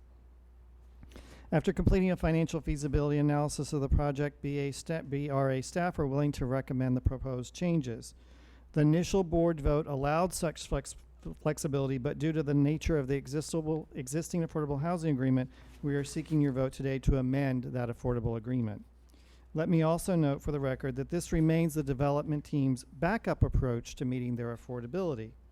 The Clippership team remains committed to a proposal to work with the Boston Housing Authority to rebuild the 48-unit Clippership apartments that is adjoining this parcel. If this project becomes a reality, the development team will file an MPC related to this change. So they're coming here today for this amend the agreement so that they can move forward with the beginning of their construction while they're still working with the BHA in getting final designation from the BHA to go forward with the Clippership apartments. Okay, thank you. Are there any, does that conclude the presentation, Christopher? Yes, thank you. Okay. Are there any questions from the board? Hearing none, a motion's in order. One question. Okay, go right ahead. My only question is that the AMI levels seem high, given the neighborhood this is in. I would have to agree that I think that they're relatively high for the neighborhood. However, this was completed under an earlier version of the policy. I think that given the perspective who might be actually living in such a waterfront location, I still think it does provide some units that would be below market to what are the other people in the neighborhood, I mean, in the actual development, and provide the ability for people who are somewhat higher incomes to stay in the neighborhood as well, even as rents increase in the immediate area. But isn't this a chance to push for a little bit lower AMI since it's being restructured? That was actually a key part of the financial feasibility, was that because of they're doing a number of remediations around the project site related to the removing of the old pier structure and other things, that's one reason why they came to us to change it from the condos to the rentals, was because of a financial feasibility question. And so changing the AMIs was also part of that package, and felt that we could not push them down to make it feasible. Thank you. You're saying this fits in with the market in the area, but 478 units creates a new market, doesn't it? Well, that's what I'm suggesting, is in fact, because we will have some units that will be below the market of that project But itself. that's precisely the point Yeah. I'm making. Yeah. I mean, if you create a high enough end market, then you've in effect skewed the market, haven't you? Oh, in terms of the entire, you mean the actual project will skew the entire market? Yeah. Yes. Yes, it could do that, yes. But this, by having still units on site, will maintain that there's some units in the immediate area that are affordable. In relation to the new higher market. Yes, yes. Any further questions from the board? Hearing none, a motion's in order. So moved. Second? Second. All those in favor? Aye. Aye. Opposed? Ayes have it. Thank you very much. Item number 24, over in South Boston. Request authorization to issue a determination pursuant to Section 80A-6 of the zoning code in connection with the notice of project change for the Phase 1B of the Waterside Place project, consisting of 307 rental units, including 64 innovation units, 15 IDP units, 3,500 square feet of retail space, and to take all related actions. Phil? Thank you, Chairman Burke, Director Golden, Madam Secretary, members of the board. Waterside Place Phase 1B is a sub-phase of the Waterside Place project originally proposed in 2007. On November 30th of 2015, the Drew Company filed a letter of intent with the BRA, and on March 28th of this year, they filed a notice of project change, complete with all the requirements of large project review. As you mentioned, their current proposal is a 23-story, approximately 325,000 gross square foot mixed-use building at 501 Congress Street, with approximately 84 parking spaces on the second level, approximately 3,500 square feet of retail space, and 307 rental units, 62 of which are innovation units, and 15 of which will be inclusionary development units. On April 7th, the BRA held an impact advisory group meeting at the Seaport Hotel, and on April 11th, we sponsored a community meeting at the Boston Convention and Exhibition Center. A scoping session was held on April 13th, and the public comment period concluded on April 29th. And after significant suggestions, the Boston Civic Design Commission approved a design last Tuesday, July 5th. An additional note, in addition to the 15 IDP units on site, the Drew Company has agreed to contribute $5.7 million to the IDP Special Revenue Fund to help create affordable units or middle-income units elsewhere in the city. John Drew from the development team is here to run through a brief presentation. Okay, thank you very much, Phil. Chairman Burke and members of the board, thank you for having us here today. Some of the board may recall that we appeared in 2011 for Phase 1A of Waterside Place, which was completed in 2014 and is now 95% leased. This site is directly adjacent to Phase 1A. Phil covered a lot of the overview of the project, but I think it might be time might be well served by having David Nagahiro from CBT walk you through some of the design elements. Okay, thank you. Good evening, I'm David Nagahiro from CBT.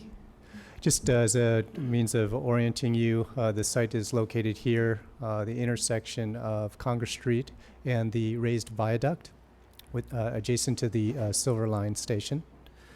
When you see the build out in the future, and what you see in the light blue is the future seaport, and one of the adjacencies is to the south is the Massport Garage, and one of the things that we're looking at is the access from that point, from our site into the garage. This is an image of the building. What you see on the left-hand side is the Waterside Place, the Phase 1, in between the Silver Line station, and this is the sort of the continuity of the ground plane. This is the entry sequence into the garage, the Massport Garage, that I'll show you in plan in just a second, and the tower rising from a two-story plinth. In plan, the adjacency of the Waterside Phase 1, the Silver Line Station and Congress Street with the viaduct. This is the site as we move in a little bit more closely. Again, Congress Street. This is the ramp to the Massport parking garage that enters in from the north. The activation of the streetscape along Congress Street here, and it backs onto the Silver Line Station to the south. This is the tower on top of the two-story plinth, and one of the things we worked closely with the BCDC was the shaping of the tower.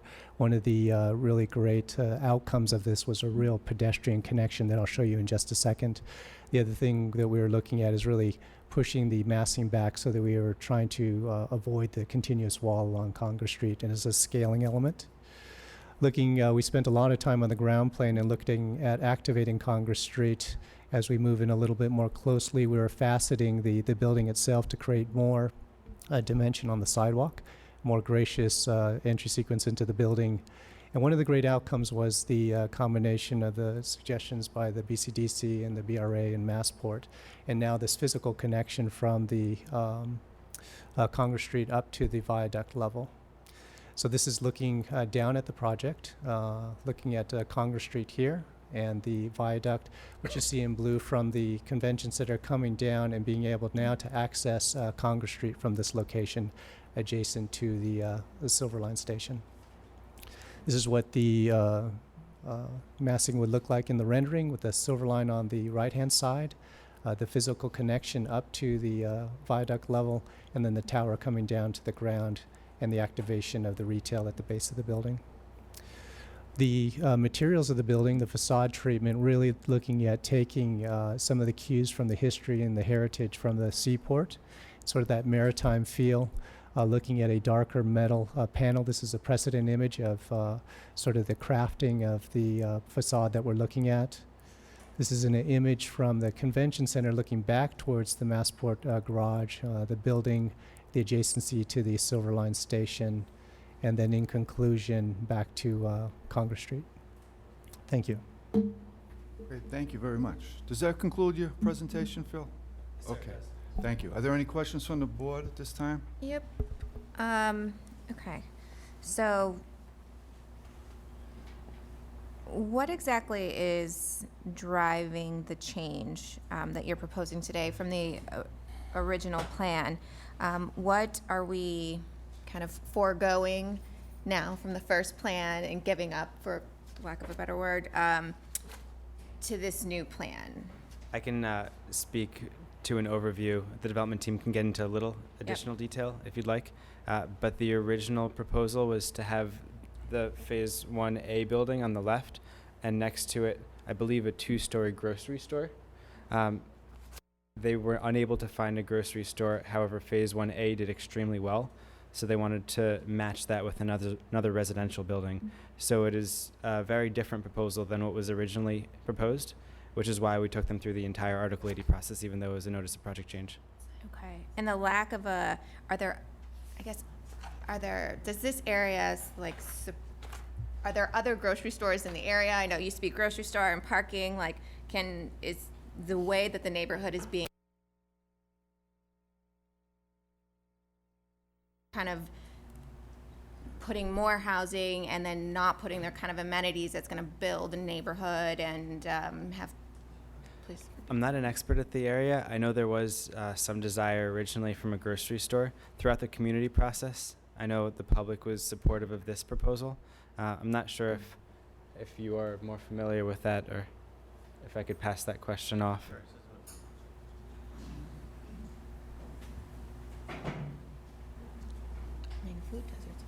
I'm Susan Allen from the Drew Company. We worked very hard in trying to find a grocery store tenant for the proposed Phase 2 of this project. We actually met with over 12 grocery stores, and we went through floor plans with them. We looked at their requirements in terms of how the building would work on the site with parking, et cetera. And we just could not get any of them willing to come and to sign a lease here. We're hindered somewhat by the parking situation. As you well know, grocery stores require quite a lot of parking. And this is a very small site, and we couldn't give them the parking that they were looking for. So we did work very hard. We even looked at some options with small grocery stores, more boutique-y grocery stores. And again, one of the things we found is that they did not feel at the time that there was sufficient residential development in the area. They had their research departments come and look at it and study the area. And now it's changing. Right. And there are discussions about a grocery store being in the Seaport Square, somewhere in the Seaport Square project, so. And just I know you might not have a greater visibility to all of the other projects in the area, but as a BRA agency, we kind of know the landscape a little bit. Do we think that that's going to be addressed somewhere else? Or, at the risk of creating a food desert of where there's no actual grocery store, lots of restaurants and stuff, but I don't know, maybe someone at the BRA knows. Not to you. I was just trying to grab. You shall appear. Jonathan Gurley, Director of Development Review, Chairman, members of the board. As you know, the Seaport, the evolving nature of the Seaport is a complex organism, and one of the challenges here is how do you, as we've seen with other downtown grocery stores, there's a long time desire for grocery stores, say in Downtown Crossing, North Station, and in both those cases, it took a bit of a tipping point in terms of the residential density. The grocery stores need a certain mix of available parking and number of people living in proximity. So as explosive as development has been on the South Boston waterfront, there's still an emerging market there, and as you heard from the Drew folks, still convincing them that this is a viable market at this time is a process. That being said, the Seaport Square development and WS, who's partnering on the retail component of all those parcels, is looking very hard at the L parcels in Seaport Square to deliver a grocery store, and I think we expect over time that that'll happen. I can also just anecdotally share that myself, Sarah Myerson, Heather Camposano, and the mayor all traveled out to Las Vegas a few months ago to the ICSC retail convention and had a number of conversations with not only grocery stores but other retailers such as BJ's and Target that are all looking at how do we look at the urban market and how do we think about the kind of spaces and products that satisfy the urban customer in a downtown dense urban environment. So there's another conversation around that on Tuesday with a retail tour of the waterfront itself aimed at stimulating the kind of retail growth there. So it's a priority, B, something very much in the process, and C, we look forward to seeing future products hopefully bring forward that kind of product. And we do not want a food desert, and we do not expect a food desert. So. Okay. Great. Okay, thank you. Any other questions? I guess just a comment. The food desert thing is not something that the Drew Company needs to solve, right? I mean, that's not what you do. We understand that. But it's been said for a while that that grocery store was going to be the grocery store. And now, apart from what I've just heard, it appears that there's nothing. That has led to the contention that the only people who are going to live there are people who don't really live there. And I don't think that that's the kind of community that we want to create or support, right? So I very much applaud the work that staff and the mayor are doing to address this issue, but it's a very real issue.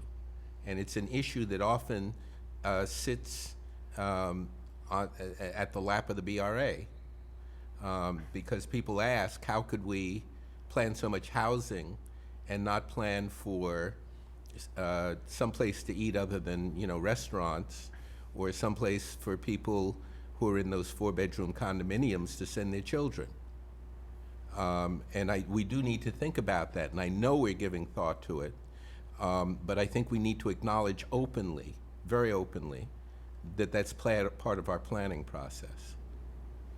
Mr. Lensmark, I completely agree, and I would just reiterate that there's a number of different considerations here. Also, one thing that's worth noting is that there are some unique challenges to to the site related to the adjacent South Boston Waterfront Transportation Center and the ramps to that limited the ability in terms of access for large-scale retail and parking components. So for this site. And as that process goes underway, it had a bit of an impediment. This is not to cast aspersions on that, because we know parking is another thing needed down there, and the other kind of transportation elements they hope to bring there. And so I would just say is that we are actively having a number of conversations to bring that kind of retailer as well. There are other neighborhood retail amenities down there, and so I think as you see with this kind of neighborhood, you had the restaurants, then you've got the people, you've got offices with people like G and others, the adjacent development of Pier 4, Fan Pier. And so I think as you see this ball rolling in terms of people actually, not only us permitting projects being in the ground, and projects actually coming to completion in C of O, and then reaching stabilized occupancy as these guys are at in their phase 1, I think you're going to see in a short order that type of retail presence down there in terms of a grocery store. So we are quite confident that'll be happening. And trust me when I say we are doing everything in our power to encourage that type of development. Yeah, if Target can get urban retail into Fenway and Brooklyn and Harlem, then it seems to me that we ought to be able to get something like that into the waterfront. But that's not the Drew Company's problem as such. And I had one other quick question. It appears that the elevator entry to the Silver Line is directly adjacent to your staircase there. So there is a way for people to get up and down without using that staircase.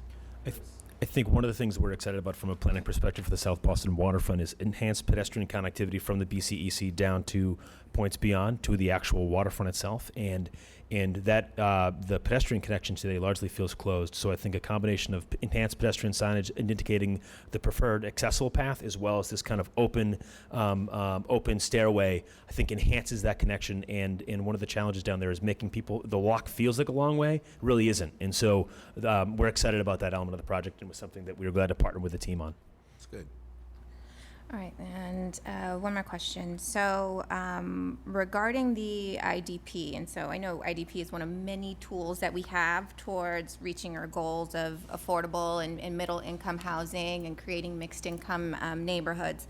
I think the Seaport gets a lot of scrutiny on the accessibility of all to be able to inhabit this area. So can you just give an overview of what the IDP agreement is, the financial feasibility study, and kind of, why is this mix of off-site and payout and on-site the right mix to achieving our goals, and that this is a good deal, a good package? So from the very onset, we encouraged as much on-site as possible. In Phase 1A, they had 5 units on site, and we tried to push that envelope as much as possible.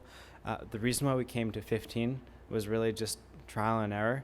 When we went down 1 unit, it was no longer feasible, or the other way around. When we went up 1 unit, it was no longer feasible, and we wanted to have the maximum on-site possible without sinking the entire development. So that's how we landed on 15. Ty actually went through the numbers, so he has a much more thorough understanding than I do. But 15 was the number of on-site units where the project would still be able to be constructed, and we would have as much affordability as possible in the Seaport and in this development. The rest was just a contribution. It's under the old IDP policy from 2007, so it's $200,000 per unit, which you can calculate adds up to. It was actually, I think there's half a unit in there, so that's why it's 5.7 million. If you have a more in-depth question, I can pass it off to Ty. You want to just go a little bit more, and then no, I'm good. Just I'm good. if you want to further. Or if you have additional that you want to. I just wanted to kind of present this how we do the process here in terms of like relief on the IDP on the previous project, but I don't think I got the chance. So I'm just going to say it now. So basically, in general, when we upon proponents' request to achieve any relief from the IDP, which means like inclusionary development policy, the BRA undergoes very detailed feasibility analysis, and that is like based on the financial information that the developer actually submits. We look at detailed sources and uses to make sure that the project costs are what they reflect in the current economy. And also examine the sources of revenues so that the projected rents or sales price is accurate range, within the accurate range. Even in the case of tight numbers, we do push as much as we can and continually work with the developers to achieve as many on-site affordable units, if not off-site, as possible. So that's the process that we go to, and Phil couldn't have explained it better. So that we went through that process over and over again, and 15 was the number that we achieved, and the balance of that, the developer will pay in cash contribution. Great, thank you. Any further questions from the board? Hearing none, a motion's in order. So moved. Second. Second, all those in favor? Aye. Aye. Opposed? The ayes have it. Thank you very much, Phil. Thank you. Congratulations. You did do a good job. Item number 25.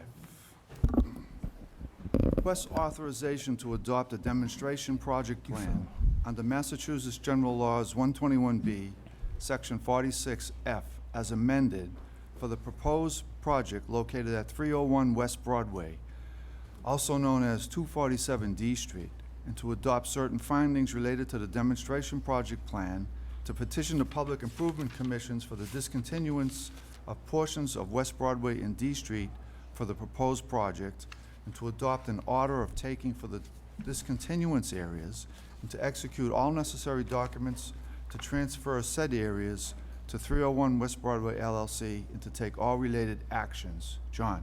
Thank you, Mr. Chairman. I'll be brief.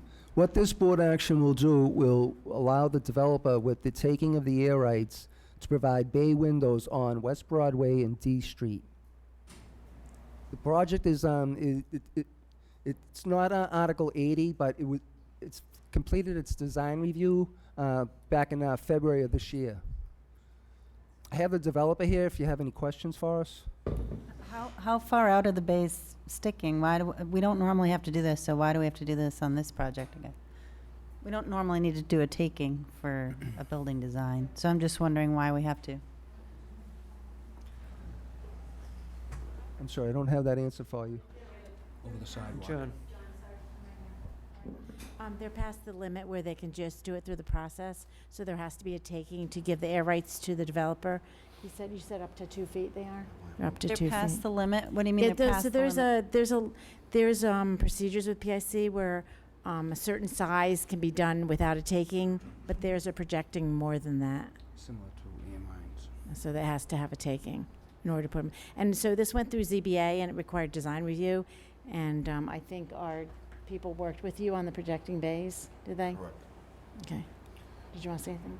It was asked of the development team to make the project less boxy, and by creating some definition, by exemplifying some of the windows and corners of the building. It's truly an introduction into the South Boston neighborhood from the South Boston waterfront, coming up D Street, or coming into the Broadway area.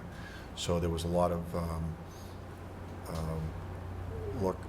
careful time placed by the design, by the BRA, to make sure that this was what they thought was less boxy of a building.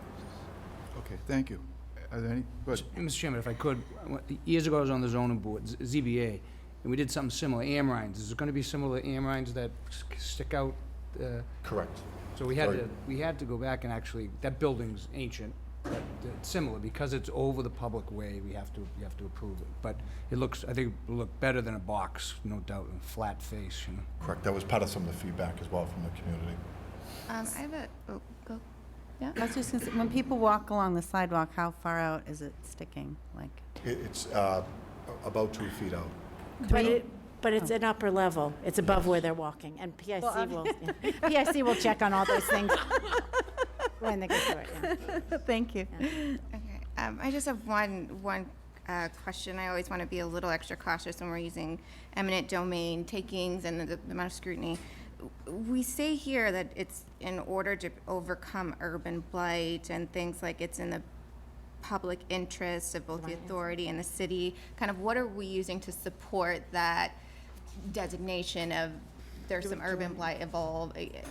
That's always a little bit confusing for me, so I just want to make sure I understand. Thank you. So for urban blight under Section 46F, under Chapter 121B, there's no specific definition. However, we do rely on blight as defined under 121B and 121A. And so in this instance, the urban blight would be the fact that the parcel configuration and the building out of the building so close to the public way don't match up. And so in order to accommodate the design whereby the streetscape is more in line and consistent, and where the architects have asked for the bays to come out, we find that the parcel configuration actually makes up the blight. So we want the block to look in harmony with the rest of the area, which is why we're doing this and why it's going over the public way. Okay. I think that's really helpful. That's good. Okay, are there any further questions? Motions in order? So moved. Second. All those in favor? Aye. Opposed? Ayes have it. Thank you very much. Congratulations. Item number 26. Scary words. Request authorization to issue a determination pursuant to Section 80A-6 of the zoning code in connection with the notice of project change for the Olmsted Green West Campus project, which consists of 268 home ownership units, by changing 100 units to lower affordability and 47 rental units for the homeless, veterans, mental illness rental units, and to take all related actions. Dana. Thank you, Mr. Chairman, members of the board, Secretary Polhemus, and Director Golden. The action before you this evening is a consideration regarding the Olmsted Green project, which has been before this body in various configurations. I'll just say a couple things very briefly about context about the project overall, and then come to the matter of this, basically, what is a notice of project change. If you can see on this map, the Olmsted Green project is basically 42 acres that is formerly on the Boston State Hospital grounds.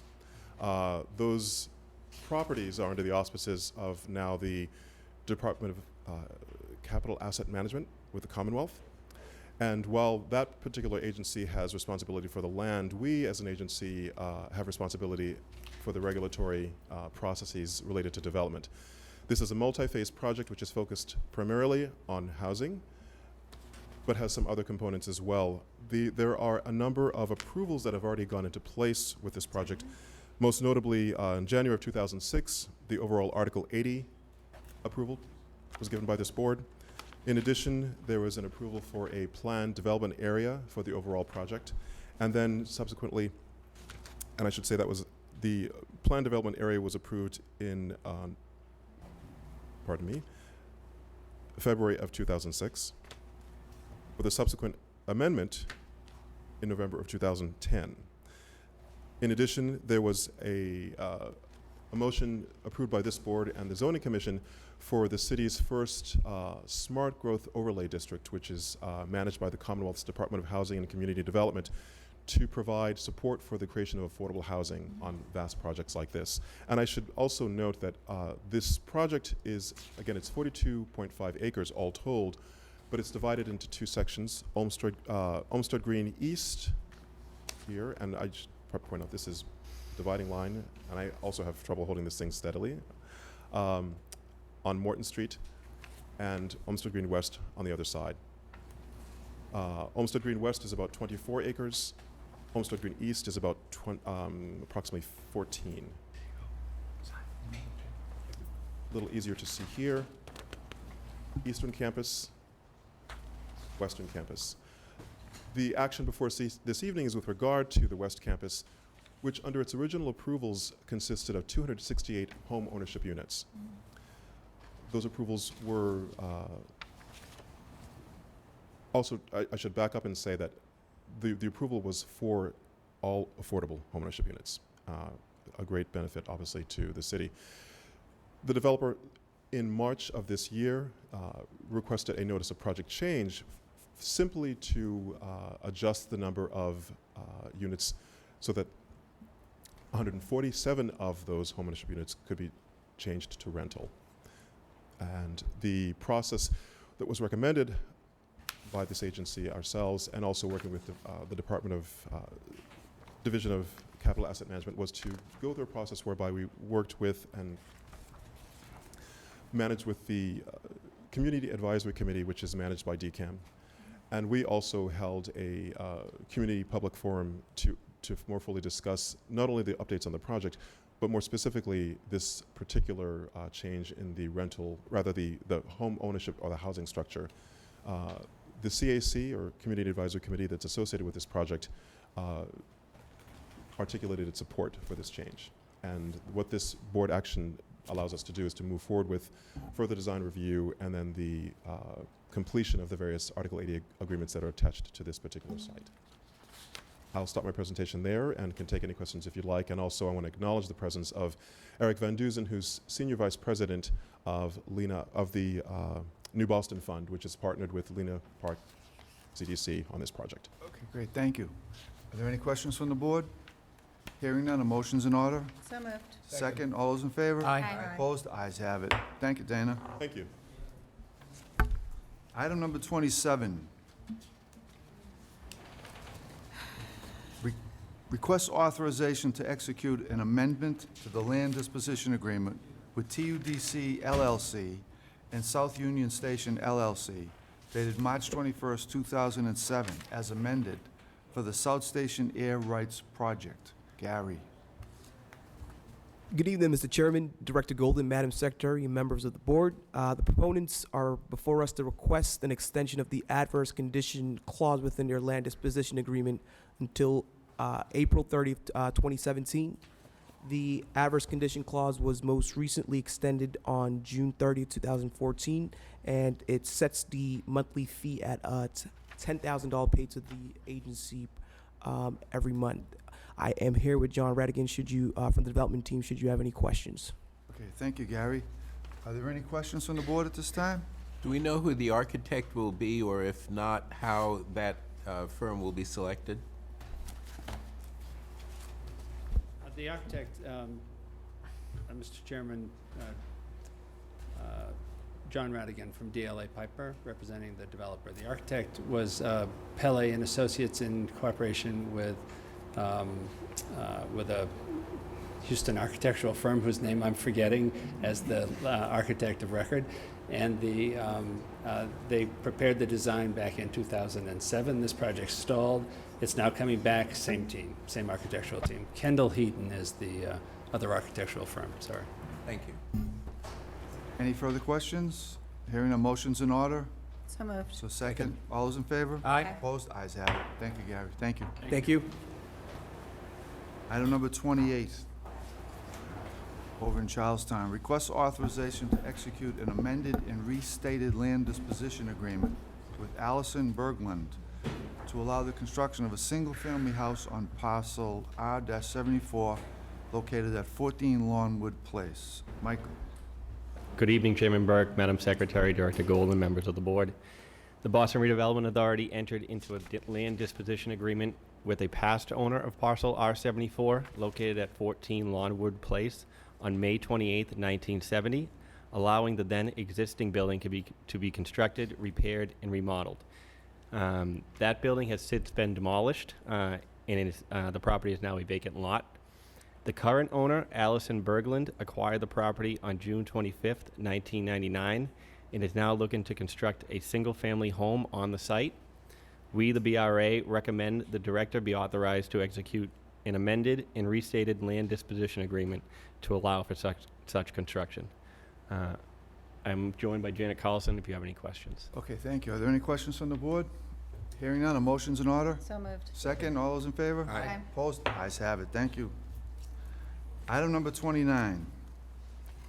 Request authorization to issue a certificate of completion for the landscaping, garden, and off-street parking located at parcel P-3A-2 on Biscoe Street in Charlestown. Michael. Good evening, Chairman Burke, Madam Secretary, Director Golden, members of the board. I personally visited parcel P13A-2 at Biscoe Place on July 11th, 2016, and found the landscaping, off-street parking, and garden area to be in accordance with the LDA agreement, which is why we recommend authorization to the director to issue a certificate of completion. Okay, Again, I'm thank- joined by Janet, if you have any questions. Any questions from the board? Hearing none, motion's in order? So moved. Second, all those in favor? Aye. Okay. Opposed? Ayes have it. Thank you, Michael. Item number 30, South Cove. Request authorization to adopt an order of taking for portions of Tremont Street and Stewart Street for the parcel P-7A project and to petition the Public Improvement Commission for discontinuances of abutting streets for projecting building elements. Ty? Good evening, Mr. Chairman, members of the board, Director Golden, Madam Secretary. As you may recall, the approved project on parcel P7A, located in 240 Tremont Street in Midtown Cultural District, is a 346-key micro hotel development. To briefly walk you through the project history, as on August 14, 2007, the BRA board granted Article 80 approval for the project, which was at that time predominantly residential. Subsequently, on May 15, 2008, the BRA adopted an order of taking which included certain surface, subsurface, and above-grade portion of Tremont Street, Tremont and Stewart Street that needed to construct the proposed project. Most recently, July 16, 2015, the board approved a notice of project change to convert the project from residential to hotel and increase the height from 205 feet to 272 feet. As a result of this change and the evolving design, some additional takings are necessary. These takings are almost entirely stacked upon the previous takings, which went up to 205 feet. The additional takings are necessary to accommodate the new shape of the building, surface utilities, and revolving door. The development team appeared before the PIC last week for new business and has its public hearing on July 21st for the discontinuance of these takings. The development team is moving very quickly towards beginning construction in the fall of this year. We have here with us Mr. Jeff Lewis from Colliers International, who is the owner's rep, if you have any further questions. Okay, thank you very much. Are there any questions from the board? I do have a question. So I just wanted to confirm the size of the taking and location and what its current use is right now and any potential impacts to abutters or how it's being used now. I just want to understand the taking thing. I'll have Jeff here to walk you through. I didn't even see those. You have to get behind the microphone, please? Oh, yeah. Yeah, sorry about that. I just... So there's the rendering of the parcel. It's being built on BRA land. Parcel P7A is BRA land that the developer is going to be entering into a long-term lease with 35 or 65 years plus a 34-year extension. The takings are basically only to accommodate the additional height. And if you go here, the takings are in red. The additional takings are in red. So it's just in section, and that's as you're looking down Stewart Street. You got there, and then I think this one should be in plan.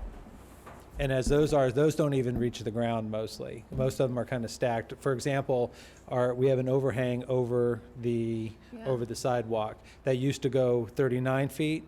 Now it's 38 feet. From the sidewalk, so you have a foot taking, but it's Ty, that goes all around the hotel site. Right. So okay. it's 288 square feet. If you squished all the takings down to a two-dimensional thing, it's 288 square feet of additional takings. Is there It's hard to explain shortly. Yeah, I it's hard to apologize read for it that. and be like, oh, that sounds a little, okay. is there really a 3-foot story digital board in this project? There is, as part of the project, a digital sign. The the sign proponent and the hotel proponent are two separate entities. So when the hotel goes forward, we're going forward on our permitting track, and the sign is going forward on its permitting track as well. They appeared before ZBA on June 21st, I believe it was, and got their approvals there.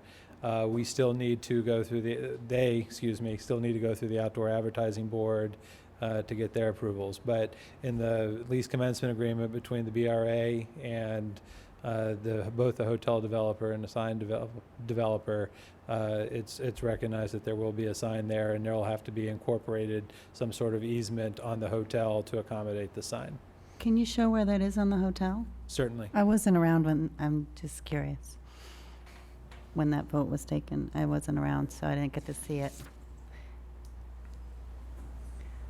Seems a little bold for Boston, a 3-story digital sign. It doesn't seem to be operational on your, yeah. It's right there. We took the Oh, really? Yeah. Huh. Big. Huh. But yes, it's there, and what's that?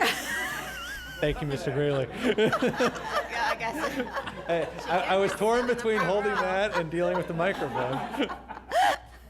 I'm not doing well my first time back, am I? No, so yes, and I understand it is bold. This is one of 3 areas in the city where the signs were specifically authorized, the others being Lansdowne Street and the other around the convention center. So it's kind of where we're heading with this one. Thank you. Okay, are there any further questions? Motion's in order? So moved. Second. All those in favor? Aye. Opposed? Ayes have it. Thank you very much, guys. Thank you, Mr. Chairman. We're going to move to item number 33. Request authorization to disperse funds from the Harvard Alston Public Realm Flexible Fund to 7 nonprofit agencies to execute grant agreements and to take all related actions. Gerald. Good evening again, Mr. Chairman, members of the board, Secretary Polimas, Director Golden. This is one of the public benefits that we negotiated in conjunction with Harvard's IMP in 2013, and I think it's a really exciting model. It's similar to what we're doing with BC. Tom Keating made reference to that before, the Neighborhood Improvement Fund. It's a $5.3 million pot of money, flexible fund for public realm improvements, and we've just completed, or will complete with your vote, our first round of competitive grants for public realm improvements in the North Alston, North Brighton area. We were excited. We got 15 proposals. We took 4 of them that were for public art. We realized that we need to work a little more deliberately to kind of shape our approach to public art and how it gets cited and how it gets approved. We've worked with Karen Goodfellow of the Boston Art Commission. She's going to help us out as we try to shape that approach. And then of the rest, we approved, or the executive committee, of which I'm a member, recommends approval of 7. I think this is a great model, maybe not one that we should replicate with every institution or in every neighborhood because of the amount of staff time that it requires, but it's exciting because it allows us to take a pot of money and channel it into things that are really of interest to the neighborhood at that point in time, not when we're negotiating the benefits and in the period leading up to the approval of an IMP or a project, but at the moment in time when we're seeking competitive applications and really get creative. So just, I wanted to highlight a couple of the ones.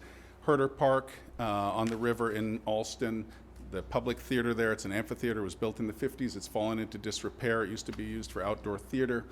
We're granting $50,000 to them to be matched by some other funds to do some basic repairs to the stage, electrical work. That will allow the Friends of Herder Park, in conjunction with DCR, which owns and operates the property, to do some initial program, make some repairs, do some programming, test out what works there, and build the support for additional fundraising and ultimately do a much broader set of repairs and rehabilitation. So it's an exciting, modest investment in really trying to reactivate an important cultural facility in the city. We gave a small grant to Charlesview, low-income housing in the neighborhood, to do some activation and programming on their green space. They're doing movie nights this summer, they're doing concerts, they're doing outdoor exercise sessions, Tai Chi in the morning. So it's a great way of taking that green space, doing programming on it, and I think most importantly, inviting the neighbors in so that people feel like it's really a communal space and that they have an opportunity to interact, those who live in Charlesview and those who don't. And perhaps most importantly, Smith Field, 14 acres of athletic fields, one of the major parks and athletic facilities in the city.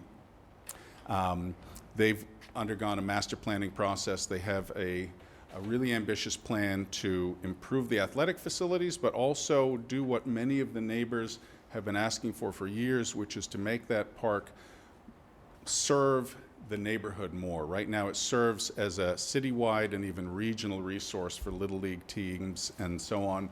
And so this master plan will help them do that. So they came to us with a pretty large request to help fund the implementation of that master plan.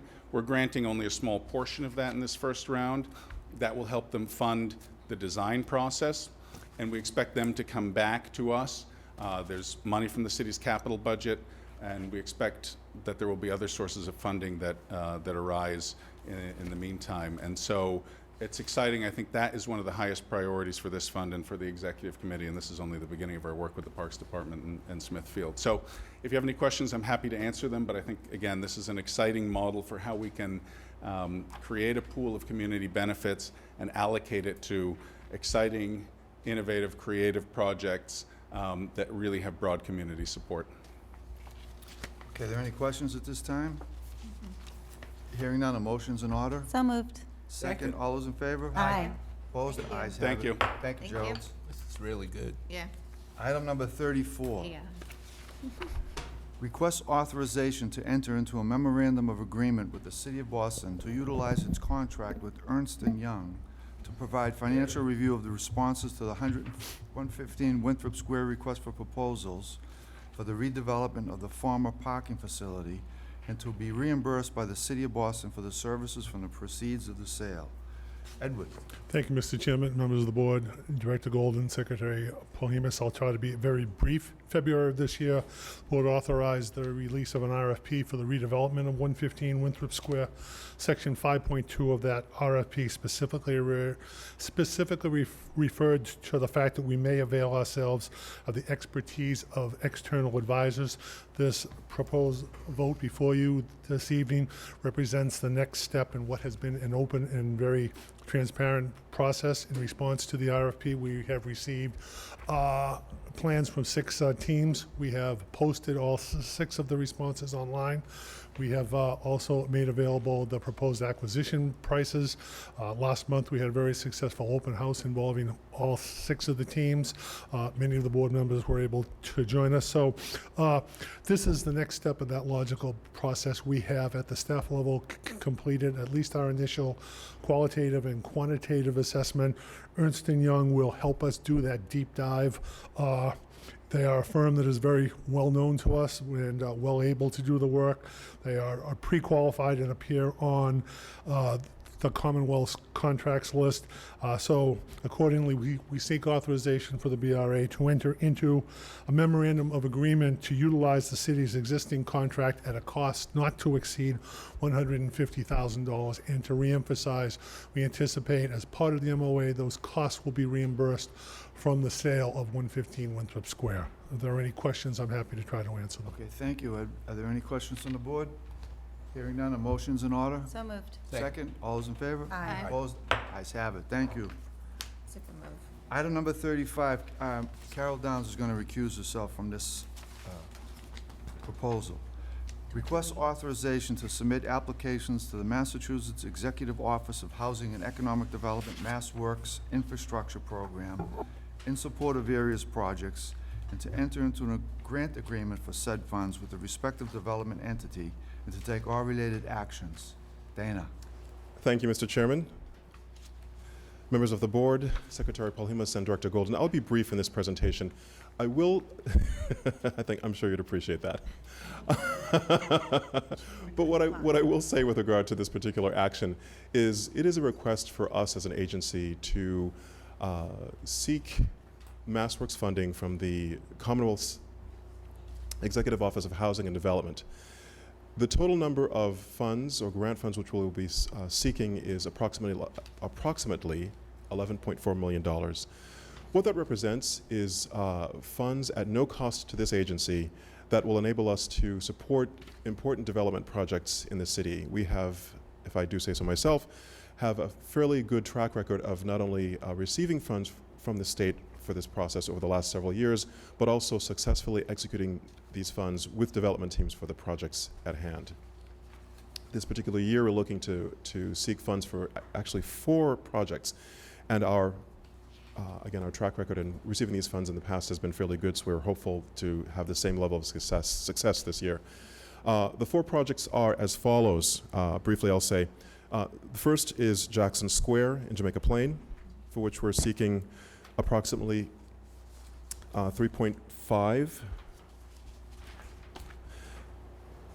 The second is Olmsted Green, which you heard about earlier, for which we're seeking approximately $2.5 million. The third is the South Bay project, for which we're seeking approximately $2.6. And the fourth, last but not least, is the Indigo Block project, for which we're seeking, bear with me, approximately $2.5 million.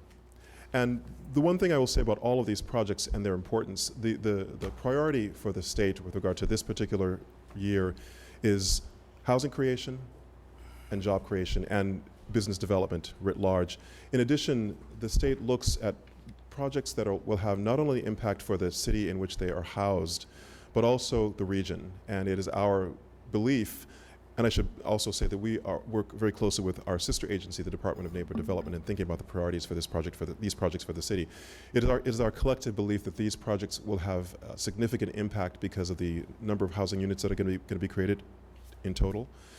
Also, as in the case of, say, South Bay, as well as the Indigo Block project, the infrastructure needs that will be met through these projects will unlock previously underutilized transit areas, previously poor performing transportation access areas, and then really unlock that for the region. With that, I'll stop and take any questions if you have them. Okay, thank you. Are there any questions from the board? Hearing none, a motion's in order. So moved. Second? Second. All those in favor? Aye. Aye. Opposed? Ayes have it. Thank you, Dana. Thank you very much. Item number 36.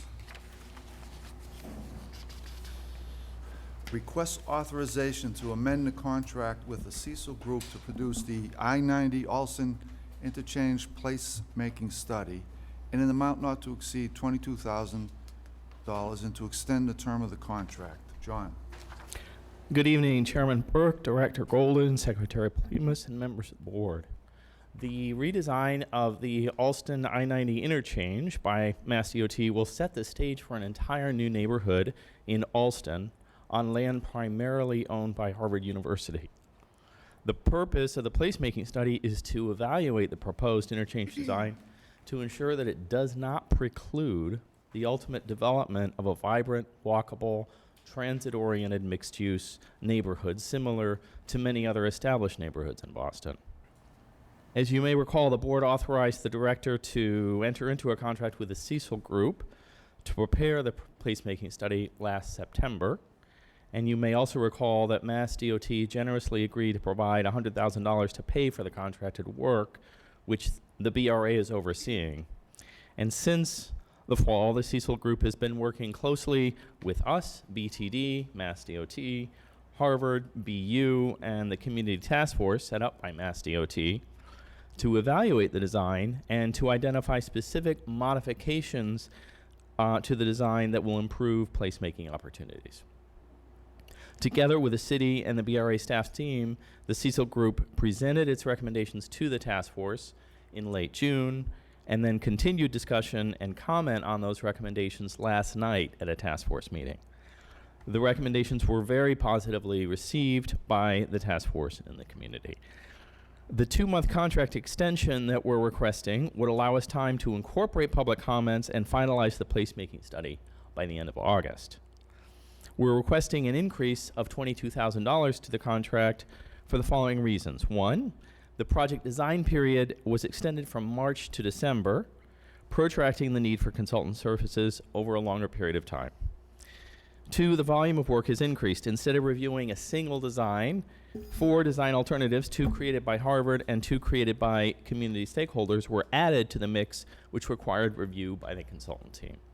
3, with the extended project schedule and additional design alternatives, well over a dozen additional meetings were needed, including with Mass DOT, Harvard, and other stakeholders. And 4, finally, the consultants were required to attend 3 more task meetings than anticipated in the original contract.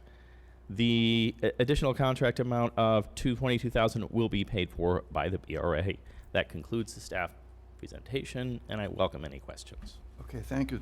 Are there any questions from the board? Hearing none, a motion's in order. So moved. Second? All those in Thank you. favor? Aye. Opposed? The ayes have it. Thank you, John. Item number 37, request authorization to enter into a license agreement for the use of the Terminal Street boat ramp. Edward. Thank you, Mr. Chairman, members of the board, Director Golden, Secretary Paul Hemus. Since 2007, the BRA has authorized license agreements whereby privately owned for-profit ventures may utilize the public boat ramp on Terminal Street in Charlestown. Those licenses have been renewed and extended generally for a 3-year period. Over the last year, Super Duck Tours LLC, which is our license partner, paid us approximately $45,000 to offset the operation and the maintenance of the boat ramp. Boat ramp remains open to public use, but access to the water by these private land and sea operators are actually quite limited. I think you know the original Duck Tours will access the Charles River over by the Museum of Science. Super Duck Tours is utilizing the only boat ramp that I know of that exits out to Boston Harbor. So it is the recommendation of the staff that the license agreement with Super Duck Tours be extended for an additional 3 years, extending through October 31st, 2019, reflective of the seasonal nature of these businesses, of this business. Okay, thank you, Edward. Any questions from the board? Hearing none, a motion's in order. So moved. Second, all those in favor? Aye. Opposed? The ayes have it. Item number 38, a brief request for authorization. I deserve that. For authorization to approve the Boston Redevelopment Authority FY17 fiscal budget. Go ahead. Thank you, Mr. Chairman. Members of the board, Director Golden, Secretary Paul Hemus.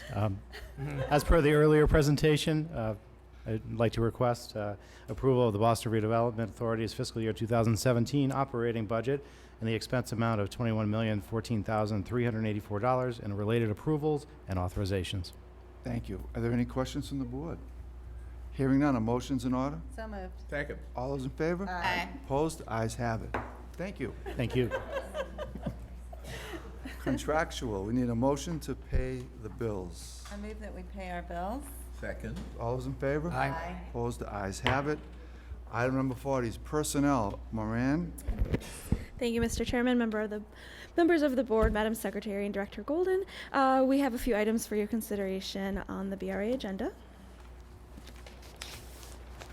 Okay, we have one new hire for your consideration, Stephen Johnson, for project engineer under the real estate with a start date of August 8th. We have one travel and one departure that's in your packet, as well as the amendment to the sick leave policy that I spoke about earlier. Okay, thank you. Are there any questions from the board? Hearing none, a motion's in order. So moved. Second? Second. All those in favor? Aye. Opposed? Ayes have Thank it. you. Thank you, Moran. And Director's update, item number 41. Director Golden? Thank you, Mr. Chairman. First, it's with sadness that I share with you the news of the passing of Jack Delzell. He was the Deputy Director of Property Management at the Boston Redevelopment Authority. Jack passed away on June 22nd. Jack worked at the BRA and EDIC for over 40 years under 4 different Boston mayors and dedicated literally half of his life to the BRA and EDIC. Jack was born and raised in South Boston.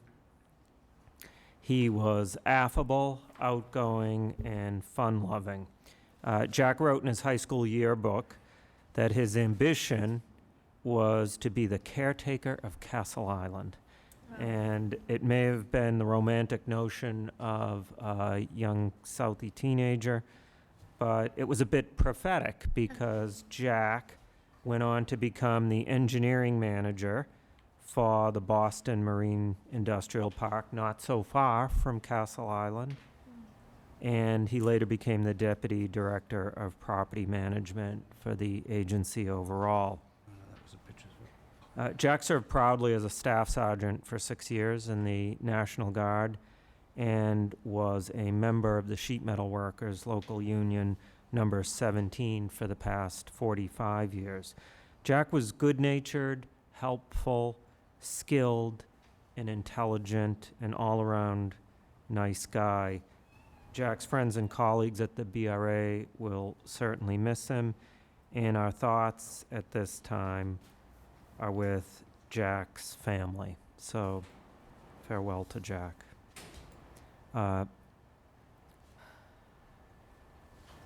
Tonight, we've gone through an awful lot of activity.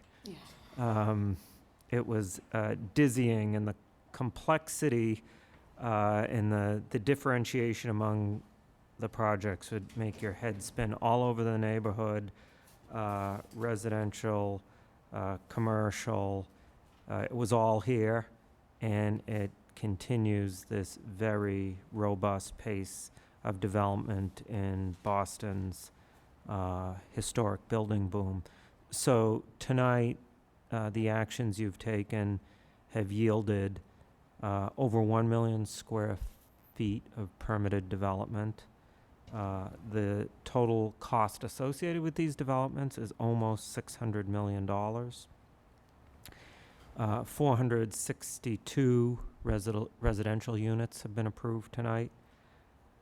When constructed, all these projects will have put 867 people in the building trades to work, and an additional 462 indirect jobs will flow from these projects.